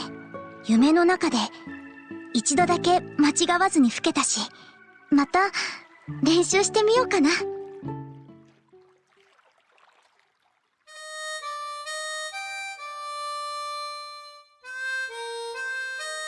This really is the melancholic song of the game. Introducing the Love Quadrangle. Nah, that's not a real thing. Please ignore the game trying to imply that it is. Kevin says Estelle's probably better at fishing than playing music. So she's bad? No. Real music comes from the heart. Her performance is full of that. So it's really bad. Well, Estelle, when she catches up to Joshua, what is she gonna say to him? Estelle stops for a moment and says they'll speak with their hearts. That's how she'll get through to him. Kevin talks about music coming from the heart, and wait a minute, is this some kind of symbolism about the harmonica? It looks like Kevin's flirting plan didn't exactly work, but wait, is that a boat with Kurt's body on it? What is with this dock and suspicious boats? I like how Kurt is hyped up for these games and he gets his butt kicked off screen twice. I know it's supposed to be a serious moment, but I really feel bad that this dude never gets a win on screen. At least he is awake this time. After treating his wounds, his memories have been taken away yet again. But the Zen technique's not going to work this time because of his physical condition. Thank God, Father Kevin can perform the reverse hypnosis technique. Then again, if Kevin and Weissman both know how to use church magic, Kurt remembers. The northeastern shore of the lake. The Society has a research facility there. They use holographic projections to make it impossible to scout from the sky, and a dense fog to make it impossible to find by land. Oh, that's why they had those devices. Not sure how the earthquakes fit into this one, but that's not important right now. His whole crew managed to find the base, but they were attacked by enforcers. He narrowly escaped. It's obvious what they have to do next. It's probably the most dangerous thing Estelle has ever done, but she was going to settle the score with Ouroboros eventually. Also, Kevin is going along for the ride. Why? Because they're up against someone proficient in hypnosis, and he just demonstrated that he can counter that. I trust Shedazard's navigation skills for no particular reason. それにしてもお月様が綺麗やね。こういう夜は本当なら彼女を連れてデートでもしたいところや。またのんきなことを。でもケビンさんってちゃんと彼女いるんだ。これでも大陸各地の町に一人ずつ恋人候補がおってな。候補ってことは要するにフリーなわけね。But why is Kevin all by himself? It's complicated. Why is retrieval so important? Because if a person gets unlimited power, it goes straight to their head. Nothing good ever resulted from that. I think that's the cue that they're getting close. I gotta thank Ouroboros for putting a heal point outside of their secret base. They are quite generous. Now, if you thought the secret base infiltration arc at the beginning of the prologue was stupid, it cleverly foreshadowed this dungeon 40 hours later. And that optional dungeon foreshadowed the archaisms. And the night vision goggles are relevant again. Thankfully, they found Grant, who is very clearly hypnotized, which was also foreshadowed by the Ravens back in Sky FC. It really was a good idea to bring Kevin along. But they still have to beat Grant up before Kevin can cure him. This really is the prologue callback. With some basic exploration, it would appear the Society has looted several ancient relics, like something similar to the boss at the end of FC, in order to try to replicate them. I really shouldn't say try, it's more like they already have. Pay very close attention to these sleeping pods. This is going to be massively important in the future, just like these other little pod things. You would think that Ouroboros wouldn't leave info like this around, but that just means they don't care if anyone finds it. After the first encounter, I think it's pretty obvious where this is going. Anime power scaling can get really stupid, but for now, we get the idea of how strong Estelle has gotten by this point. She can confidently go toe-to-toe with multiple high-rank bracers that were not a cakewalk at the beginning of the game. Please ignore the fact that she has more party members helping her this time around. I could talk about Kevin's crafts, but I have a good reason to wait until the next video. The most important part of this is getting to fight Annalise in a real match. That's actually in character.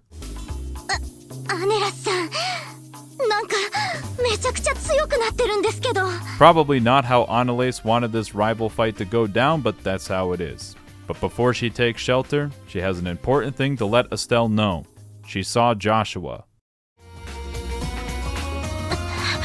Well, they gotta go find him!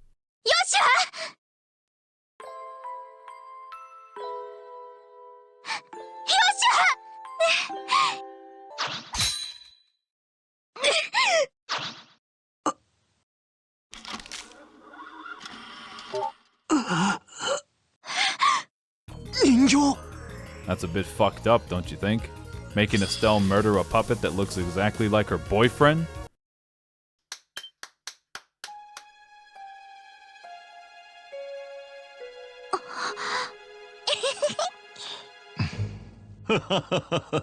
偽物と気づくのが少しばかり遅すぎたようだね。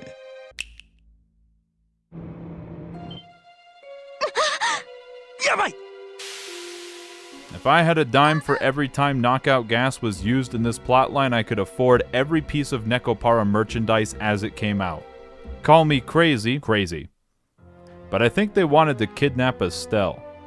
I like how the rest of the crew wakes up just in time to see them flying away. The knockout gas only lasted for like 30 seconds or something, but this is not a plot hole. Remember, Ren calculated the precise dosage to time everyone's wake up earlier in the story.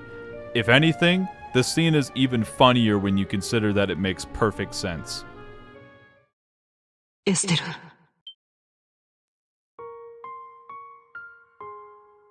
Yoshua!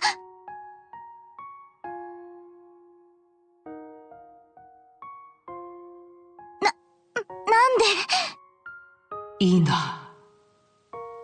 もういいんだよ。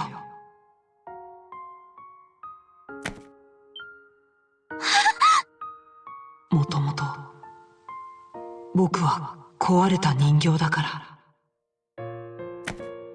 人間には戻れないから。だからもういいんだよ。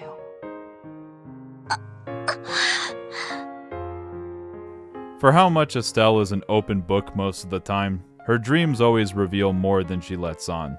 It's interesting how the main character that the player controls still has some form of agency. We don't get to see all of her innermost thoughts all the time, and I like it that way.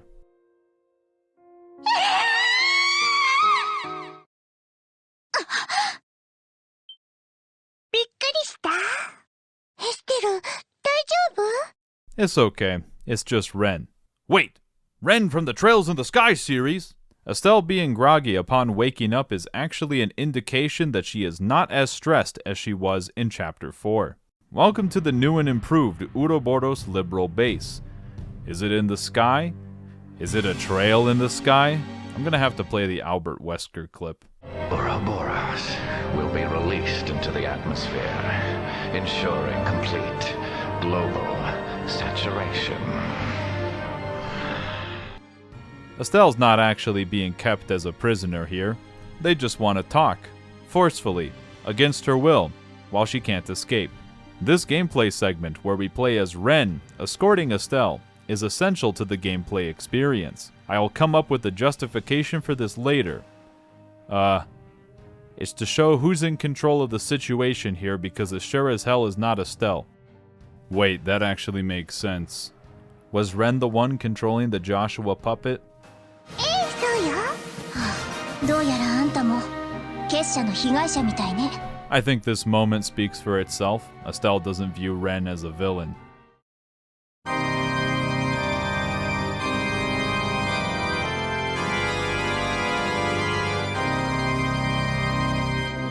Pipe organ's gotta be up there for one of the most evil instruments of all time. They would later introduce a good aligned character that plays the pipe organ in the series to balance it out. ようこそ赤の箱舟グロリアスへ。久しぶりだね、エステル君。アルバ教授、やっぱりあなただったんだ。Estelle managed to break the memory barrier all by herself. Didn't even need Kevin's help. Wait a minute. Why didn't Kevin do anything after he found out? Okay, I need to suspend my disbelief again. The player already knows who Weissman really is, and Estelle couldn't care any less what his official title is. But he says he's willing to answer whatever questions she has. Also, the pipe organ thing was something that he picked up while he worked for the church, because that was his previous occupation before joining Ouroboros. Just needed to confirm that for everyone. To make this easy, he was the one behind all the experiments, all for the purpose of the Oriole. Not exactly to take it, but for the sake of brevity, yeah, that. What does the Oriole do? He doesn't want to say, but they'll find out soon enough.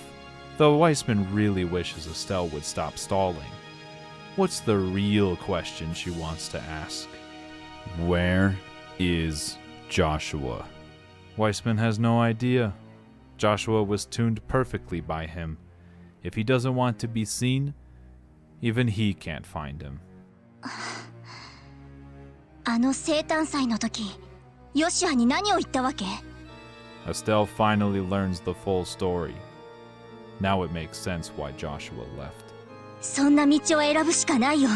ヨシュアを追い詰めたくせに、あんな顔をして、ハーモニカを私に渡して、さよなら。エステルって。全部あんたのせいじゃないか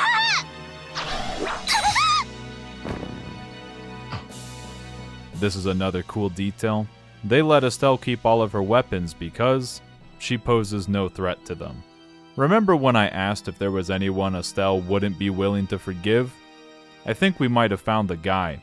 All the enforcers reveal themselves, but Ren still insists that they're not here to harm her, assuming that she doesn't try attacking again.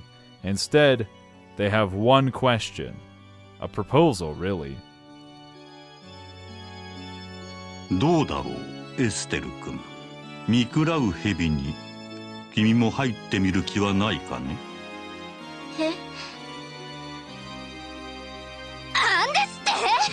But if Estelle joins, Joshua will come back to the society. Audible gasp. That's her real goal, right? To get Joshua back? That's what she's doing all this for. Right? Well, Estelle's gonna have a little bit of time to think it over. Estelle begins thinking it over while they all leave for the next part of their master plan. She'll get to meet Joshua again for sure. It's not like she has to do anything for real. Estelle can just pretend and learn how their organization works from the inside. That's why she did all of this. This has been her goal all along. But is it really? Find Joshua? Find? No. Estelle doesn't want to find Joshua. Estelle wants to save Joshua. And those are not the same thing. 邪魔をするぞ。 Don't worry, Lueve's not here to start a fight unless she wants to pull another stunt. 悪かったわね、考えなしで。 While she has his attention, what is their master plan? If Estelle wants to know, she can just accept the offer and find out. Audible sigh. See, she already knows her answer, but still hesitates. To be frank, Estelle doesn't have what it takes for Ouroboros. Okay, that might be true, but he could learn the art of subtlety. Lueve wants to be clear. Estelle can absolutely be strong enough. But what she lacks is darkness. 闇? All of those who work for the Grand Master bear some kind of darkness. Him, the professor, Ren, all the other enforcers, and that includes Joshua too. What is his relationship with Joshua? He recognized him with the mask on and was desperate to chase him down back at the capital.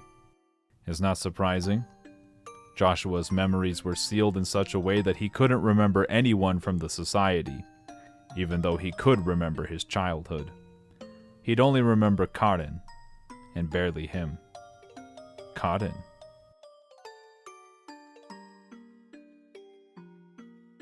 Karen Astray. She died 10 years ago. That harmonica belonged to her.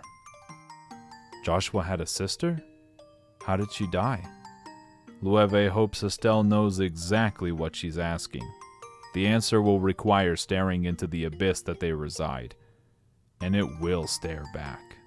That doesn't matter. Estelle needs to know what kind of trail Joshua has taken. This story takes place 10 years ago, back when Hamel still existed on the maps. It was a small town. There weren't many other young people, so the three of them were always together. Loewe wanted to be a bracer and so trained with his sword every day. Joshua and Karen would watch him. After practice, they listened to Karen play the harmonica. She could play almost any song, but Loewe's favorite was The Whereabouts of Light. It seemed like those carefree days would last forever. Then they came. A group of mercenaries garbed in black with liberarian weaponry. Not a single soul was spared. Not the old, not the young, not even the infants. Those who died quickly were the lucky ones. Of the women who survived, unspeakable. So they fled, hearing the screams of their families with each and every step. On the outskirts, Loewe told Joshua and Karen to keep running as he acted as bait, but they already accounted for that.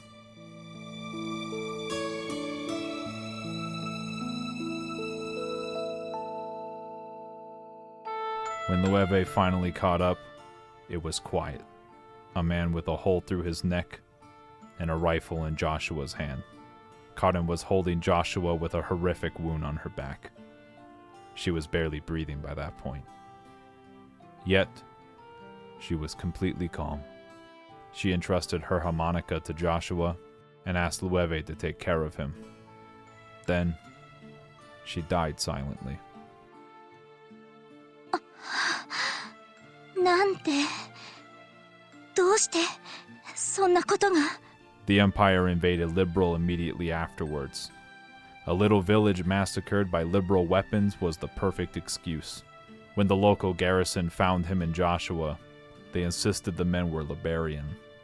But when the Empire was defeated, they were given a different story. A band of Jaeger dropouts turned to brigandry. They were told to never speak of the attack. The public was told a third story. The town was destroyed in a landslide. Wait, none of the explanations make any sense. It's almost as if it was all staged by the Empire. Exactly. A fabrication that justified the invasion of Liberal. When the war ended, the truth was uncovered, sending them into a panic. They agreed to a peace deal on the condition that everyone who knew would pretend that it didn't happen. That is the tragedy of Hamel. It's also when Joshua's heart was shattered. The torturous death of his sister, his parents, everyone he knew, the burden of taking another man's life, and now he had to pretend like none of it ever happened. The rest of the story, Estelle's probably already heard from Joshua. He was unable to do anything other than play the harmonica. Weissman appeared, and Loewe agreed to fix Joshua, while he threw himself into Uroboro's training. 2 years later, a repaired Joshua chose the same path. That is the darkness that Loewe speaks of. That is the gulf that separates Estelle and Joshua. Now it makes sense why Joshua left. Next time Weissman shows up, tell him no thanks. Estelle's never going to join Ouroboros, because she'll never be able to drag Joshua back otherwise. And Ren went through all the trouble to invite her too. Guess she'll just have to tell her she's sorry. I've already spoken at length that Estelle can withstand whatever horrors the world throws at her, but the way she loses all doubt is what makes her the best. We saw it with Joshua before. She struggles to convey her feelings, but immediately loses all hesitation when he talks about his past. It's the same thing here. Once she learns the truth, she no longer needs to second guess herself. She knows exactly what to do. But Loewe wants to help Joshua too, right? Weren't they basically brothers? Loewe scoffs. That was 10 years ago. Right now? Joshua's a rogue threat. He will deal with him as his job demands. But what about his promise to Karin? It no longer matters. Loewe has chosen his path. Nothing can stop him now. Not even Karin's wish.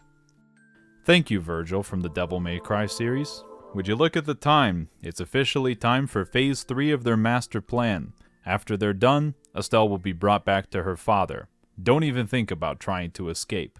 Estelle begins thinking of trying to escape. It is human nature, after all. Stupid Joshua. You can't throw away something like this so easily. Can you believe they're making some enhanced Jaegers babysit some dumb kid? Huh?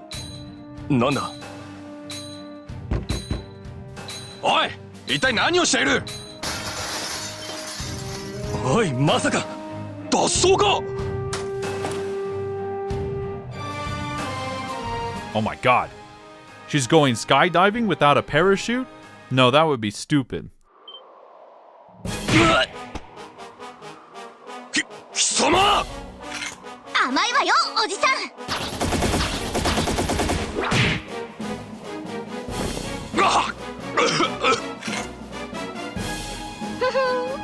遊撃士を舐めないでよね.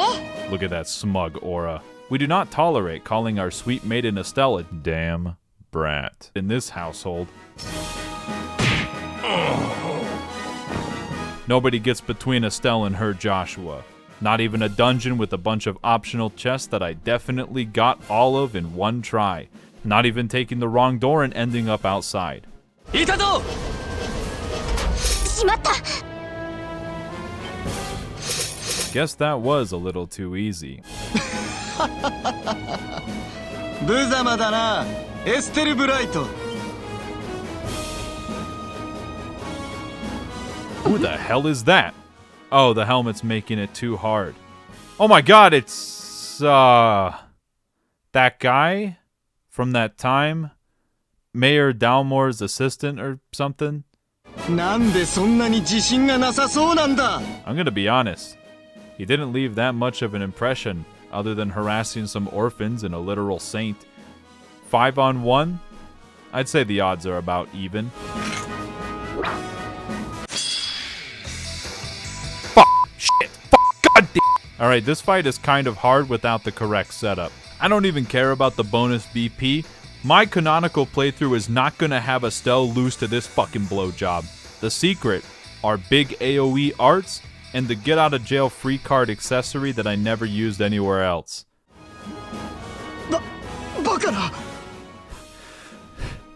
Didn't even break a sweat.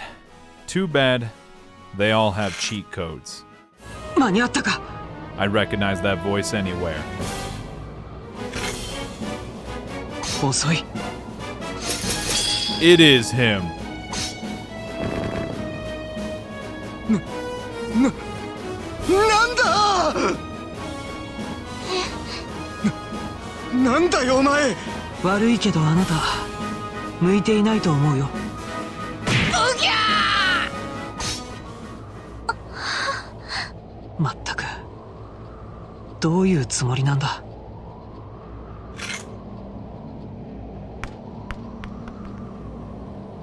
声優劇士になったのに相変わらず無鉄砲とはね。あの場で意地を張るメリットが一体どこにあるって言うんだ。Oh, gee, I don't know. Take a fucking guess, Joshua. Read the fucking room. Your body can analyze all the particles to make the best decision, but you can't put this together?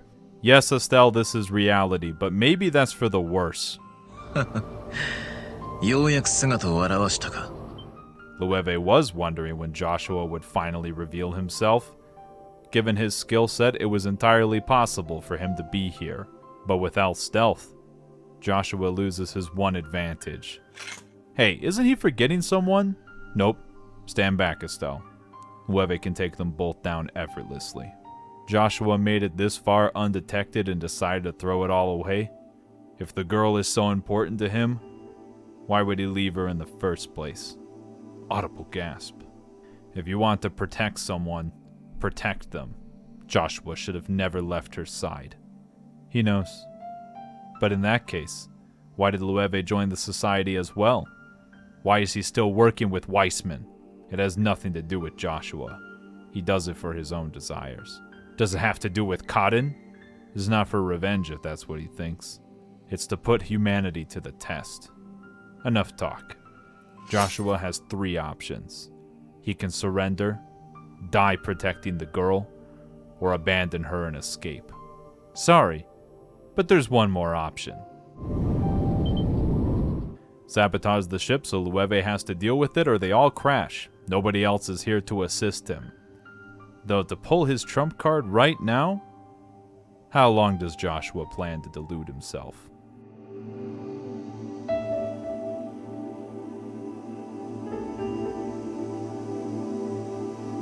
Woo! Yeah, Joshua's back this time, but his name is still Joshua Astray on the party screen. Joshua will have the exact same orbment loadout as he did when he finished the ship stealing segment, which is a nice little detail. I feel like we're forgetting somebody else on this whole prison break segment. Actually, on second thought, Campanella's supposed to just be an observer. Oh, he still is.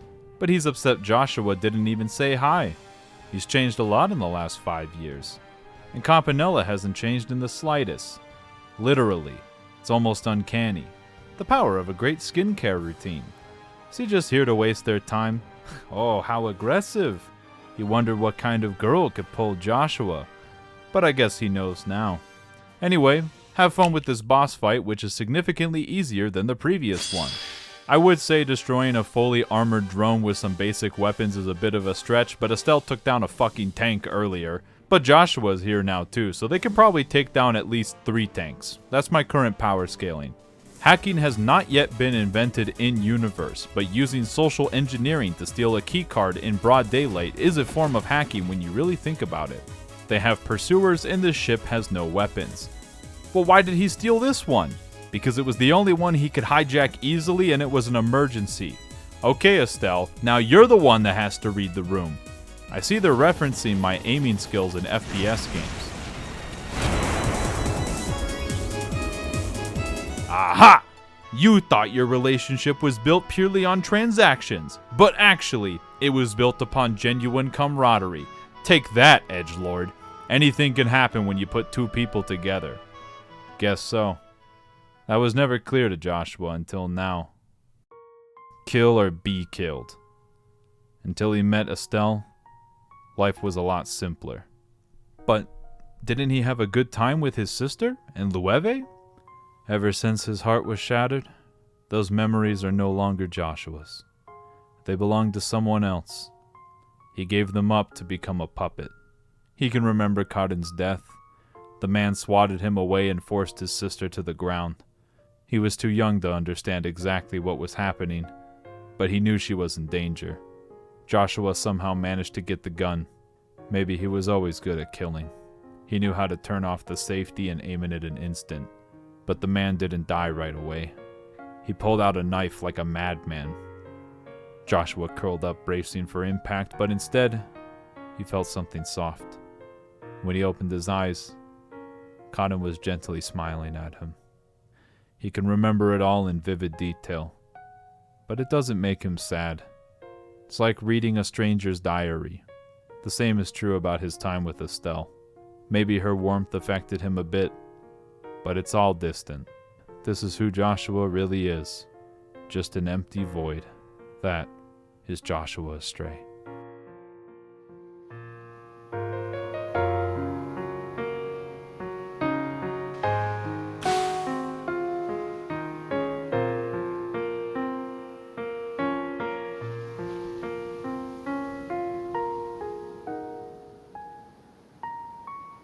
Don't chase after him anymore. It was fun, but Estelle's only gonna slow him down. 正直、君がいても足手まといになるだけだ。だから。嘘つき。Estelle's been thinking this whole time, wondering what she'd do when she finally found him. But Estelle finally knows the real reason Joshua left. Something that he never even realized. He can't bear to be with her because his heart's broken. He feels like being with her is someone else's story he could never have. What a load of bullshit. 嘘なんかじゃ。No, the real reason? Joshua's just scared. He'd never be able to forgive himself if anything happened to her. That's why he ran away. Everything else is just a justification he came up with afterwards. Fear. Weissman made it so he can no longer feel fear. No, this isn't something so superficial. Joshua says he feels like his sister's death happened to someone else. Does he know why that is? Because he's a broken wreck of a human. No, he just doesn't want to remember how awful he felt. He wanted to think it happened to someone else so he could get away from it. It's the same thing on that ship. He went through all that effort to sneak on, but when Estelle was in danger, he immediately helped her run away, almost as if he was afraid what would have happened. Joshua is not a broken shell. He's a human who cares deeply about others. That's how Estelle sees it. そんな。でも。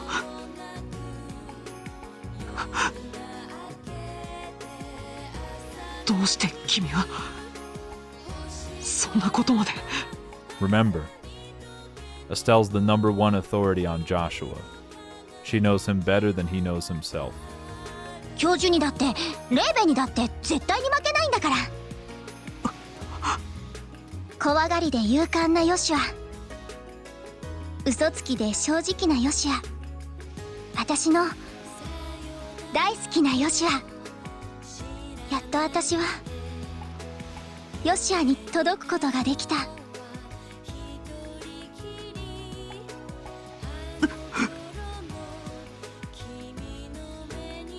でも私は守られるだけの存在じゃない。遊撃士を続ける限り危険から遠ざかってばかりはいられない。ヨシュアがいようがいまいがその事実は変わらないんだよ。だってそれは私が私であるための道だから。だからヨシュア、約束しよう。お互いがお互いを守りながら一緒に歩いていこうって。これでもヨシュアの背中を守れるくらいには強くなった。ヨシュアがそばにいてくれたらその力は何倍にも大きくなる。結社が何をしようと絶対に死んだりしないから。だからもう怖がる必要なんてないんだよ。エステル。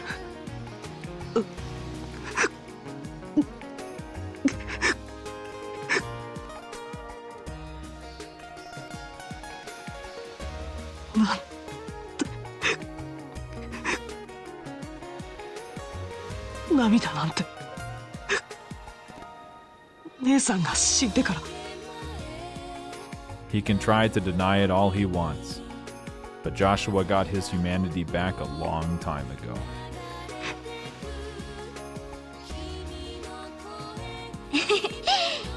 そっか。見ないであげるからそのまま泣いちゃうといいよ。こうして私が抱きしめててあげるから。 I love this scene so much for so many reasons. Obviously, there's a huge amount of plot threads that lead to this point, but saying it's all about the plot feels inadequate. There's all these themes about trauma, running away from the past, believing there is no hope, and the punishment people bring onto themselves. By being already convinced they are monsters, it only enables them to sink even further. Joshua trying to keep Estelle at a distance is in part because he doesn't believe he deserves to be forgiven. Joshua has been running from his greatest fear this whole time, but Estelle won't let him anymore. He doesn't need to pretend like being a murderer was someone else. He doesn't need to push Estelle away. He can accept all of it. He can be a kid that knew the warmth of family. He can be a kid who was traumatized by his sister's murder. He can be a kid that was molded into an assassin. He can be a kid that fell in love with the person who taught him how to feel again. That doesn't make him a broken shell. It's what makes him human. What I appreciate about Trails more than a lot of other video games is how emotionally vulnerable the characters can be. The player has seen Estelle bawl her eyes out multiple times trying to sort through her feelings, but when it's finally time to talk to Joshua, she knows what he needs now more than ever. The willingness to do this shows a strength that not too many games are willing to do. It doesn't need to filter it through sarcasm. It can just be unapologetically itself. It's why I love Estelle so much. She's this extremely vulnerable character, but we see how that becomes her strength, how that turns her into the person who saves Joshua. Which, of course, I gotta say it, look at how the two protagonists are paralleled. They are both consumed by the grief of losing their closest family, both hiding away their innermost fears until someone else pries it out of them. It's the reason why I love Joshua so much. The guy who seems like he has it together the most is the one who needs help the most. They both need someone there for them. It's why I love these games so much. Even if Joshua is 11 billion times physically stronger than Estelle, he would have lost himself without her. Just like how Estelle joining Ouroboros would make her physically stronger, but it wouldn't let her save Joshua. I love it when a narrative delivers on all these different things, and it all comes together beautifully.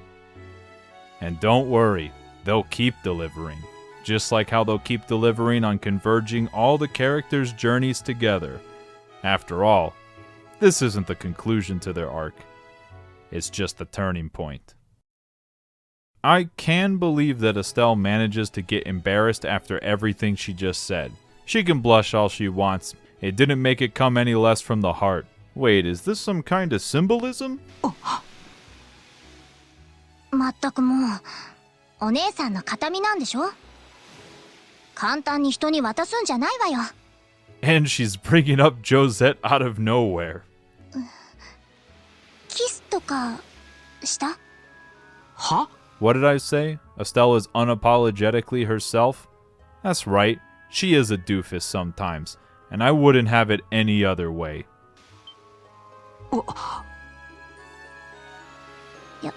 やっぱり初めてって女の子には大切なものだし、ヨシアのせいで台無しになったんだから、責任取ってくれるよね。エステル。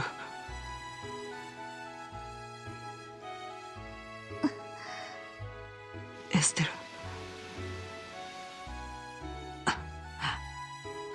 Alright, you know what? That's my OTP right there. Nobody can take this away from me. Not even the Sky Bandits showing up again. I think it would have been better if Estelle rubbed it in Josette's face, but instead they decide to call it a truce. Estelle's not going to report them to the Bracer Guild after their help. With everything calming down, Joshua looks at Estelle and says, she does realize this is going to be an uphill battle. They probably kidnapped her just to lure him out. All the enforcers are much stronger than him. That includes Ren. Estelle rolls her eyes. Joshua sure is saying a lot of things she doesn't give a fuck about. They will see this to the very end together, whether he likes it or not. Meanwhile, all the enforcers have activated the devices at the top of the towers. Something tells me this is what the next step of their master plan is.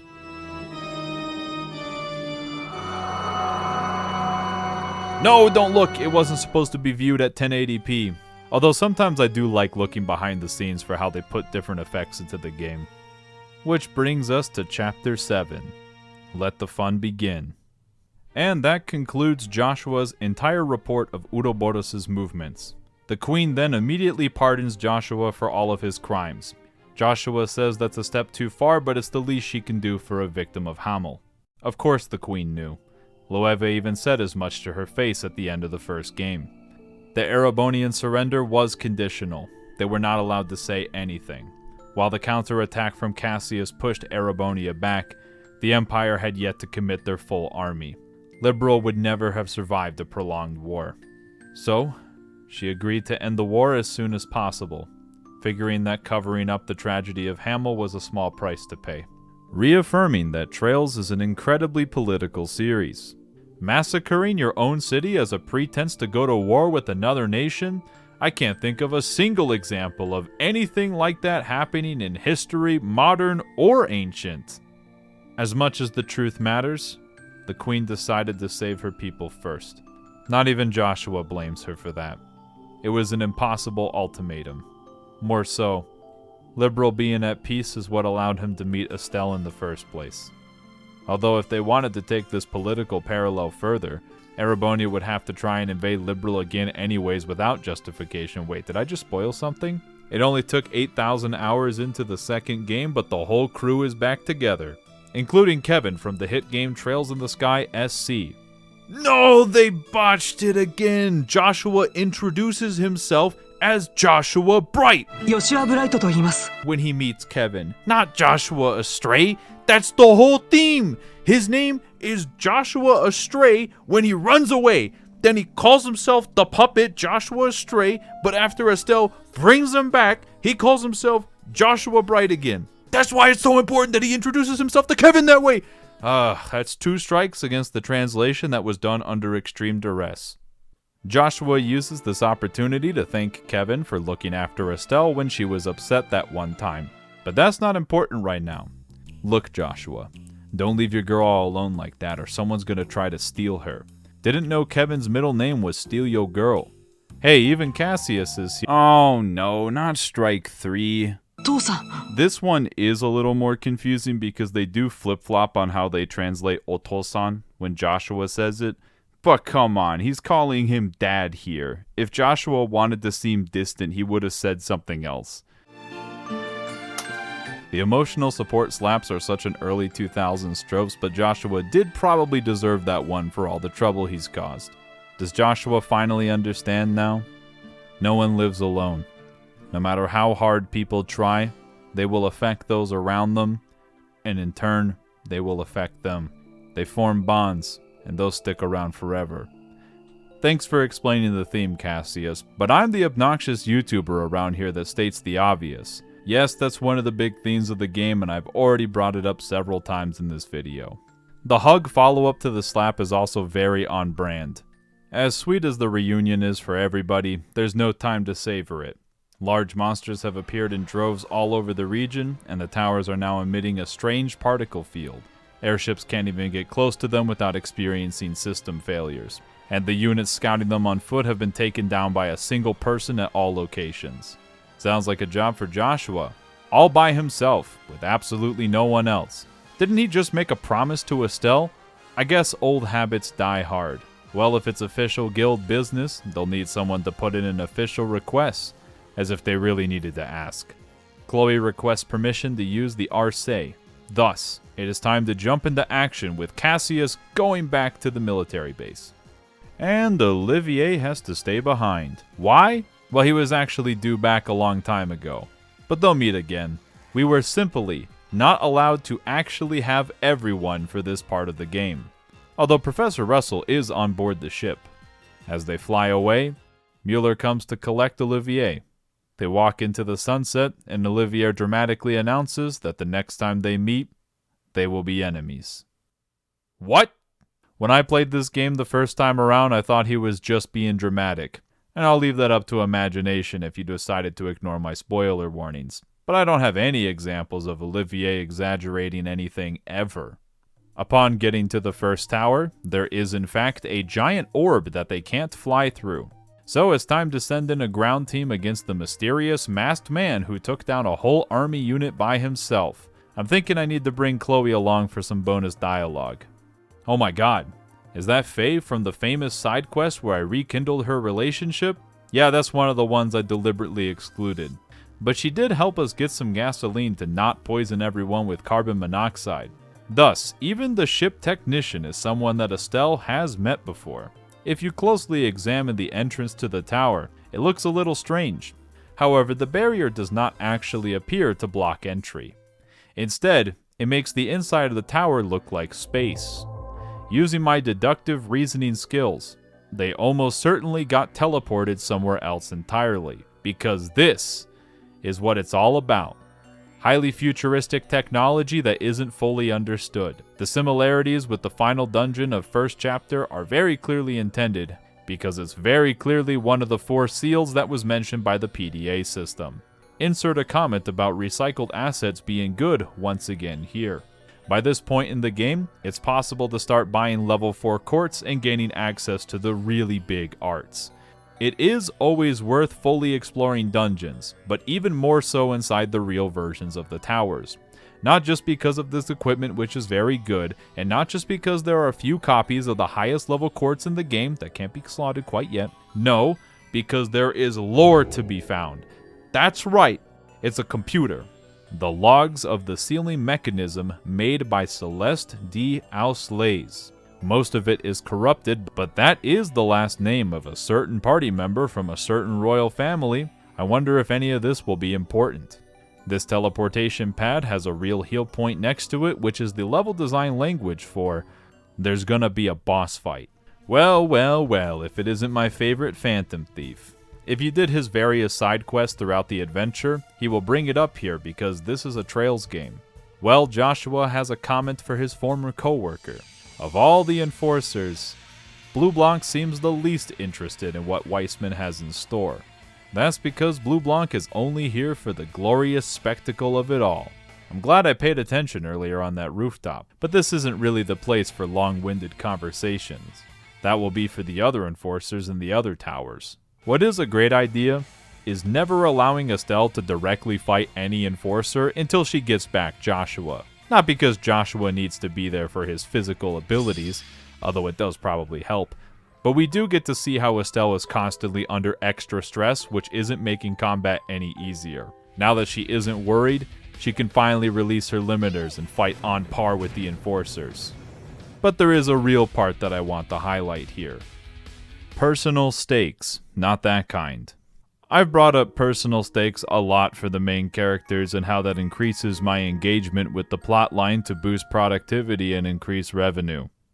But I haven't talked about the other side of the coin very much. What is originally presented as a mishmash of people who simply serve an evil higher power quickly reveals itself to be a group of people who are just as personally invested as the heroes.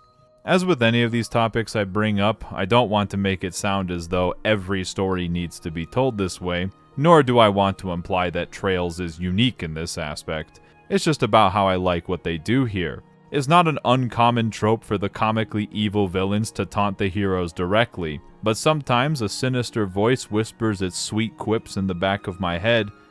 Why? Why are the villains so concerned about the main characters? Easy. Because they do have a specific interest in the people, specifically in the party. The weakest of which I think is Blue Blanc, as I've already stated. He wants to try and prove Claudia is a hypocrite. It's okay. I think his rivalry with Olivier is much more fun, but guess who's not here right now? Next up, Walter wants to fight Zin.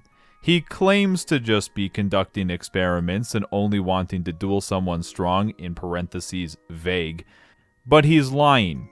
He wants to go to Liberal because he knew Zin was in the area. Similarly, Ren wanted to know who caused Joshua to desert Ouroboros. That can seem a little strange considering that Joshua left 5 years ago, but we also know he was still hypnotized into reporting all of Cassius's movements.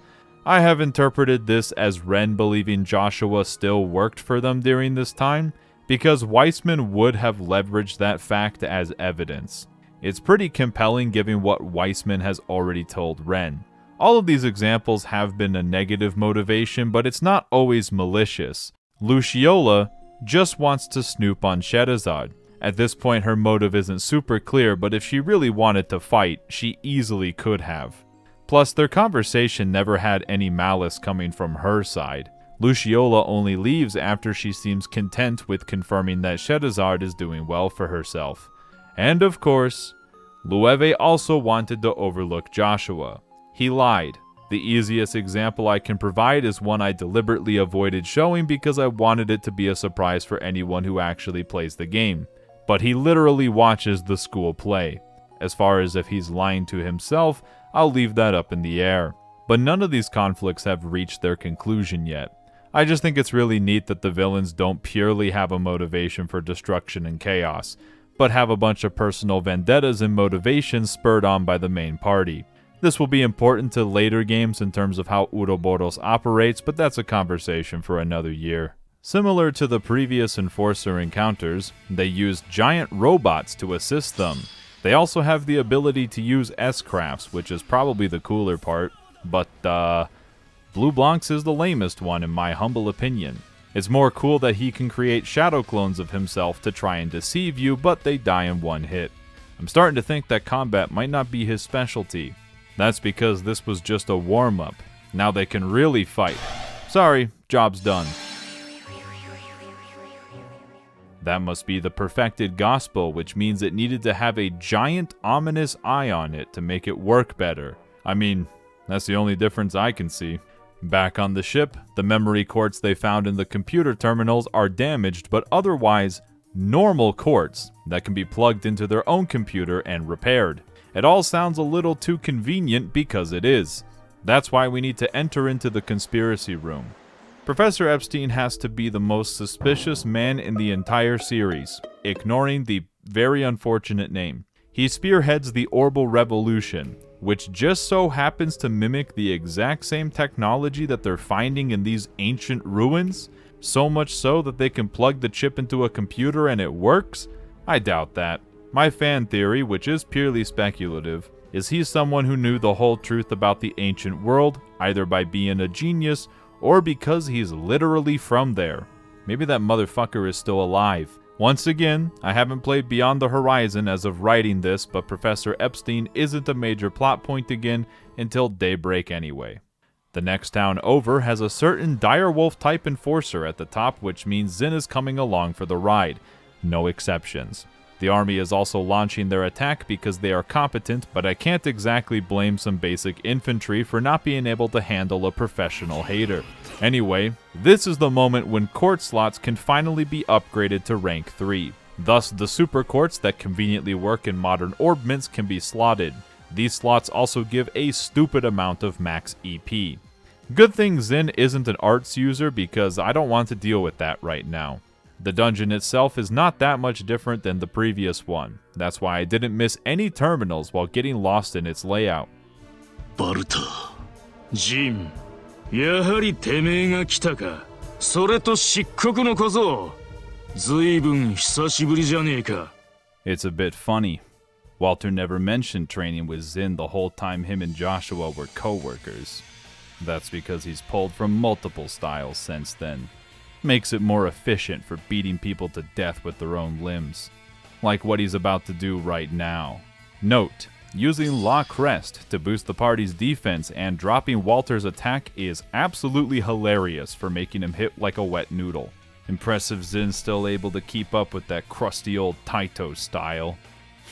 Walter might have been a genius, but he's missed something.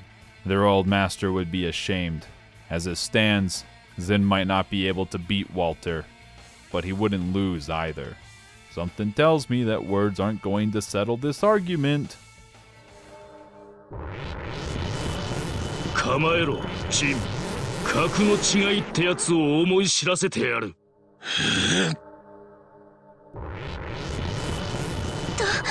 どうしよう。これは入り込めなそうだ。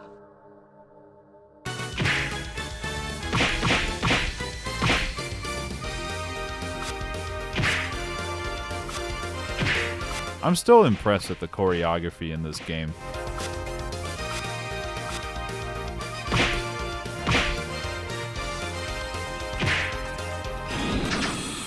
But their battle's gonna have to be put on hold now that the real threat has shown up. Just for reference, this means Kilika went through that entire dungeon by herself without breaking a sweat. Oh my god, she has them whipped. Kilika did say she wanted to talk to him earlier. Why did Walter even run away? She doesn't have a grudge after his death match. It has nothing to do with the old man and everything to do with Zin. What's this? Some kind of love triangle? You're telling me that Walter ran away from his smoking hot girlfriend to be an edgelord? I could call this some good parallelism, but maybe that's too on the nose even for me.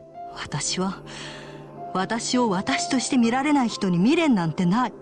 どこへなりと消えればいいし、落ちるのなら落ちればいい。私はあくまでギルドの人間として対処させてもらうわ。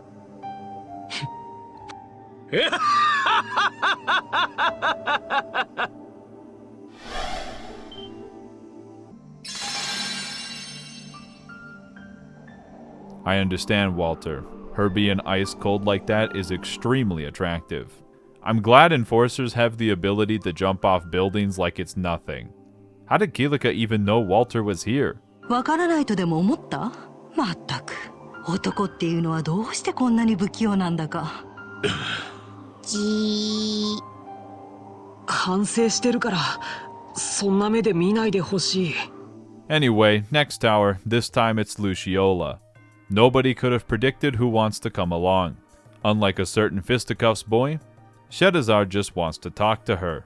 Hey orphan kiddos, it's time to be threatened again. I feel like at a certain point, the writers need to consider that putting these kids in danger this many times might get a bit excessive. I will only forgive the writers because Annalise helped save them, and Karna gets to have a small redemption arc of not being knocked out by gas this time. The third tower has a significant mix-up of being a giant hallway. Oh no, linearity in my linear RPG. I better complain about this immediately. So Luciola, why are you part of the operation? They misunderstand. She's here because this place is nostalgic. Nothing more. Interesting. Well, if Shedazar can hold her ground here, she will tell her everything that happened with Harvey. Fun fact, the bosses that are immune to either physical or magic damage are just as annoying as ever. Wait, that's not fun at all. After successfully holding her ground, Shedazar demands to know the real reason Luciola joined Ouroboros. It was to understand her darkness. What the hell is she talking about? Luciola is the one that killed Harvey 8 years ago. He wasn't alone on that cliff. It wasn't an accident that broke up the troop. Luciola pushed him. She felt nothing. She felt so little that nobody even questioned her calm demeanor. Then she made an illusion that made it sound like someone screamed in the distance. やめて。やめてよ！姉さんが座長を殺したなんて、そんなことあるわけないじゃない！ She did it because she couldn't forgive him. But it looks like they're out of time once again. You know, I gotta hand it to Trails. 99% of the time when a piece of campy anime media goes, I have darkness in my heart, I roll my eyes, and then the character turns around and goes, I killed the man I loved 8 years ago and felt no remorse. Okay, my bad. That's pretty fucked up. Well, Shedazar, that's a lot to unpack, but she doesn't believe that's the full story. They'll just have to ask Luciola about it again whenever they meet next, which will be at the end of the game. The army is busy winning while the crew is dealing with the towers. Despite the advantage, Cassius decides to take one extra precaution. He says out loud, I hope I'm just being paranoid. That means there's only one tower left that has a small child with a scythe spotted at the top. Maka from Soul Eater? Nah, it's Ren from Trails in the Sky. I could see how you could get confused. After paying close attention to the story, and remembering all the time they spent together shopping and having fun, Tita is not a required party member when challenging Ren. And she almost has no bonus dialogue, which feels very strange for Trails in the Sky. I would even go as far as to consider it a mistake. Thankfully, I take Tita anyway to invent my own canon. To make up for the previous linear dungeon, there are 2 main paths for this one that you should probably do both of to get all the gear. If you do that, does that make this dungeon linear in practice? Are all games linear if we think about it like that? Is there such a thing as free will? Ren's joy is palpable as she finally gets to have her reunion with Joshua. He doesn't look too bad with the life in his eyes again. Personally, she liked it a bit better when they were cold. I need to ask somebody who likes men more than me. Is that considered attractive? Sorry, but they're not here to fight. They're here to talk, because this is a Trails game. Estelle tells Ren herself she will never join Ouroboros. Well, duh, she found Joshua. But if she still decided to join, they can make her stronger. That might be true, but it wouldn't be real strength. At least not to Estelle. She wants to be strong to protect the people like her mother did for her. Ouroboros doesn't offer that. Ren shakes her head in disgust. Nothing Estelle says ever makes any sense. Well, listen up, kiddo. Estelle likes Ren. No matter what she's put her through, she can't bring herself to hate her. That's why Estelle wants Ren to leave Ouroboros before it's too late to come back.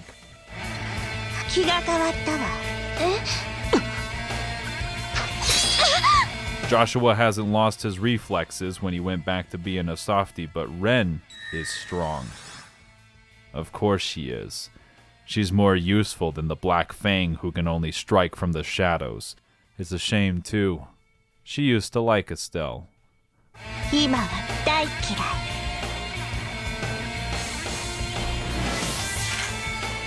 Number 15 殲滅天使これより敵集団の殲滅に入るわ Speaking of infamous bosses in the Trails series, Ren starts with an S-craft that has a high chance of instant death. If you don't want to reset a bunch of times, I would recommend equipping Death Blow Resist on everybody. And Petrify Resist, because these little bots really like to inflict that one. And everybody knows, once a party member is petrified, they instantly die to the next attack. If you prepare for that, Ren isn't too bad. Mine is still doing a ton of damage. いい加減にしなさいよ。こんなことばかりして、本当にレイは楽しいわけ？もちろんよ。レイはね、人が苦しむ姿を眺めるのがとっても好きなの。ぽっかりと開いた胸の穴が埋まっていく気がするから。レイはね、人が痛がる声を聞くのがとっても好きなの。夜、ぐっすり眠れるから。そうか。ヨシアは黙ってて。Estelle thinks she can help Ren? Well, here's a little fairy tale. A long time ago, a girl had a fake mother and a fake father. She loved them very much, but they had to go away.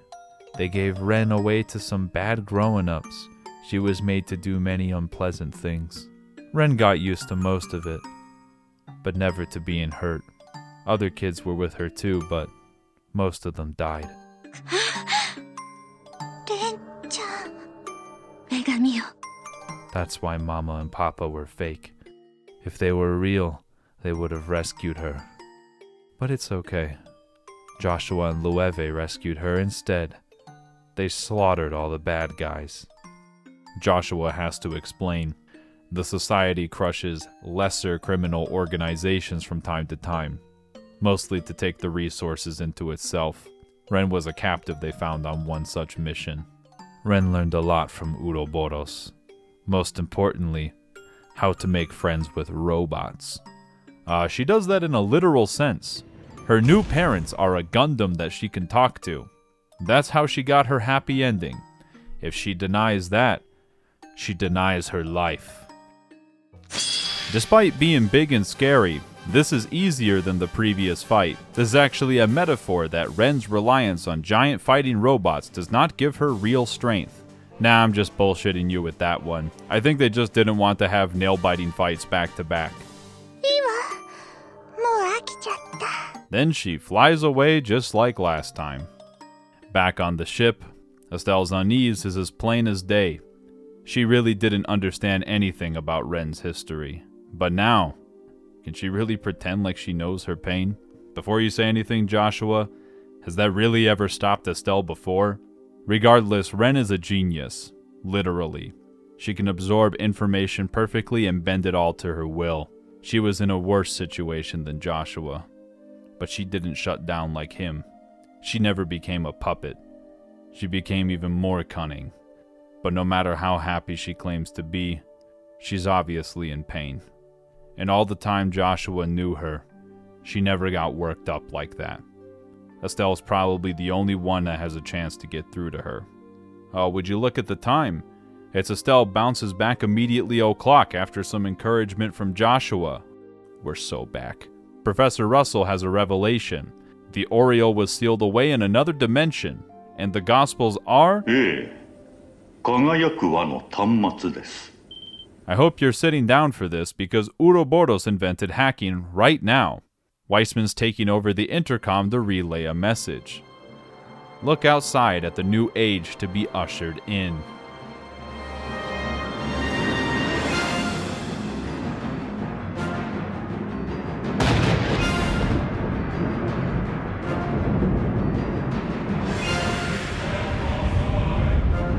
When you hear chanting in a JRPG soundtrack, that's when you know shit has gotten real.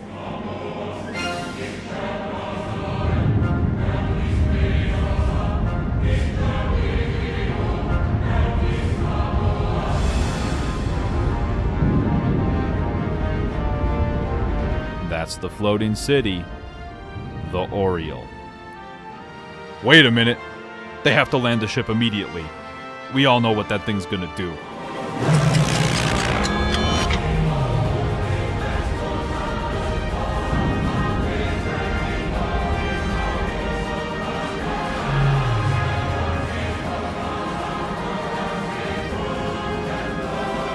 Remember that time when Zeiss was without power for like 2 seconds, and the prospect of complete orbital shutdown seemed nightmarish? Well, guess what? We're in one.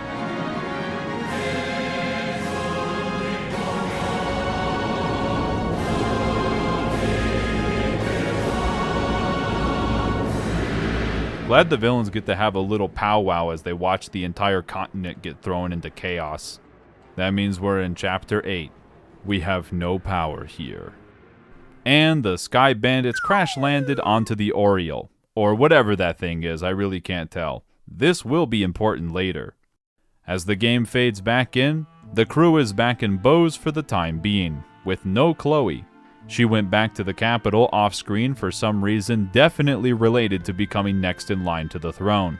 So that's 2 party members down, but there is one advantage they have up their sleeve. A zero-field generator. In case you didn't put it all together, Professor Russell will elaborate. The Gospels are conduits that send energy to and from the Oriole. That would explain how something so tiny could do so much.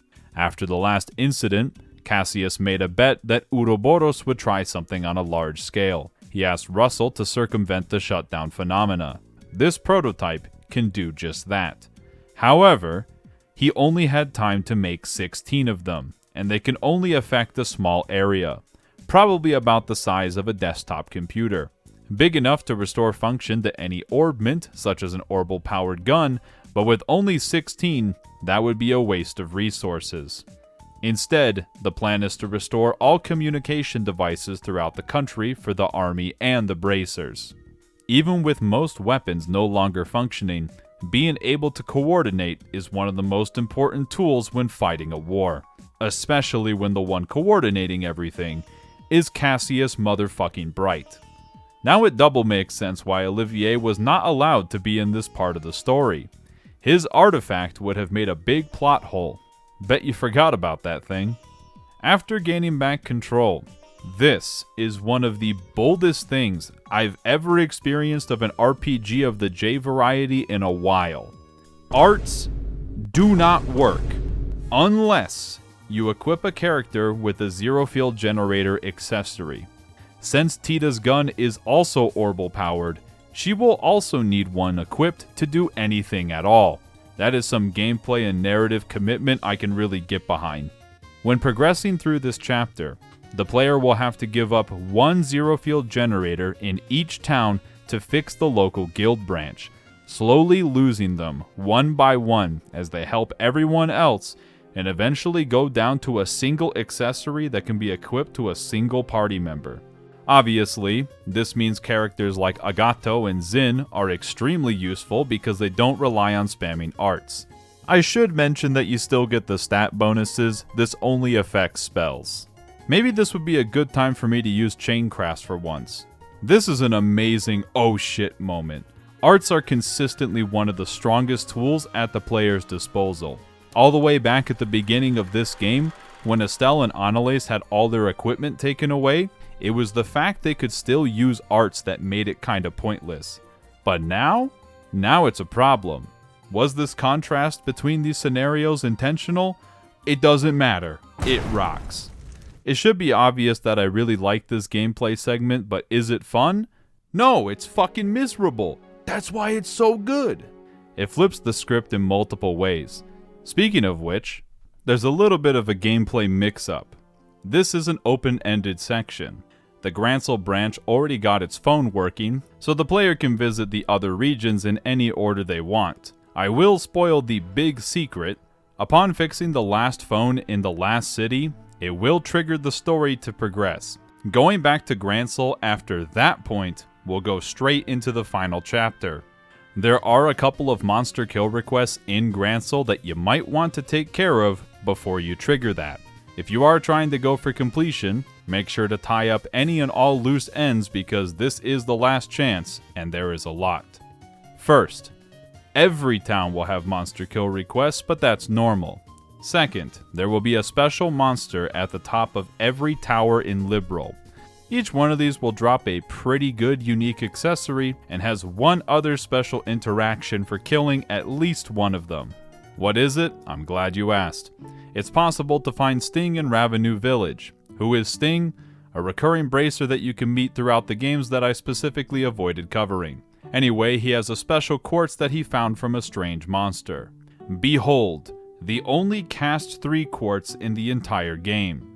It makes almost all arts instant cast at the cost of a massive stat penalty, which will lead people to ask the obvious question, is this thing good?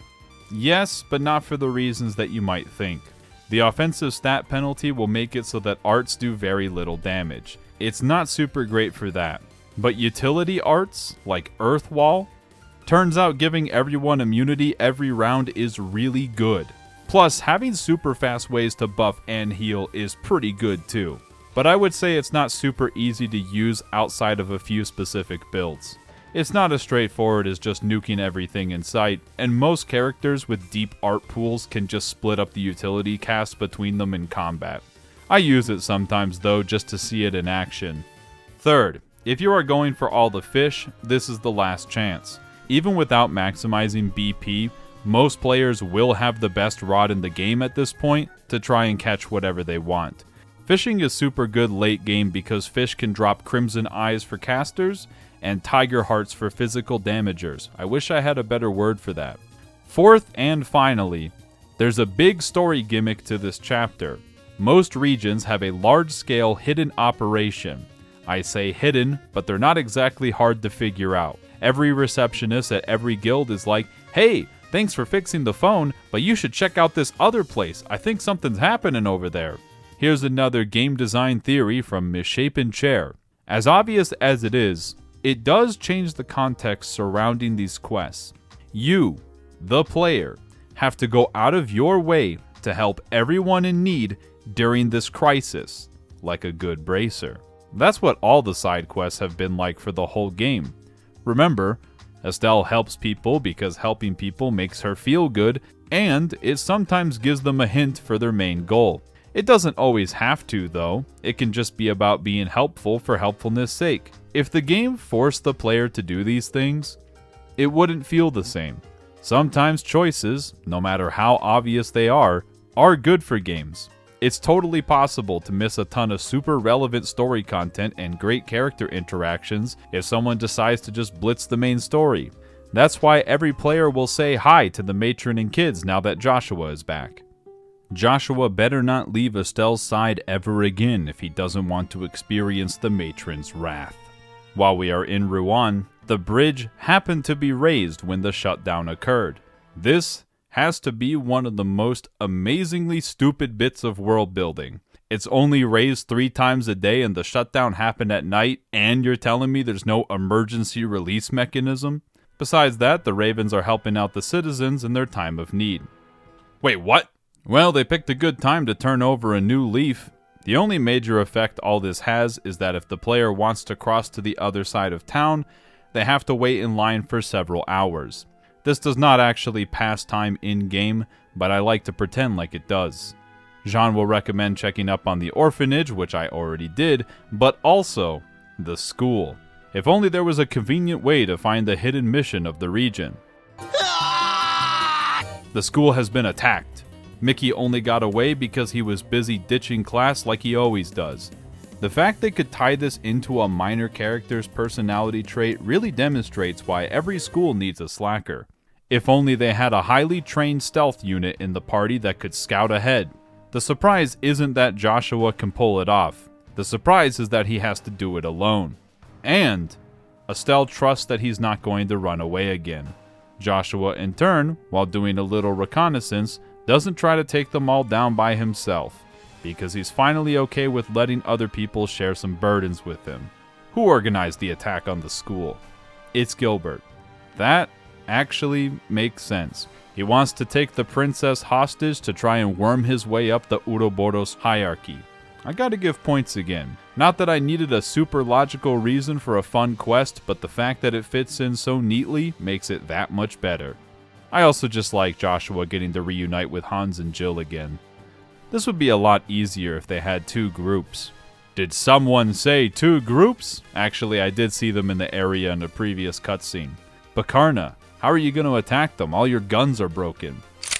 Tita also has a real gun sitting around? Is that legal? This segment's also peak because I lied again earlier. Annalise is playable. Annalise fans simply have to take what we get.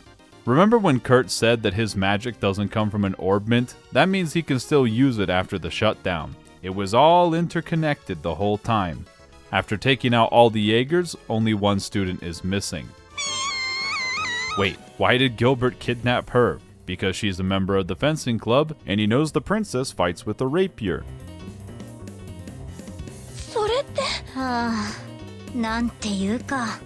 The actual lore dump is that Ouroboros has much more planned than just this incident. In the next set of years across the entire continent, it will soon be made known. なんか本気でぶっ飛ばしたくなってきたわね。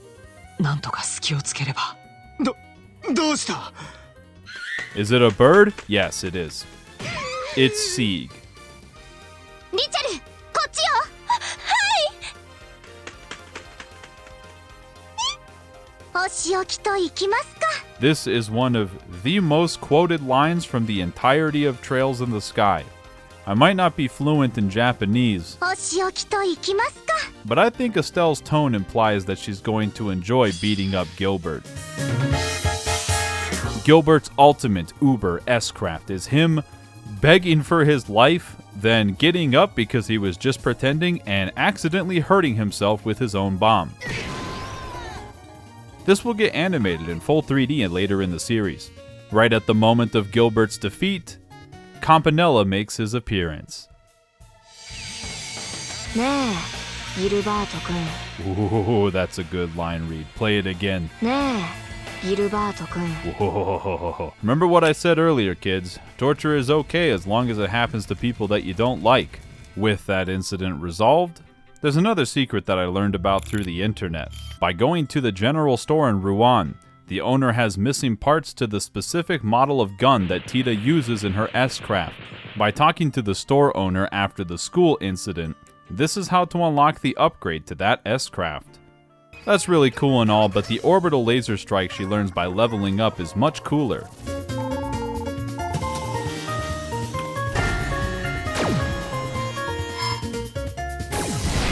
Going across the river to go to the Zeiss region, the tunnel lights are out. That means the night vision goggles can be used to navigate again. That's 3 times they've been useful in the game. Now that we're here in Broken Escalator Land, there's a certain monster bounty in this region. There's nothing special about its designation. It's just another request on the board, and it's potentially the hardest fight in the game. It's the worms again. These worms are so infamous that they put this fight in all the subsequent games just to make everyone remember how incredibly frustrating it is. As stated before, if they take damage, they use Earthquake from Pokemon on their turn, and there's like 12 of them. And they have a bajillion health. If you can't melt them all quickly, oh boy, AoE is bad. That would have already been enough to make this fight really tough, but the reason why it's particularly fucked up in this game, remember, 0 field generators. The party is also playing with a handicap on top of it. And you can't crutch on Chloe's S-Craft because she isn't here. I recommend picking them off one at a time while topping everyone off in between. Poison immunity is also nice. No matter what, though, the fight is an absolute slog. After getting this region back online, Kilika will suggest checking in on Elmo Village, where the water pump isn't working. I too remember that from the first game. Miss Mao won't say anything is wrong when you talk to her, so you have to talk to her a second time and she'll go, "Well, it would be really nice if the pump worked again, but it's kind of a low priority right now." No! A bracer's job is to help citizens feel safe and comfortable. This is exactly the type of problem they should solve. As silly as the giant fetch quest is to use a gas-powered engine, it is the perfect embodiment of quests and trails in the sky. There isn't any special insight they gain by doing this, but it's still important to help people and give them a sense of peace. There's also some nice flavor. It gives a glimpse into what the army is doing during all of this, and it gives the recipe for the full health and status removal item, which is considered good in some circles. In Grancel, there's no big quest. There's obviously people to talk to, but I don't want to spoil every little detail. The only place left for me now is Roland. While everything can be done in any order, I am a sentimental type, so finishing up the journey by where it all started is the perfect thematic conclusion to the story. I get the feeling the designers had a similar idea, because there's a continuation of the mine quest from all the way back in the prologue of FC. Yeah, remember that? A dude working for the Sky Bandits caused a wall to collapse into a cave full of monsters. Estelle and Joshua saved the miners and narrowly escaped, but left the big cave monster to someone else. Well, everybody's trapped down there again with the big monster, and another rookie tried to save them, and we all know who Ridge is. This serves as a narrative comparison for how cool and strong Estelle is now compared to the beginning of the whole saga. Saving the miners is easy peasy because we learned the trick to bypass elevators at the end of FC. It's all connected, but Ridge is barely holding the big boss back. This fight is kinda tough. Look, I just fought the worms. Nothing phases me at this point. And so, everything worked out in the end. Time to watch those lovebirds from that side quest earlier get married. With all the doom and gloom with the music and all the towns, something good should happen in the middle of all this. Besides, this is needed to get an extra volume of Gambler Jack, the last one I needed specifically. I have already finished everything I wanted to do by this point, so the crew gets the call and is told to go back to Grancel for plot progression.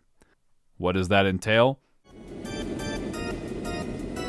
Ouroboros is attacking the capital.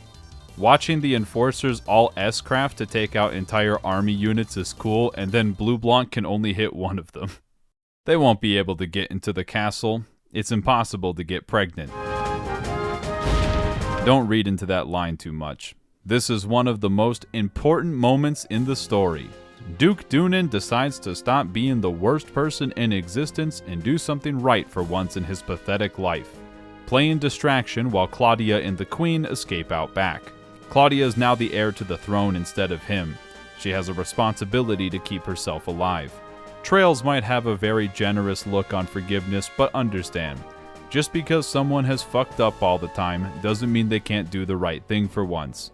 I'm glad even Dunan gets that theme extended to him. Also, old men who are secretly jacked is one of my all-time favorite tropes. 受難公爵閣下の執事にして元王室親衛隊大隊長昔取った絹塚どこまで通用するか分かりませぬが He couldn't hold them for very long. Why are they even doing this? Aren't they just here to take care of the Oriole? All the enforcers begin to laugh. This is actually a favor for Weissman in particular. They didn't count on the bracers being able to restore communications that quickly. They needed to distract them a little more. Yeah, Claudia and the Queen play their game of who gets to be the bigger self-sacrifice. To be honest, I don't think Team Estelle has a chance against all the enforcers at the same time. But I don't think they're alone either. Nani? Sit. The man who can cast Arc Prominence is a good addition to any squad. Yeah, 遠慮しとこう。自分はあくまでおとりに過ぎないからね。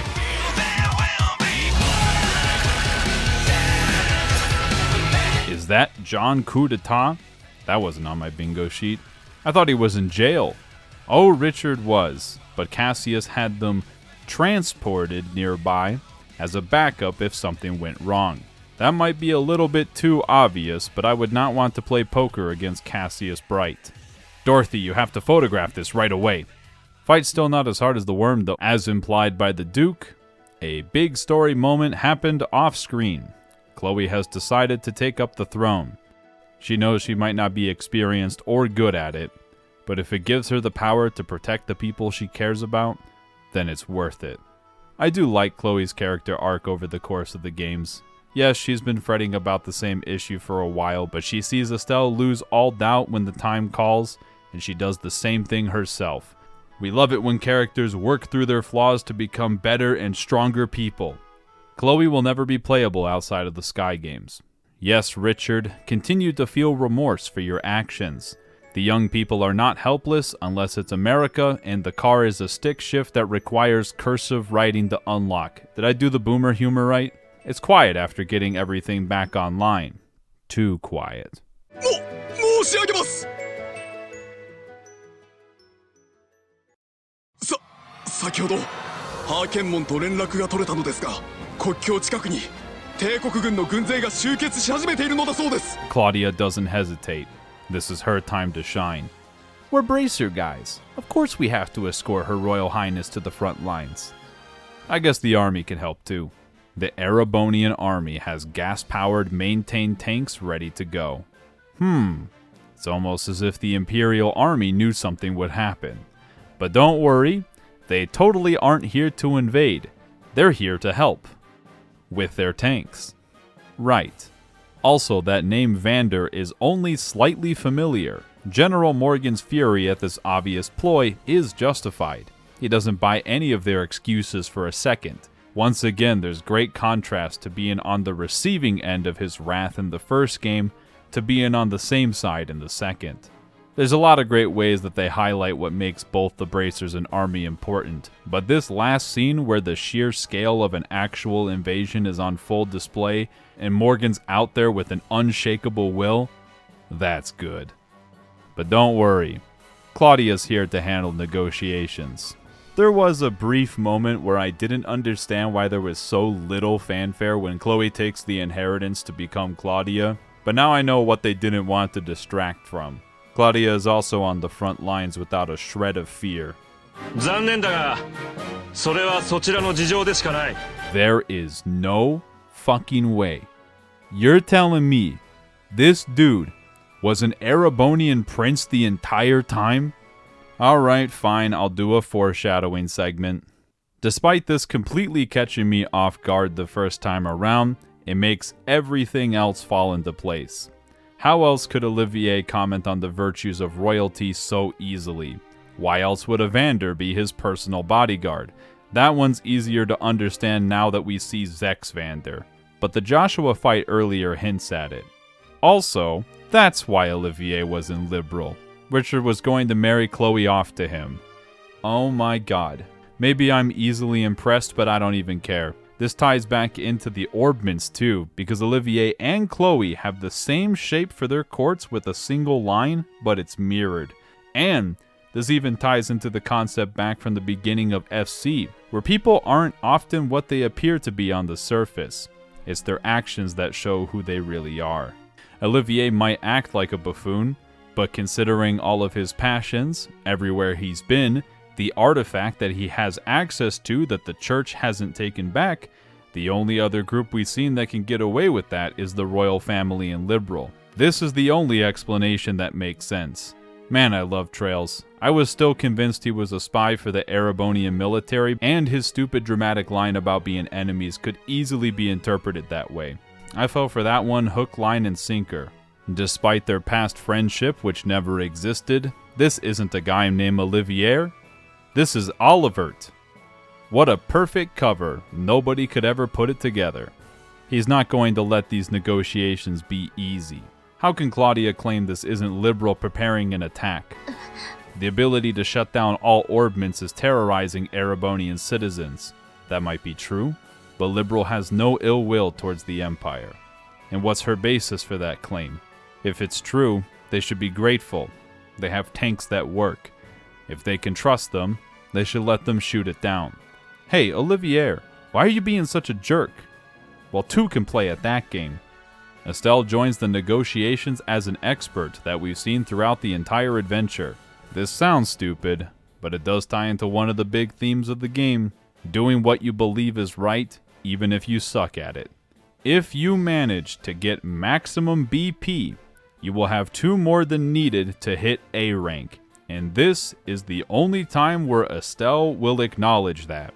Canonically, Estelle is actually a B rank bracer. Just as a recap, there are 20 A-rank bracers at the beginning of SC, and Shedazad is considered a prodigy after hitting C rank in a few years. Estelle going from junior bracer to B rank in like half a year at 16 is insane in the canon. For now, this makes a lot of sense, but as the series progresses and other main characters are given A rank, Estelle's rank retroactively becomes a plot point of contention. I can give you a lifeline here, Kondo. All you have to say is that there's a written exam to hit A rank, which is why Estelle doesn't want to get promoted. Bam, perfectly in character, and it goes along with the fact that later in the series there are not any additional perks to being an A rank bracer anyway. Prince Olivert concedes that with Estelle vouching for Claudia, she's proven that Liberal has no ill intent. But can they deal with the threat themselves? Oh, of course. This guy is one of the greatest men of all man. This was their plan the whole time. That's why Olivier and Cassius were talking to each other behind the scenes.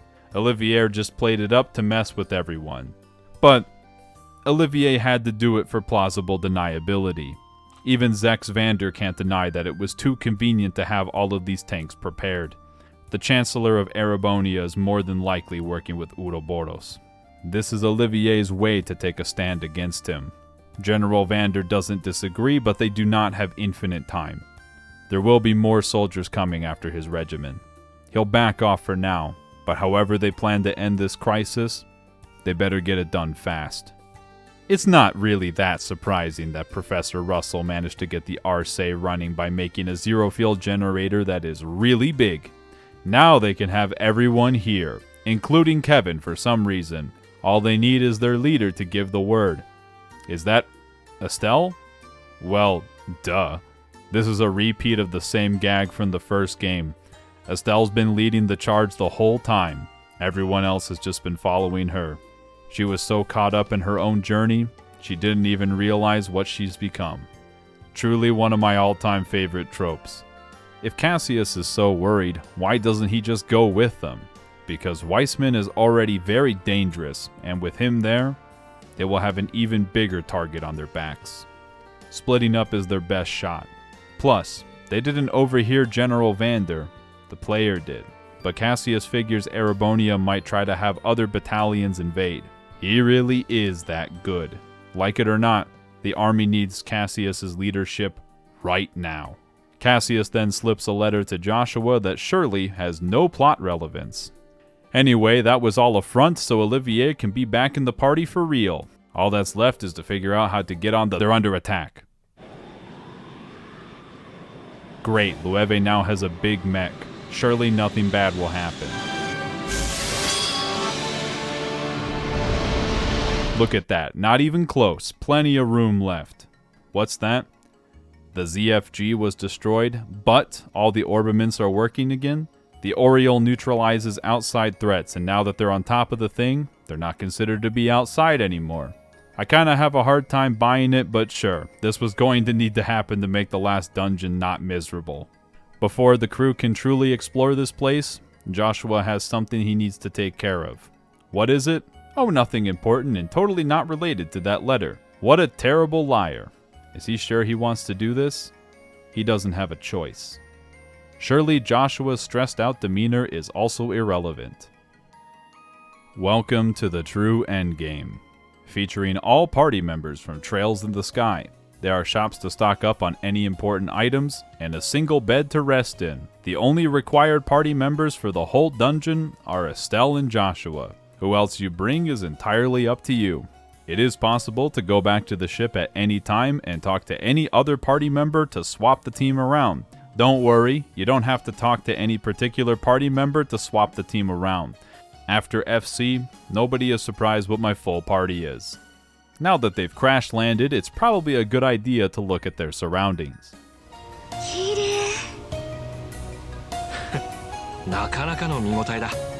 At this point, a super futuristic city powered by ancient technology isn't that much of a surprise due to all the heavy foreshadowing. But the sheer scale of this JPEG is stunning. There's also a light rail service. Only this stop is accessible for now though. I'm getting a bit ahead of myself when I say there will be more than one stop, but each of these stations are important for opening up the maintenance hatches to progress, and will offer a shop that sells max level quartz. This one only has a sapphire and ruby gem for sale, but all of them will become available eventually. Minus the time quartz, that one is special. Speaking of which, it's time for the final chapter of the game. You already know what it's gonna be called. What a nice residential district filled with super scary monsters. This is subtle world building of how they lived under tyrannical rule. This building is very clearly a bar, and their food preservation techniques must have been kick-ass. Plot spoiler, the city was suspended in time and space. That's why everything's preserved perfectly. There's even a data crystal to steal here that Professor Russell can probably make readable.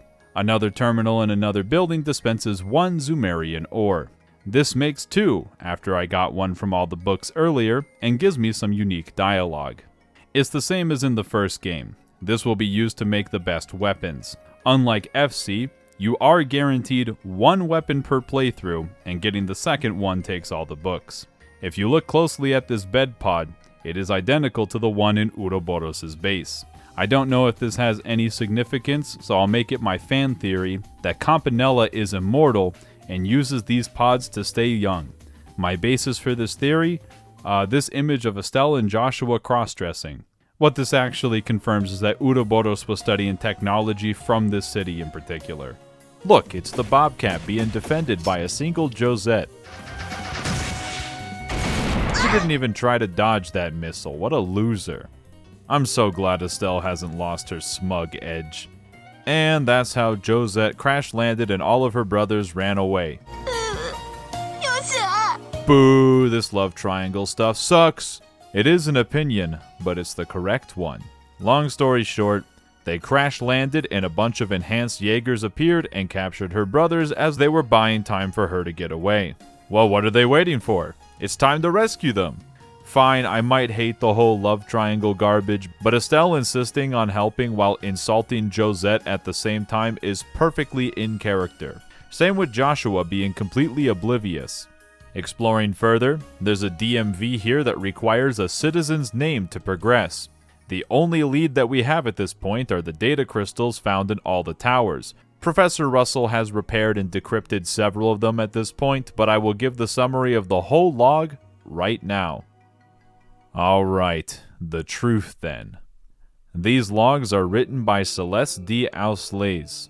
She was the one that designed the sealing mechanism and responsible for sealing the Oriole away. If it is somehow unleashed, perhaps this record can help them reseal it. If they plan to unleash it, perhaps they can be persuaded not to. There is no doubt the Oriole is a gift from our great goddess, but it is we that are unequal to such a gift.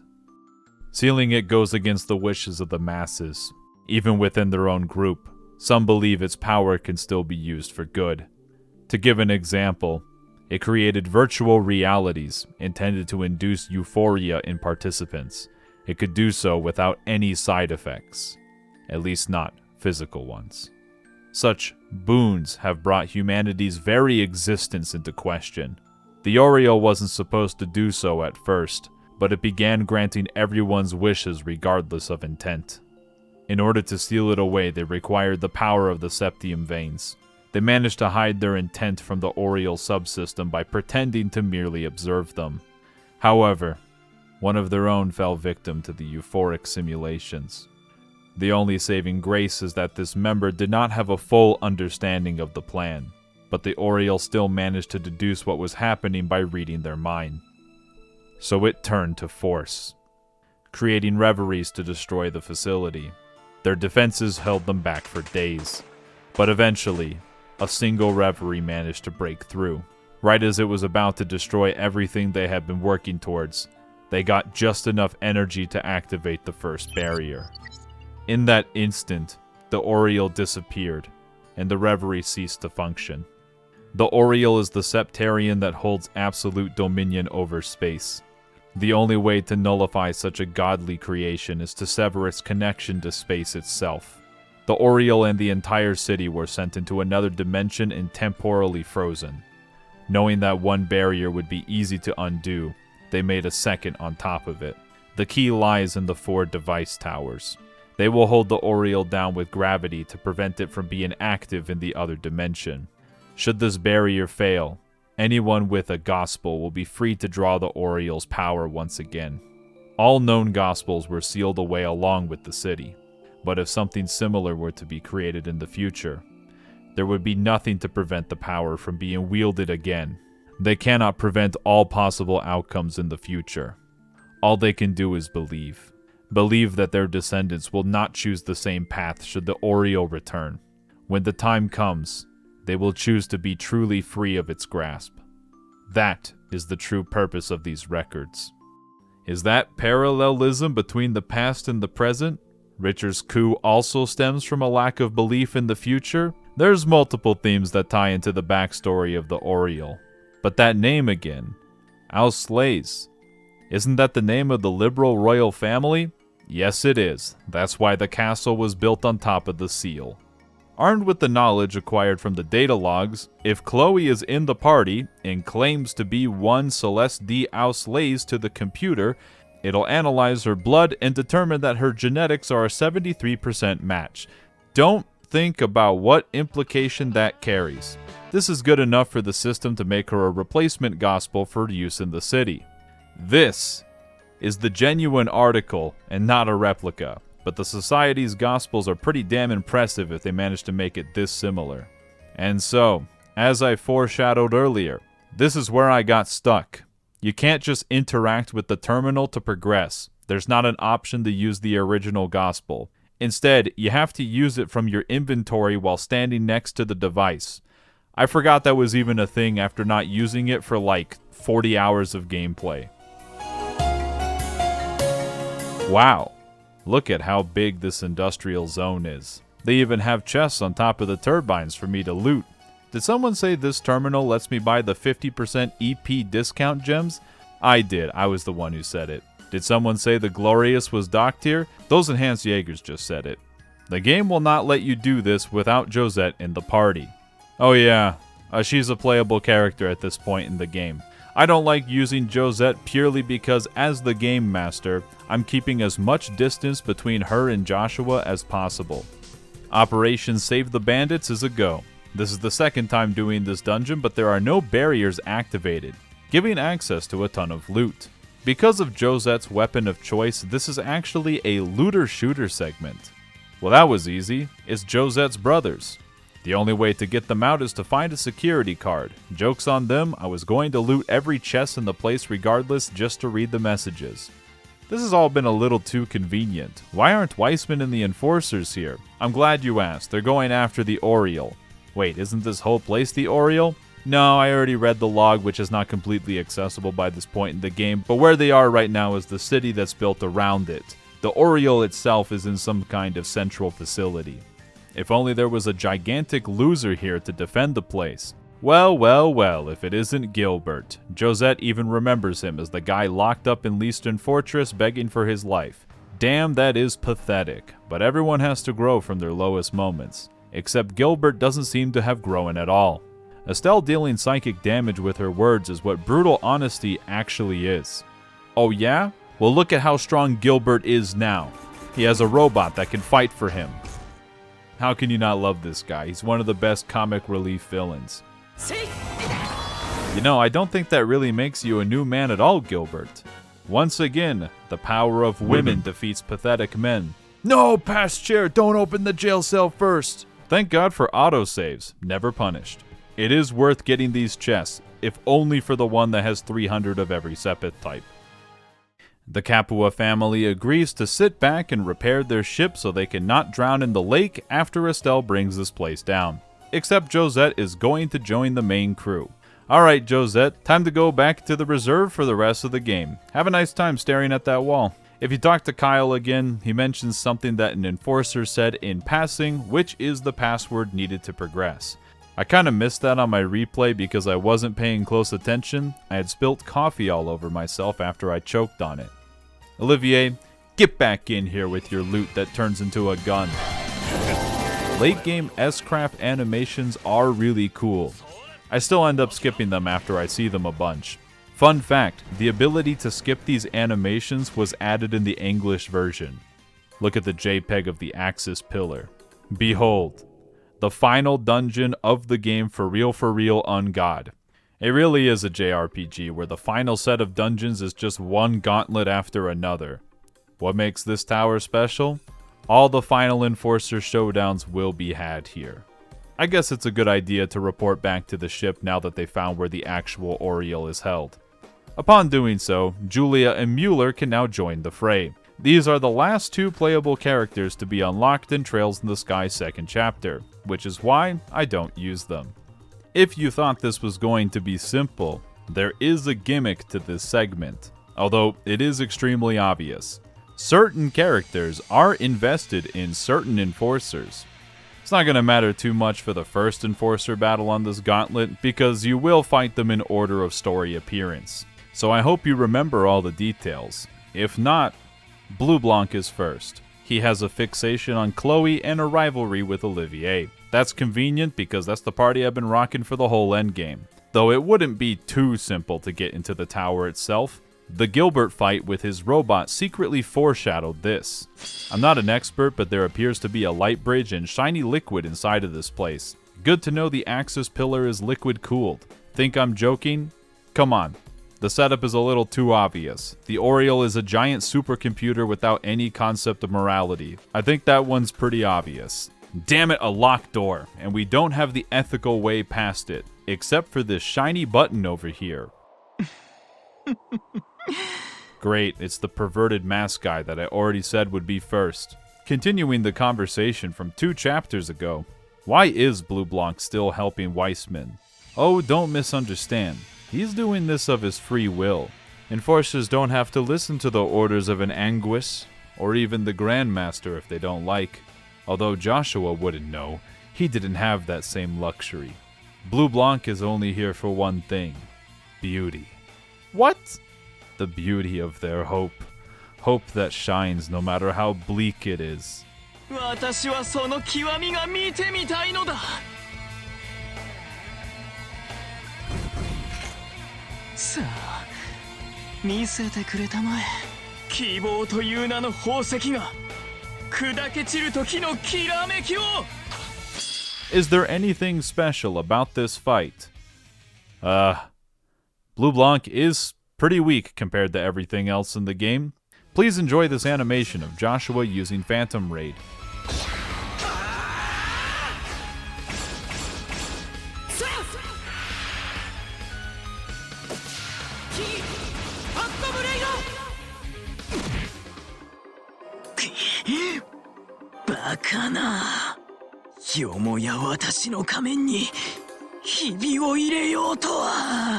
And so we can conclude that he does have eyes.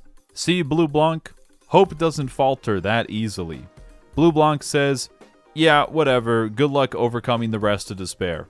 Based on my plot calculations, the next encounter is going to be Walter. That means I'm gonna have to bring along Zin. Similar to doing all the main quests when the city is shut down, you, the player, have to go out of your way to do this. There is an elevator to get back to the entrance of the tower, but you do have to walk all the way back to the ship to swap people around. I'm also taking all fights on the way to Walter because my man Zin is underleveled as hell. Alright, sunglasses guy, dire wolf, or whatever your name is. It's time for Zin to use his living fist to crush Walter's murderer fist. That's actually what they're called.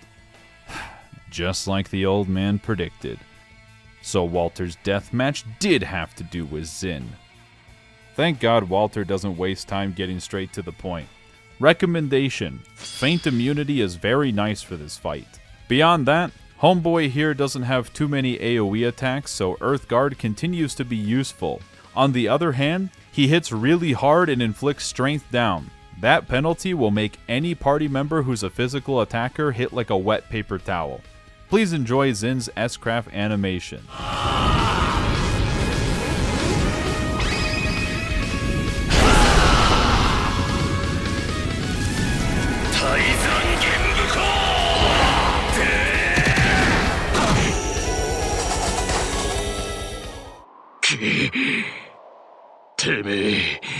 You know it's real when they start whipping out the teme. Zin once again remarks that Walter might be a genius, but his talents made it so he never practiced correctly. That's how his lesser can still strike him. Lesser, huh? Their master didn't believe that. What? It has nothing to do with living fists, murdering fists.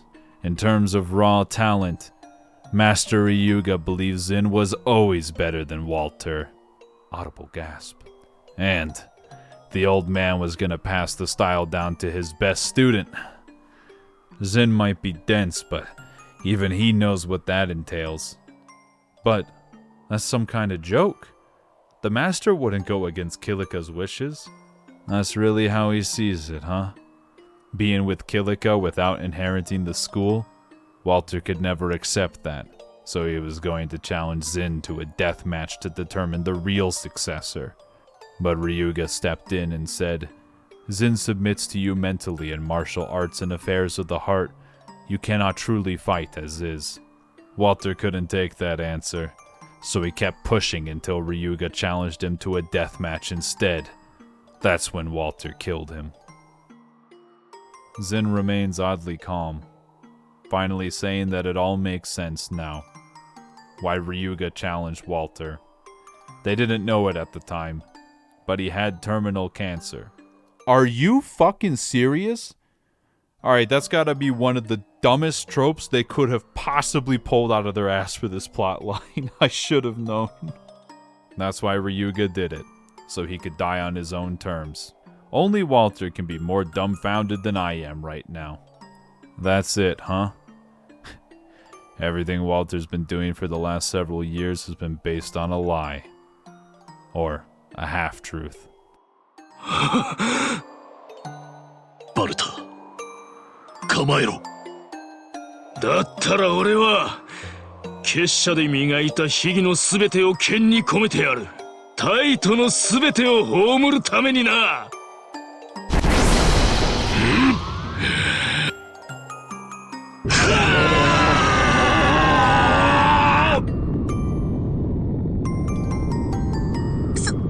すごい。このままだと片方は。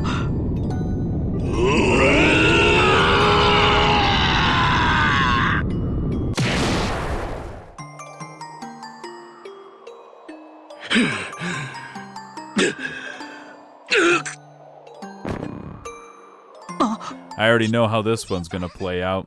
I've seen the trope. 仕方ねえやつだ。それだけのクンフーを宝の持ち腐れにしてたとはな。Zin didn't win by hitting him really hard. It's actually all the cigarettes catching up to Walter. Okay, fine, it's because Zin stuck to the Taito style. If Walter had done the same. Oh, stop being humble, big guy. Give yourself some credit on that one. Don't worry, though. Zin can keep going after this emotional moment. Keep going straight back to the ship as I change him out for a different party member for the next Enforcer battle.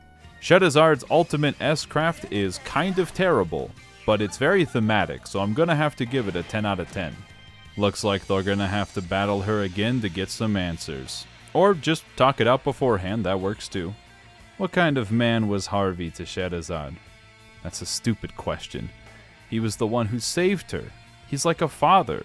That's why it's crazy that Luciola would kill him. Exactly. He was a kind soul.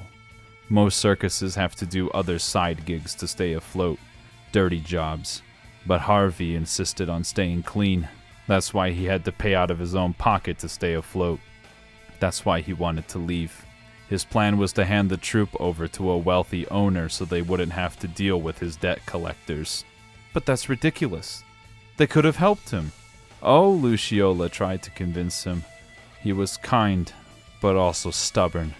She'll never forget what he said. It's bad for a coward like me to stay with good people like you. So that's why she did it.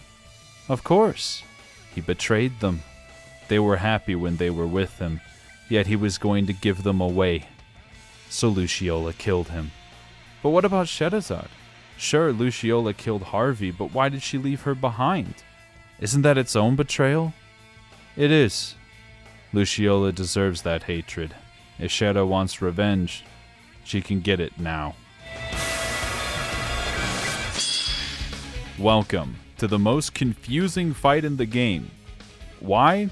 Yes, they can inflict confusion, but more importantly, Miss Master of Illusion over here will clone herself. These die in one hit like Blue Blancs, but she will also make party members appear to be one of her clones, and the clones can look like the party members. This means attacks that hit all enemies will hit all the clones, and if they are party members in disguise, the player can kill them. This gimmick is really awesome and incredibly fucked up. There's probably a consistent trick to it, but I started chugging all my busted healing items because it is the final Ascent. That's what they're here for. I'm beating the RPG player tropes for once. なるほど。 It's funny. After all this, Shedazad still can't bring herself to hate Luciola. Not even after killing Harvey. That she would kill him over something so trivial. Luciola can't hide it, huh? Of course it wasn't that simple. She also confessed something to him that she had kept secret, but he only ever saw her as a child. He could not return her feelings. He said to find someone suitable instead. What possessed Luciola was a deep fear that Harvey would do everything in his power to disappear, so she would have to find someone else to move on. That's when something snapped. In order for him to never leave, so he could be hers forever, she took his life. That's when she realized what her own darkness was. Soon after, she was recruited by the Grandmaster. いつの間にかこんなところまで流れてきてしまった。そろそろ潮時かもしれないわね。え？姉さん、ダ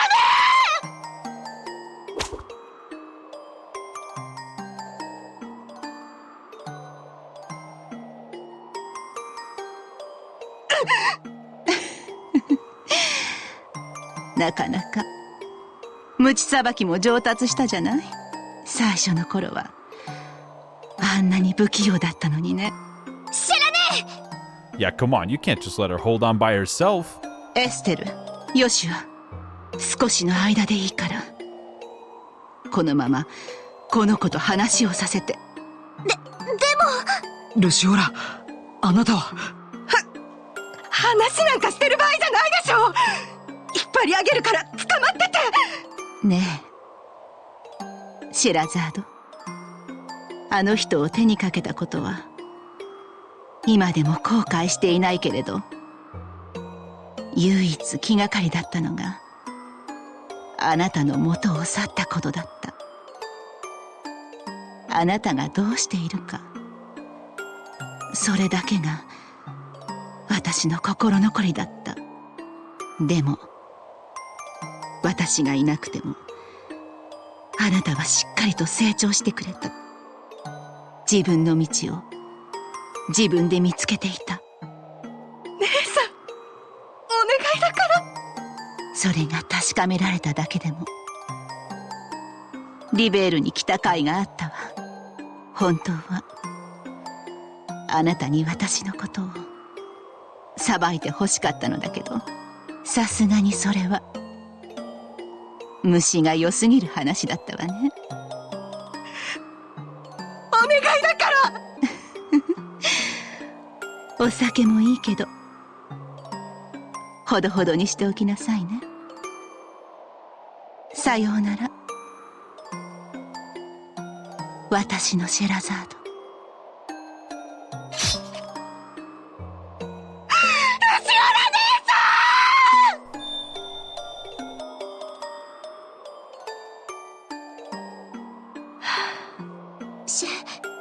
知らねえ。 I'm still amazed that this scene is technically missable.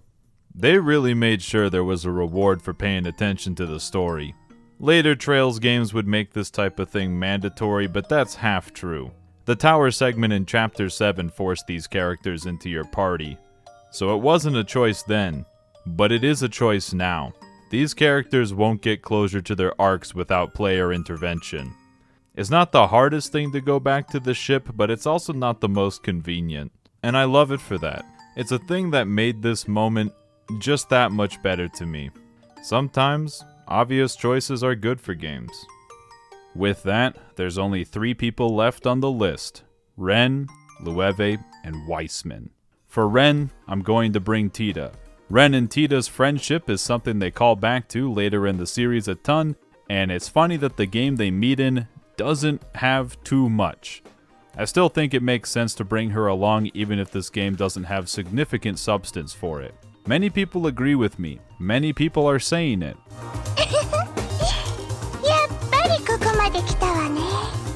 Oh my god, it's Ren from the Trails in the Sky series.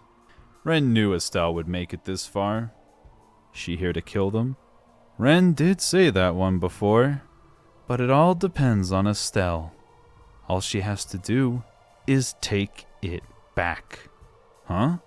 Estelle said that Ren being in the society is wrong. All she has to do is take that back, and Ren will fly away. Joshua scoffs. That's not gonna matter. Even if Estelle says that, she's not gonna really mean it. Let Estelle handle this one, Joshua. やっとその気になってくれたみたいね。さあ、言ってちょうだい。レンが結社にいることは間違ってなんかいないんだって。レン、甘ったれるのもいい加減にしなさいよね。The world doesn't revolve around you, Ren. It won't just change because she wants it to, even if Ren is incredibly strong. Maybe Estelle's just being selfish, but she wants Ren to realize something. Just like Joshua, Ren isn't trapped. If she ever wants out, she'll have people waiting for her. そう、せっかくチャンスをあげたのに棒に振っちゃうんだ。救いようのない大バカね。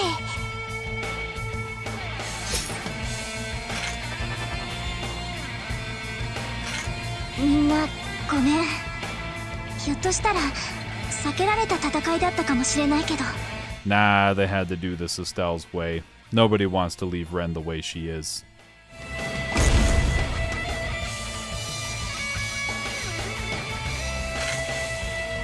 気に入らないわ。本当に気に入らない。待ってるリミッターを解除しなさい。出力全開でエステルたちを殲滅するわよ。Hey, look, it's that instant death attack from before. Thankfully, she doesn't let it rip turn 0 this time around. There's just a giant fighting robot here as well.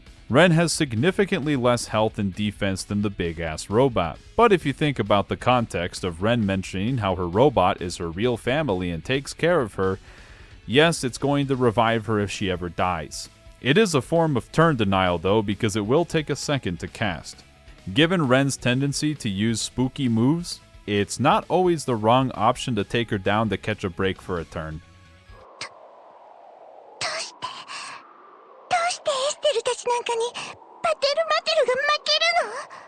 Because the Gordius-class robots aren't complete yet. It has weak knees, palms sweaty, mom spaghetti.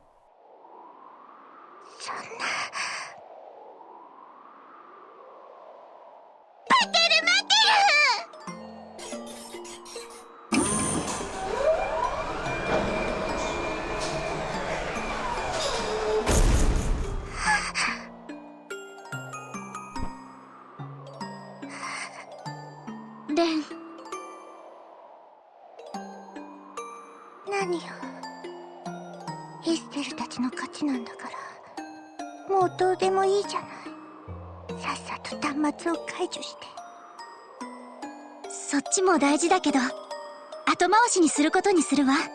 今はあんたの方が大事だからね。何よ！エステルなんて、レンのこと何も知らないくせに、どうしてそんなに構ってくるのよ。決まってるじゃない。私がレンのこと好きだからよ。だからこそ私はレンにやっておかなきゃならないことがある。悪いけど軽く行かせてもらうわよ。What is with the emotional support slaps right now in this game? 悪いことをしたらぶたれるのは当たり前よ。じゃないと他の人の痛みが感じられなくなっちゃうからね。私も小さい頃は父さんに散々原稿をもらったんだから。エステルも同じなんだ。痛がってるのに全然やめてくれなかった。レンにひどいことした。あの人たちと同じかどうかはレンが自分で考えてみて。どう？本当にそう思う？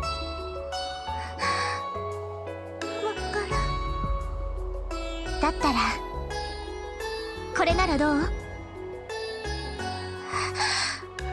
私は何も言わない。レンが自分の心で感じるままに判断しなさい。頭がモヤモヤしてなんだかよくわからないけど、こんな風に抱きしめられるのは。そっか、帰る。待ってる待ってる。関節部のアクチュエーターを止めてブースターのみで制御して。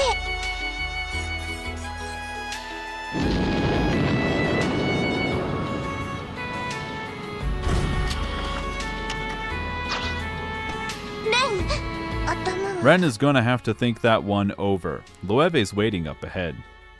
Be careful, Joshua. He's serious this time. じゃあ、レンは行くわね。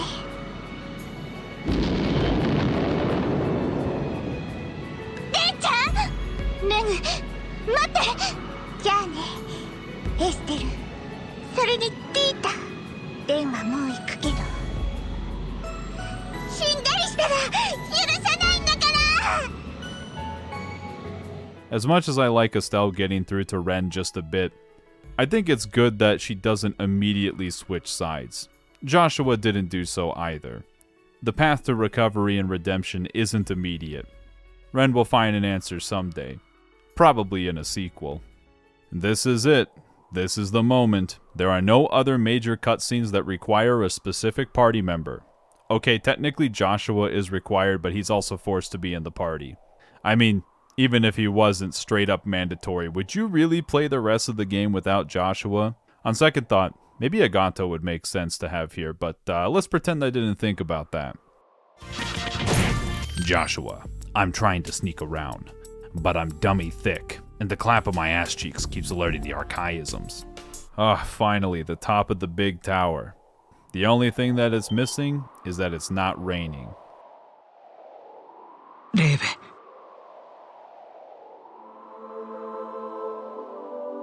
意外と早かったな。もう少しばかり待たされるかと思っていたぞ。私たちも少しは成長してるってことよ。さすがにあなたのお仲間にはかなり手こずらせてもらったけど。言うじゃないか。だがこの検定を彼らと同じには考えないことだ。やれやれ、あっぱれなまでの自信だね。あなたの強さは嫌というほど分かってるわ。でも私たちも理由があってこんなところまでやってきた。輝く輪による異変を止めて混乱と戦火を防ぐために。だから引くつもりはないわ。理由としては悪くない。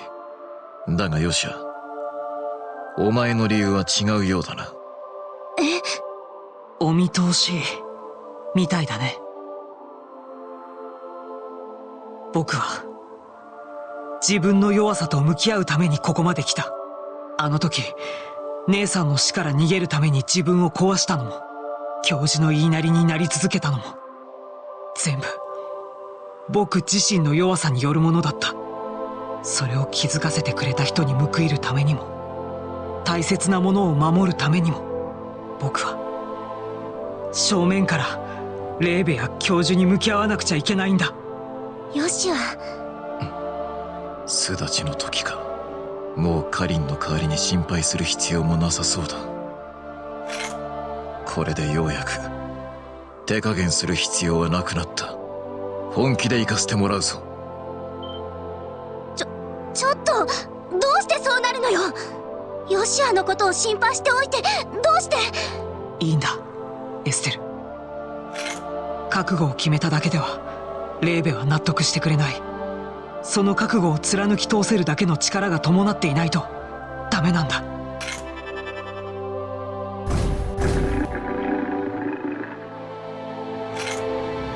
俺にも俺の覚悟がある。もしお前たちの覚悟が俺の修羅を上回っているのなら、力を持って証明してみるがいい。 Welcome to the real final boss of the game, pussy. 燃え盛る豪華であろうと砕き散らす。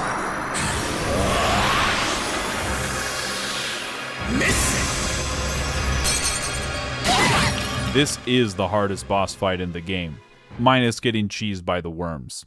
It is not meant to be reasonable because it's the only boss fight that has a mercy option. You can just lose the battle and see the rest of the plot. Except, this is bugged in the Steam version. If you try pressing it, it's functionally the same as using retry. To be fair, it's a fine accessibility option if it worked, but you don't beat Lueve, his 2 mega robots and 2 shadow clones because you want style points. You do it to prove that your convictions are stronger.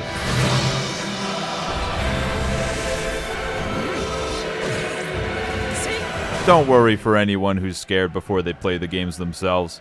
Retry offset does still work, so his stats can be lowered. A lot.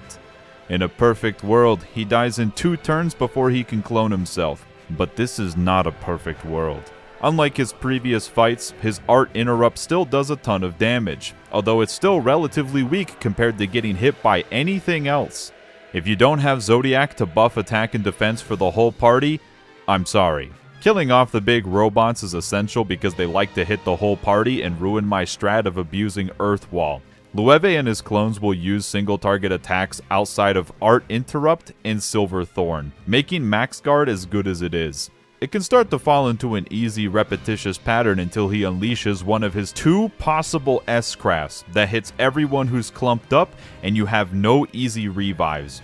I tried to keep Chloe at a distance to have 1 get out of jail free card and spammed every full heal and revive item I had. The only saving grace? The ads don't respawn. Simply don't get unlucky with crits and finish things off with S-crafts to deny as many turns as possible, and it shouldn't take too many tries. やった歴史的大勝利だね。よかった。これでなかなかやるが、俺の修羅を止めるほどではない。I knew it was too good to be true. だったらレーベ、ここから先は僕一人で挑ませてもらうよ。Look, they trusted Joshua once before. I think they can trust him again. Even Loewe can't possibly fight at full power after all that. ヨシュア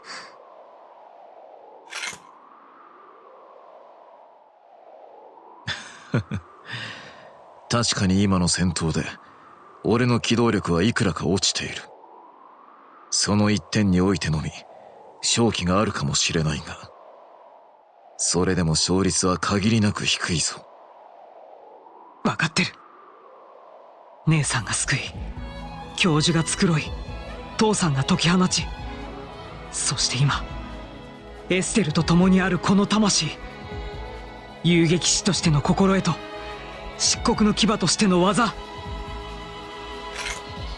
その全てをもって検定に挑ませてもらう。いいだろう。来い、漆黒の牙。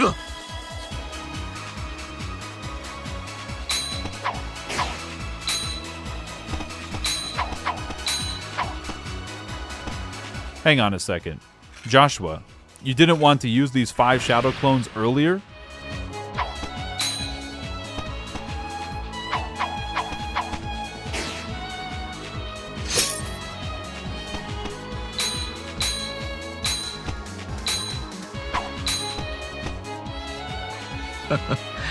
Yaru na. ならばこちらも全開で行かせてもらうぞ。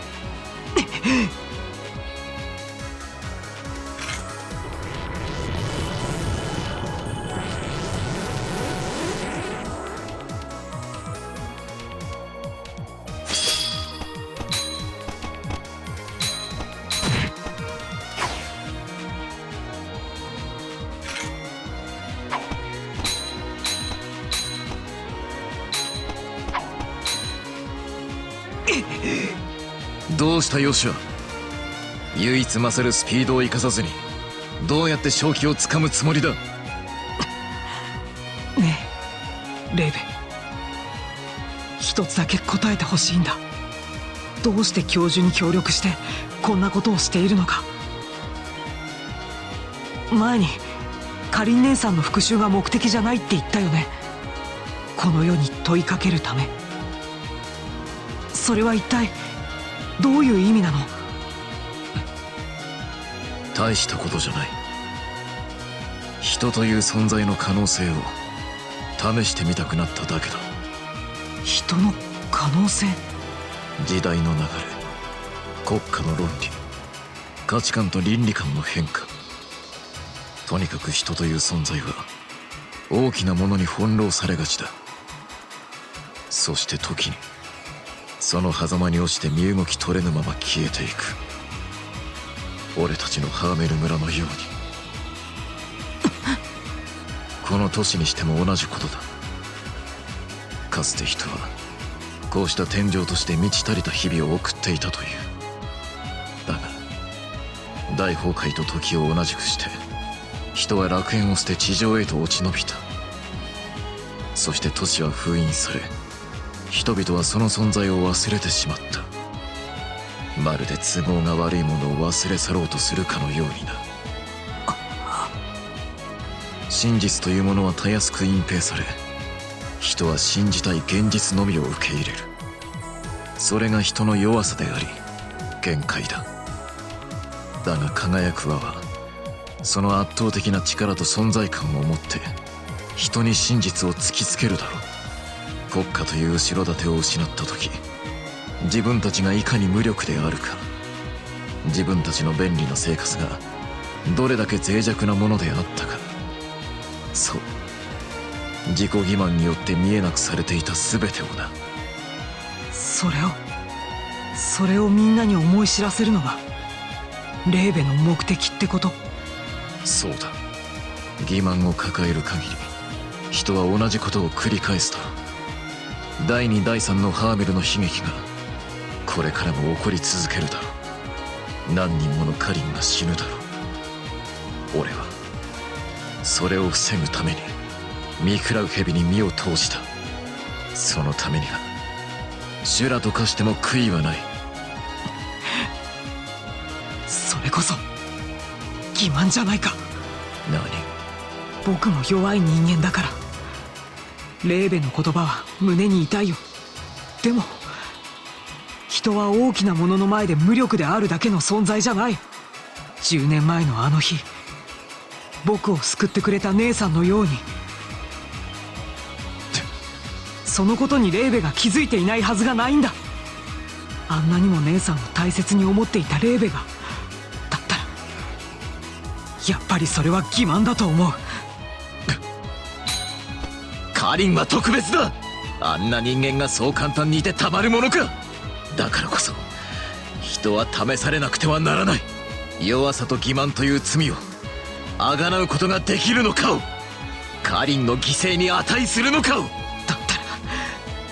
それは僕が証明してみせる。姉さんを犠牲にして生き延びた弱くて嘘つきなこの僕がエステルたちと出会うことで自分の進むべき道を見つけられた。レーベのいるここまでたどり着くことができた。人は人の間にある限りただ無力なだけの存在じゃない。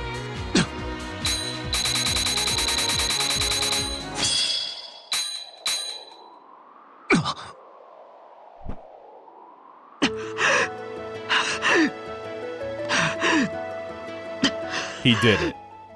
He won. But he wasn't alone. Joshua's attack wouldn't have worked if he was going for the kill.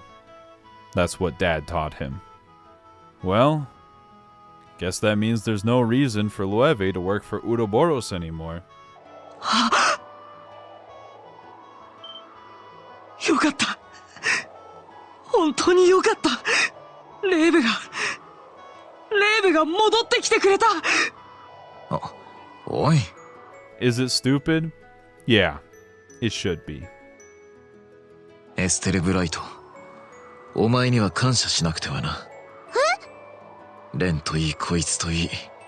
I know the game is being incredibly on the nose, but just let it happen. In Trail's tradition, Loewe will have unique dialogue for the other party members that were brought along. His conversation with Chloe being a continuation of their last encounter at the end of FC is a kinda cool and neat detail, but I'm gonna move on. The top of the tower where they are now isn't the Oriole. This is the broadcast equipment that lets it grant miracles nearly anywhere on the continent. In other words, the core is below them. So if they go down there, they can take it out. In a way, yes, but it's not that simple. The Oriole is sentient and removes all threats. Plus, they're going to have to deal with Weissman on the way down. But with Loewe's help, it'll be easy. 仲直りしたようで結構だ。しかし少々打ち解けすぎではないかな?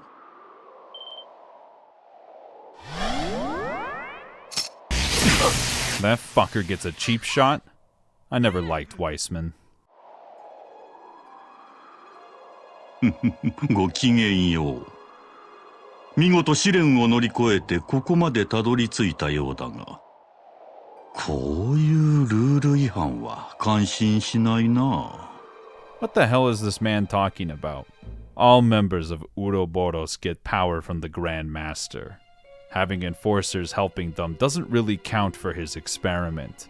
Make no mistake, them getting this far was all part of his plan. The Oriole isn't the only thing they're after. Joshua helping them is ruining the results of his experiment. It's time for him to come back.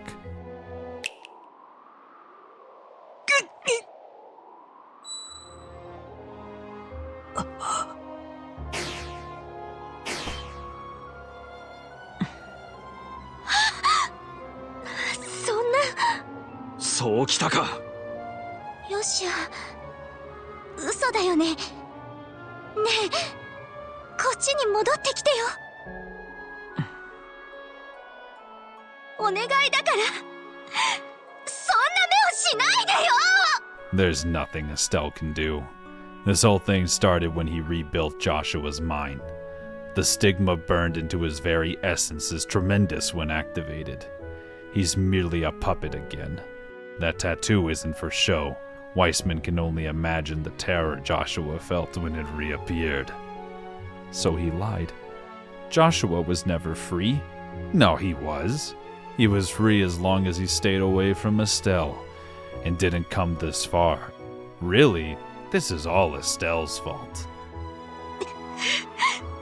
ふざけんじゃないわよ。あんたなんかに私たちの歩いてきた道をとやかく言われたくなんかない。ヨシアを操ったからって今さらへこんだりするもんですか。あんたなんかぶっ飛ばして絶対にヨシアを取り戻すんだから。 That's all fine and good, but he's a bit busy. Why not settle this in the core sector?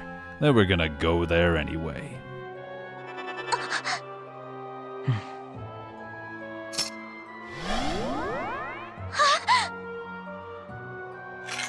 ヨシュアさん。奥にある大型エレベーターを使え。 Every time I've done this cutscene, his body becomes translucent. I don't know if that's intentional because, well, it'll make sense. Oh, these things again? If only we had more people here to help us. ならば、ここは我々が引き受けよう。 Hang on.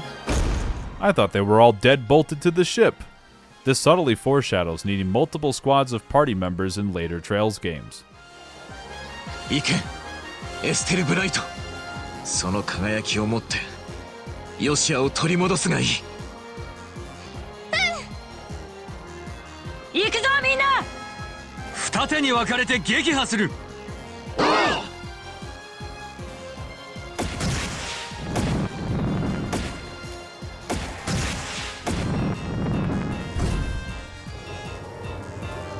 A big elevator with a fight on it? No other game has done that one before. We like to call this a power fantasy moment, as the player sees how strong 3 party members at the end of SC can easily take down the final boss of FC. There's a single heal point down here, which means they aren't hiding it. This is the final confrontation. An overworld battle that's on the way through this hallway. Why are these here? So you can grind up craft points. ようこそ大いなる秘跡の源たる場所へ。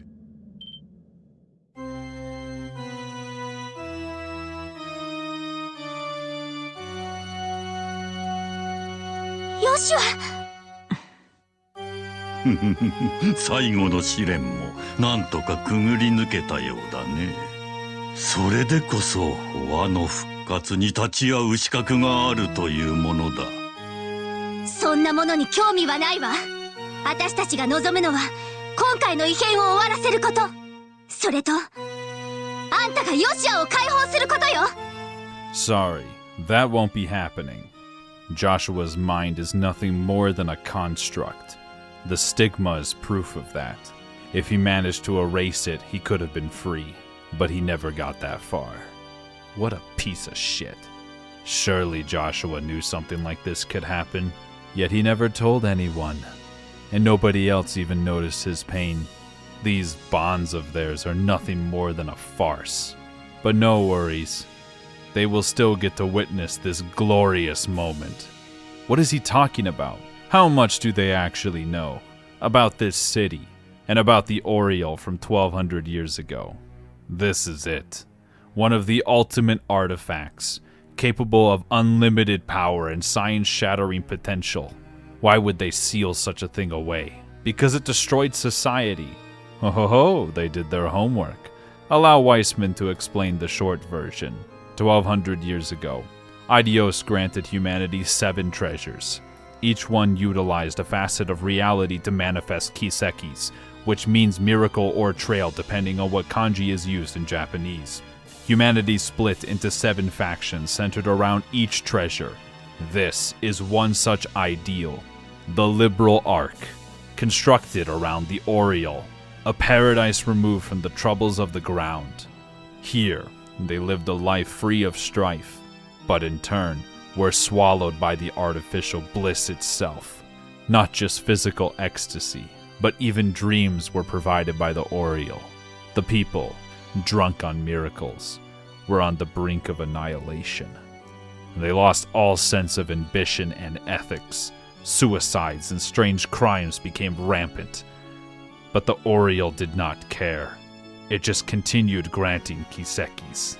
Thus, this became a den of chaos, where Celeste Diao slays and her team sealed it and the whole city away. That does line up with all the notes she left behind. But why? Think of all the suffering this device can alleviate if it was brought back. They've regained the Orbal technology to live bountiful, easy lives. At the rate humanity's going, there are only two possibilities left. They continuously try to dominate one another and eventually obliterate everyone, or sink into narcotic self-pleasure like the people of Eld.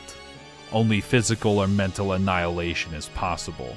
The only solution is for everyone to gain perfect rationality to avoid all temptations, and peerless intelligence to find solutions perfect for everyone without emotions getting in the way.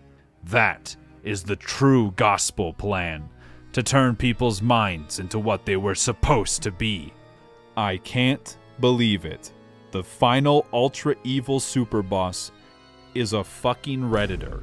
Mankind changes and reforms through fear. In that sense, there is nothing better to drive evolution than the Oriole.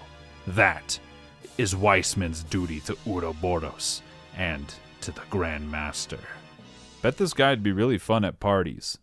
Perfect rationality? Infinite knowledge? What does any of that matter? He just told her. It's not a listening comprehension problem. Isn't there something we can do about the problems if we know they exist? It's like Joshua said. We aren't powerless. They might be imperfect, but everyone is working together to get through the current crisis. Estelle's seen that all throughout her journey. Can't we get by just fine without these boons? Eking out survival by flocking together is how beasts and insects live. Is that all there really is to offer to show the potential of humanity? Isn't that all there is? This is more than just the strength of humanity. Living honestly, finding the spark of life from others as a driving force, that's what it means to live. People don't need to be omnipotent, they just need to look out for each other.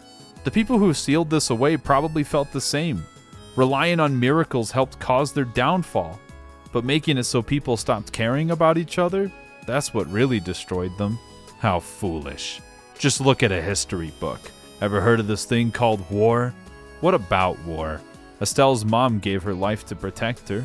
That's the whole reason she was able to make it this far, to stop Weissman. People are not powerless. If anything, because Weissman doesn't believe in people at all, it's almost sad. It means he never got to know the joy of helping anyone. But that pity is pointless. She has a duty to stop a man like him.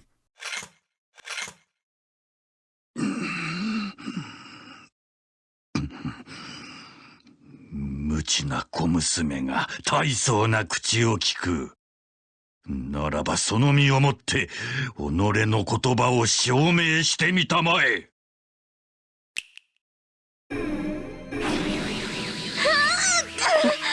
魔眼というやつか。君たちはそこでおとなしく見ていたまえ。さぞかし面白い見物になるだろう。ヨシュは少し遊んであげたまえ。Of all the lowest things this guy could do, this is actually par for the course. ぜひとも私に見せてくれたまえ。絶望の中、人という存在がどんな強さを見せてくれるのかをね。Quick, Estelle! Dodge the S-craft in the unwinnable battle!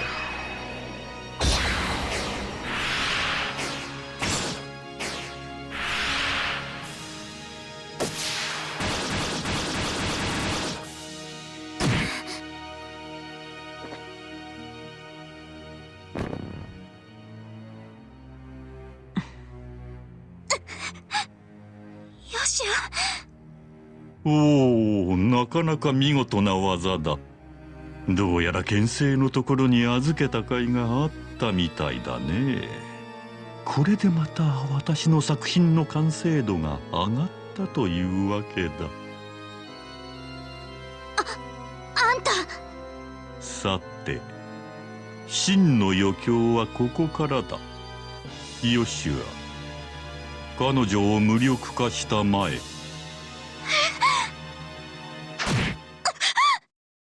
エステル君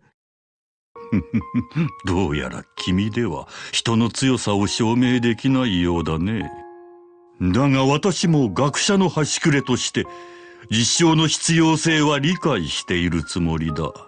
だから君の代わりにヨシュアに証明してもらうとしよう。なに、簡単な実験だ。このままヨシュアに君の息の根を止めてもらう。しかる後暗示を解いて元に戻してあげるというだけさ。果たしてヨシュアはどんな表情を浮かべるのだろう。ゾクゾクするとは思わないかね。ふざけんじゃないわよ。そんなことになったらヨシアは今度こそ完全に心が砕け散ってしまうかもしれないね。だがそうなったらまた私が新たな心を作ってやれば済むことだ。そしてもう一度同じように人に戻るチャンスを与えるとしよう。今から楽しみだよ。やめて。そんなのひどすぎるよ。それではヨシュア、とどめを刺してあげたまえ。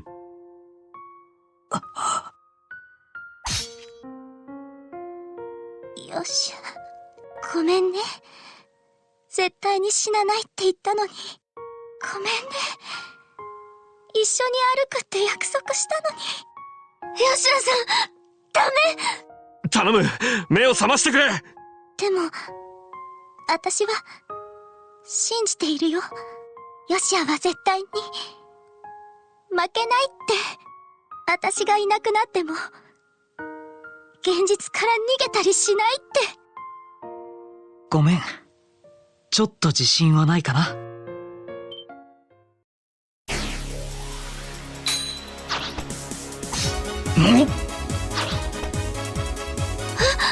金縛りが解けたようだね。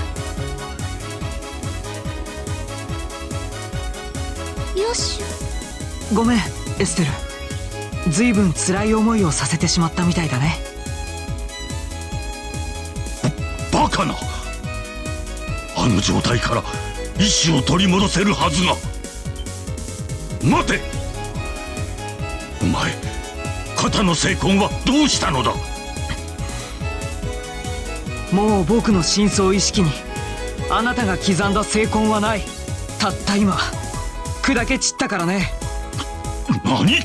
Oh, that's right. The letter. Did someone say the professor needs proof that humanity isn't powerless? That by helping each other we can overcome all the horrors of the world? They did it again, baby. Joshua couldn't break the stigma that Weissman imprinted on him, but they could rewrite what would happen if he got a specific command.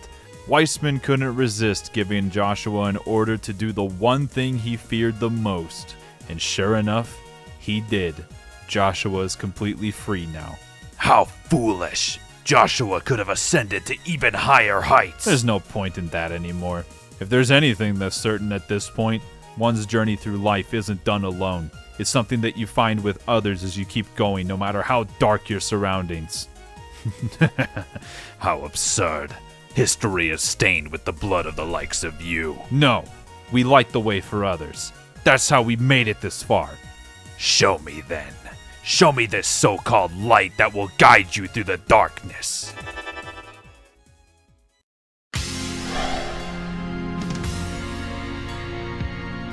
名手の忠実なるしもべ、蛇の使徒が一柱、白面の力。見せてやろう。望むところよ。全力で行かせてもらうよ。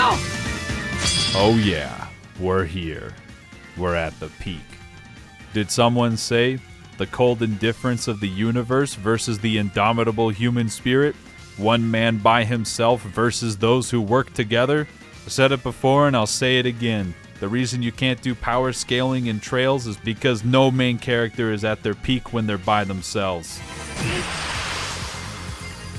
There's no way this boss fight's gonna be one phase. I'm not even sweating. Weissman, you don't even stand a chance. Oh no, he's fusing with the Oriole to become super powerful. I should have seen that one coming. Unfortunately, there's nothing that can break the Oriole's barrier. やれやれ。もはや悪趣味というより病気と言った方が良さそうだな。That's what Weissman gets for not finishing Loewe off. But what's the point? Not even he can break the barrier. It's simple. Loewe has a question. Just how involved was Weissman in Hamel? Wasn't that the result of Empire Warhawks? Why would he suspect him? Because Weissman is a snake, a metaphor for the devil. He appears when people are at their lowest and offers them a deal. That way he can further his own goals without putting himself at risk. The ringleaders of the Warhawks were losers with nowhere else to go. It never even made sense why they would want a war to happen. It is more or less how he thinks it is. Weissman introduced some Jaeger dropouts and put the name Hamel into their ears. That was all it took to start a war. Truly the folly of man. Loewe seems to be taking this rather well. That's because he's learned to control his anger by this point. But taking a cheap shot back there needs to be repaid. It's a special sword made with the divergent laws. Of course it can break the barrier. うかつであったわ。離れろ離れろこの知れ者が。もう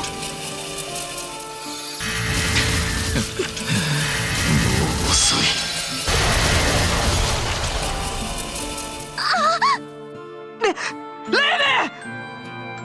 俺に構うな。道は開いた。あとはお前たちが切り開け。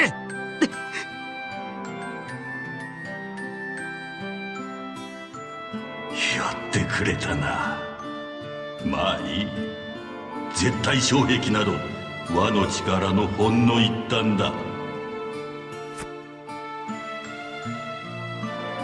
すべての力を解放して貴様らに絶望を味わわせてやる。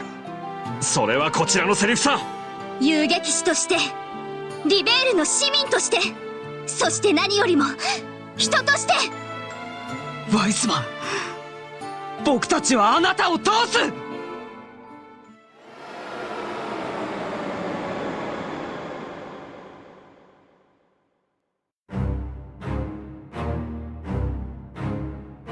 It's the face of sheer despair for real this time. 69,000 health. Nice. What's this thing gonna do to me, huh? I've got all the buffs on the planet and a big stick. Who cares about spawning more ads when they're already dead? He's gonna get consumed by the Oriole and go berserker mode. That's because Trails is a trope-heavy series. But watching this futuristic cyborg evolve into a biblically accurate angel because the religion of this world is built on tech that they don't understand, that's truly one of my all-time favorite reveals. Remember 20 billion years ago when I spoiled that this boss has an unblockable attack? When that little circle starts charging up, don't stand in that.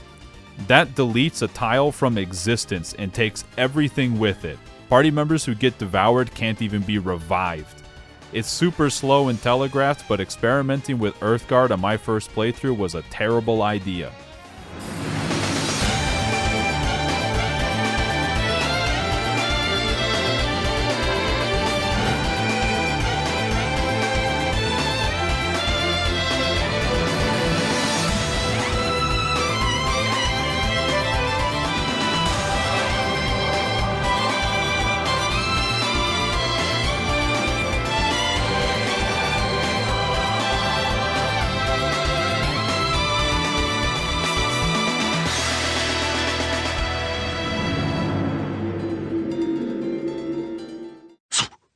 そんな輝く輪が消えてしまっただと。バカな。そんなバカな! Look, dumbass. Anything can break if you hit it hard enough. Weissman can run away because there's something more important right now. レイベン、しっかりして！今、すぐに手当てをするから！その必要はない。お前なら、わかるはずだ。助かる傷ではないことを。嫌だ！そんなの嫌だ！レイベまで、姉さんみたいに、そんなのひどすぎるよ！そんな顔するな。幼い頃のような泣き虫に戻ったみたいだぞ。そうだよ！僕は弱くて甘ったれで、まだまだレーベが必要なんだ。だからお願いだから。やれやれ。 Listen, Joshua. Learn something from Loewe. Don't die to protect what's important. Live for it. Estelle, he likes to act tough, but he's really a big softy. Promise him she'll keep helping his little brother. Don't worry, she was gonna do that anyway. It is funny. That's why Cotton could be so calm in the end. レーベ、冗談はやめてよ。ちゃんと聞こえてるんだよね。だってそうだろ！やっとまた会えたのに！やっとまた笑顔で話せるようになったのに！おい！ The rest of the crew managed to fight everything off. Not alone, though. Loewe took a few out on the way down. Weissman got away, but the Oriole? It disappeared. That's a problem. Everyone's gotta move. The elevator's not gonna work. But Joshua doesn't exactly want to leave him behind.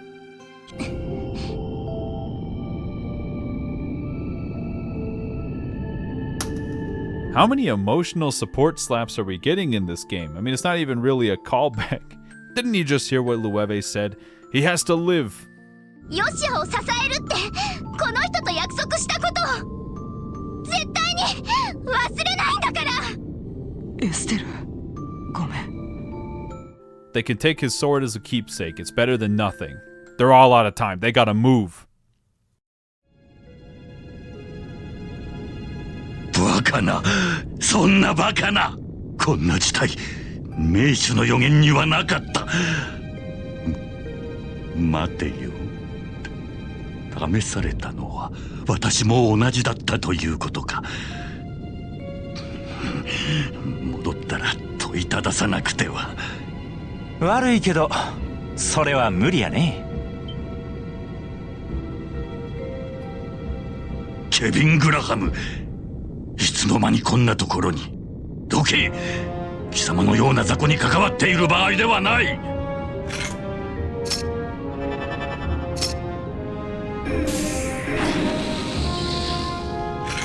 貴様、魔眼が効かないのか。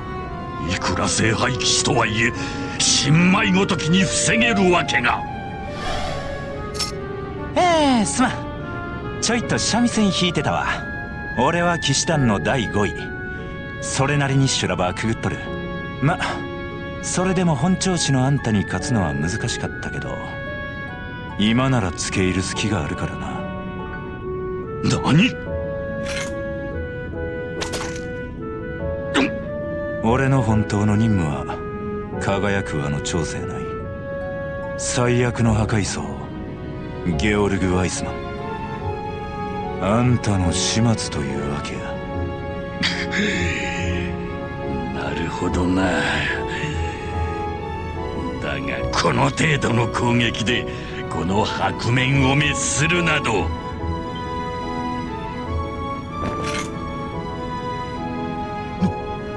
なんだ。 They turn his body to salt? That's some biblical shit. Normally the church doesn't interfere with these kinds of things, but he should just die. Quietly. 乗れ犬犬か。ま、その通りなんやけどね。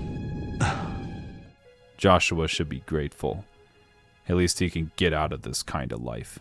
Kevin being high ranking in the church hierarchy isn't the big twist. I feel like that was super obvious the moment he was tracking enforcers.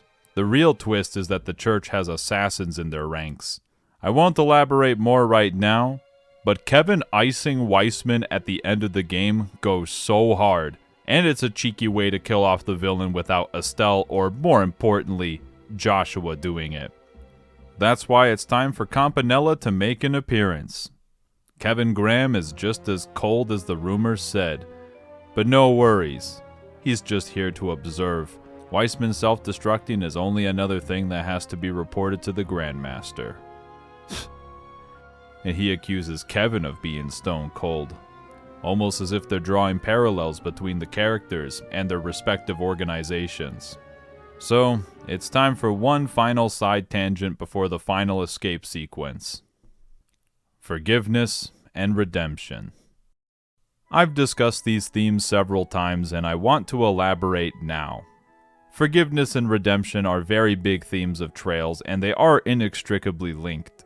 Trails' view of forgiveness in particular is a bit generous in its appearance. Joshua, Ren, and Lueve are all killers. Some more than others, but they've all done things that resulted in sowing chaos.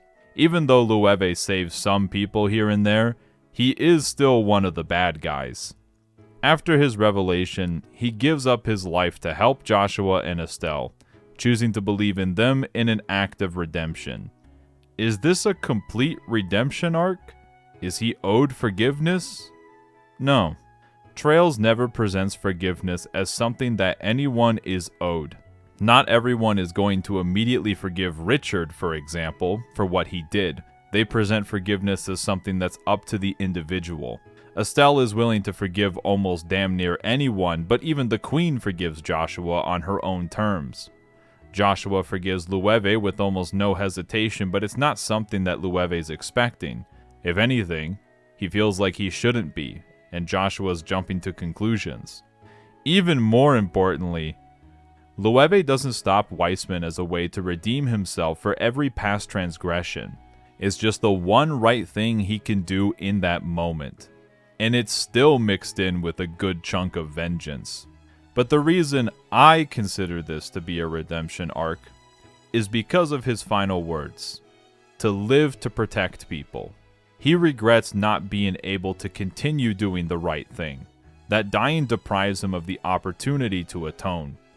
Deprives him of a complete redemption. These themes tie back into our other characters as well. We see Agato refuse to budge for so long, and I don't need to elaborate on Joshua. He doesn't want to forgive himself for everything he's done, and it's because these characters refuse to forgive themselves that they can't do the right thing.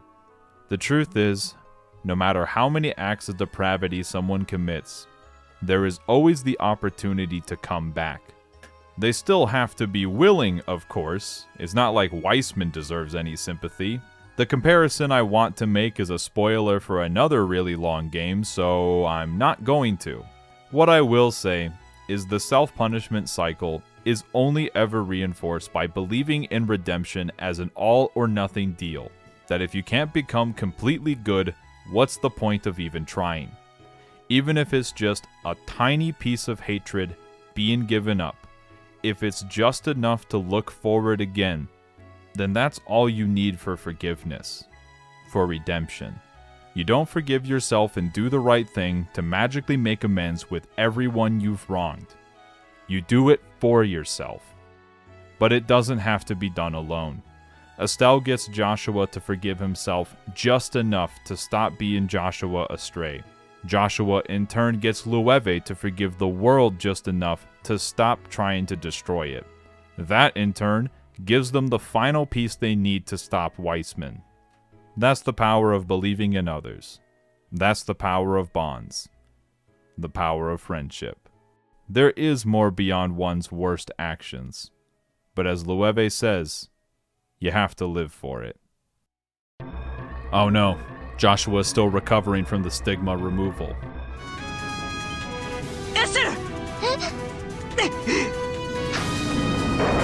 Nothing's gonna kill Estelle while Joshua's around. I have a plan. If everyone links themselves together to form a human bridge, they can walk across it. Nope, they're gonna have to find another way around. Are they serious? How can Shadowzard look Cassius in the eye and tell him that she left his kids for dead? There is another path. In fact, the door was visible earlier in the game. It's right next to the Axis Tower. All they gotta do is catch up with them later. There are no enemies for this segment, but there is another collapsing bridge in front of them.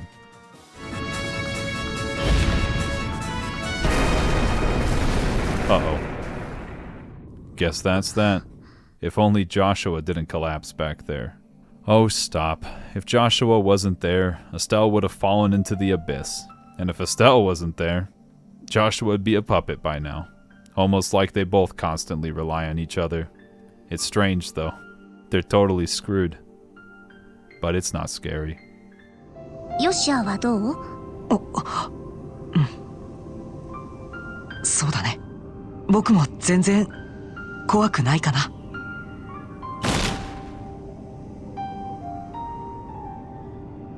ねえ、ヨシア、2つお願いしてもいい？いいよ。1つ目は、私のこと抱きしめててくれる？喜んで。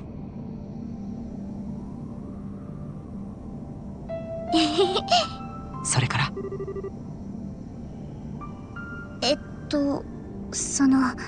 しつこいって思われたらちょっと嫌なんだけど。What a time to get bashful, Estelle. And you know what they say. You have to have a sense of humor about these things. ごめん。その先は僕に言わせて、エステル。キスしてもいいかな。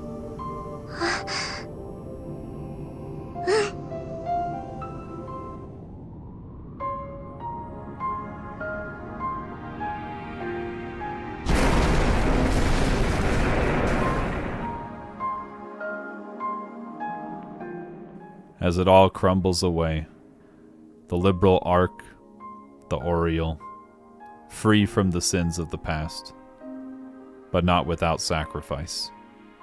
It is best to live for a cause, but you don't always get a choice. Yeah, right. What was the play on words for this series again in Japanese? You really think they let them die in the end? Of course Cassius saves them at the last minute. He was not going to let his kids die if he has anything to say about it. He lied all those other times. He might not be able to help them fight God, but he sure as hell can save them when they fall. Literally.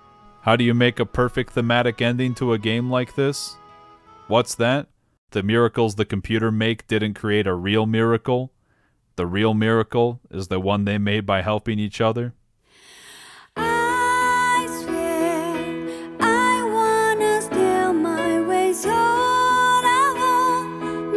That's the cheesy peak cinema ending this game deserves. I wouldn't have it any other way.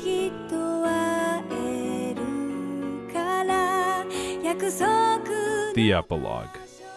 There's only one promise left to fulfill. Laying Loewe to rest with Karin. This means Estelle can finally say hi to Karin. Guess she's Joshua's girlfriend now. She's still a little embarrassed to say that, though. Never change, Estelle. Is she really gonna travel with Joshua as he tries to atone for his sins? Oh, for God's sakes, they made a promise. Besides, Estelle has her own goals. She has to outdo her father at some point in the future. And they're gonna do it together. One step at a time.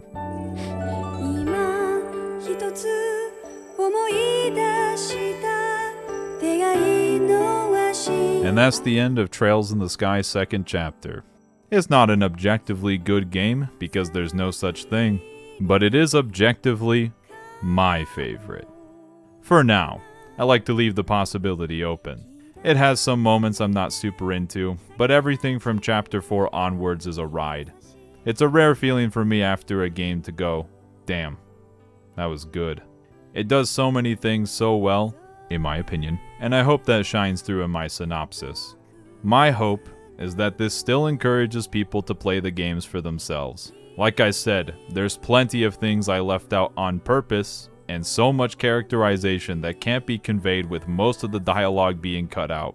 Any more cutscenes included would have made this video even longer, so let's get out there and play some good game. Hold on, I'm getting a message. Mr. President, a third Sky game has entered the trilogy. When I originally set out on this project, I was going to cover the whole trilogy in one video. Yeah, that's pure comedy at this point. But before I go, something about the discussion surrounding Trails in the Sky always bothers me. Trails in the Sky 3rd gets overlooked far too often. I speculate this is for a few reasons. The biggest one is still the translation order. Remember, Sky 3rd was skipped in favor of Cold Steel 1 and 2, and it didn't release in English until much later. Surely nothing relevant happens if they didn't prioritize it. 2. The localization didn't get a PSP version. That might seem irrelevant, but if you played these games through somewhat different means, then it wasn't an option. 3. Sky 3rd is structured very differently from the rest of the franchise. This is because it's one giant dungeon with one central hub, and as this dungeon is explored, story content is unlocked in sub-scenarios that are separate from the main story. Insert other game comparison here.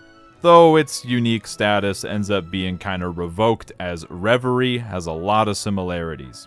But that would be years down the line. At the time of its release, it was a big outlier. Reason number 4, beyond the technical aspects, Sky SC ends on a perfect note that didn't really demand a sequel, especially when compared to FC. There's not an insanely strong hook other than Kevin's reveal at the end of the game, and you can look at the cover for Sky 3rd and figure out what's going on. I don't think it's as strong as a motivator as the increasing void of realizing that you're not currently playing through a Trails game. I sure as hell didn't stop here. If you want the YouTuber opinion that you can pretend that you came up with all by yourself, the core narrative of second chapter is still my favorite, but Sky 3rd has some of my favorite character moments in the whole franchise. It's a very close call between the two of them for which is my absolute favorite.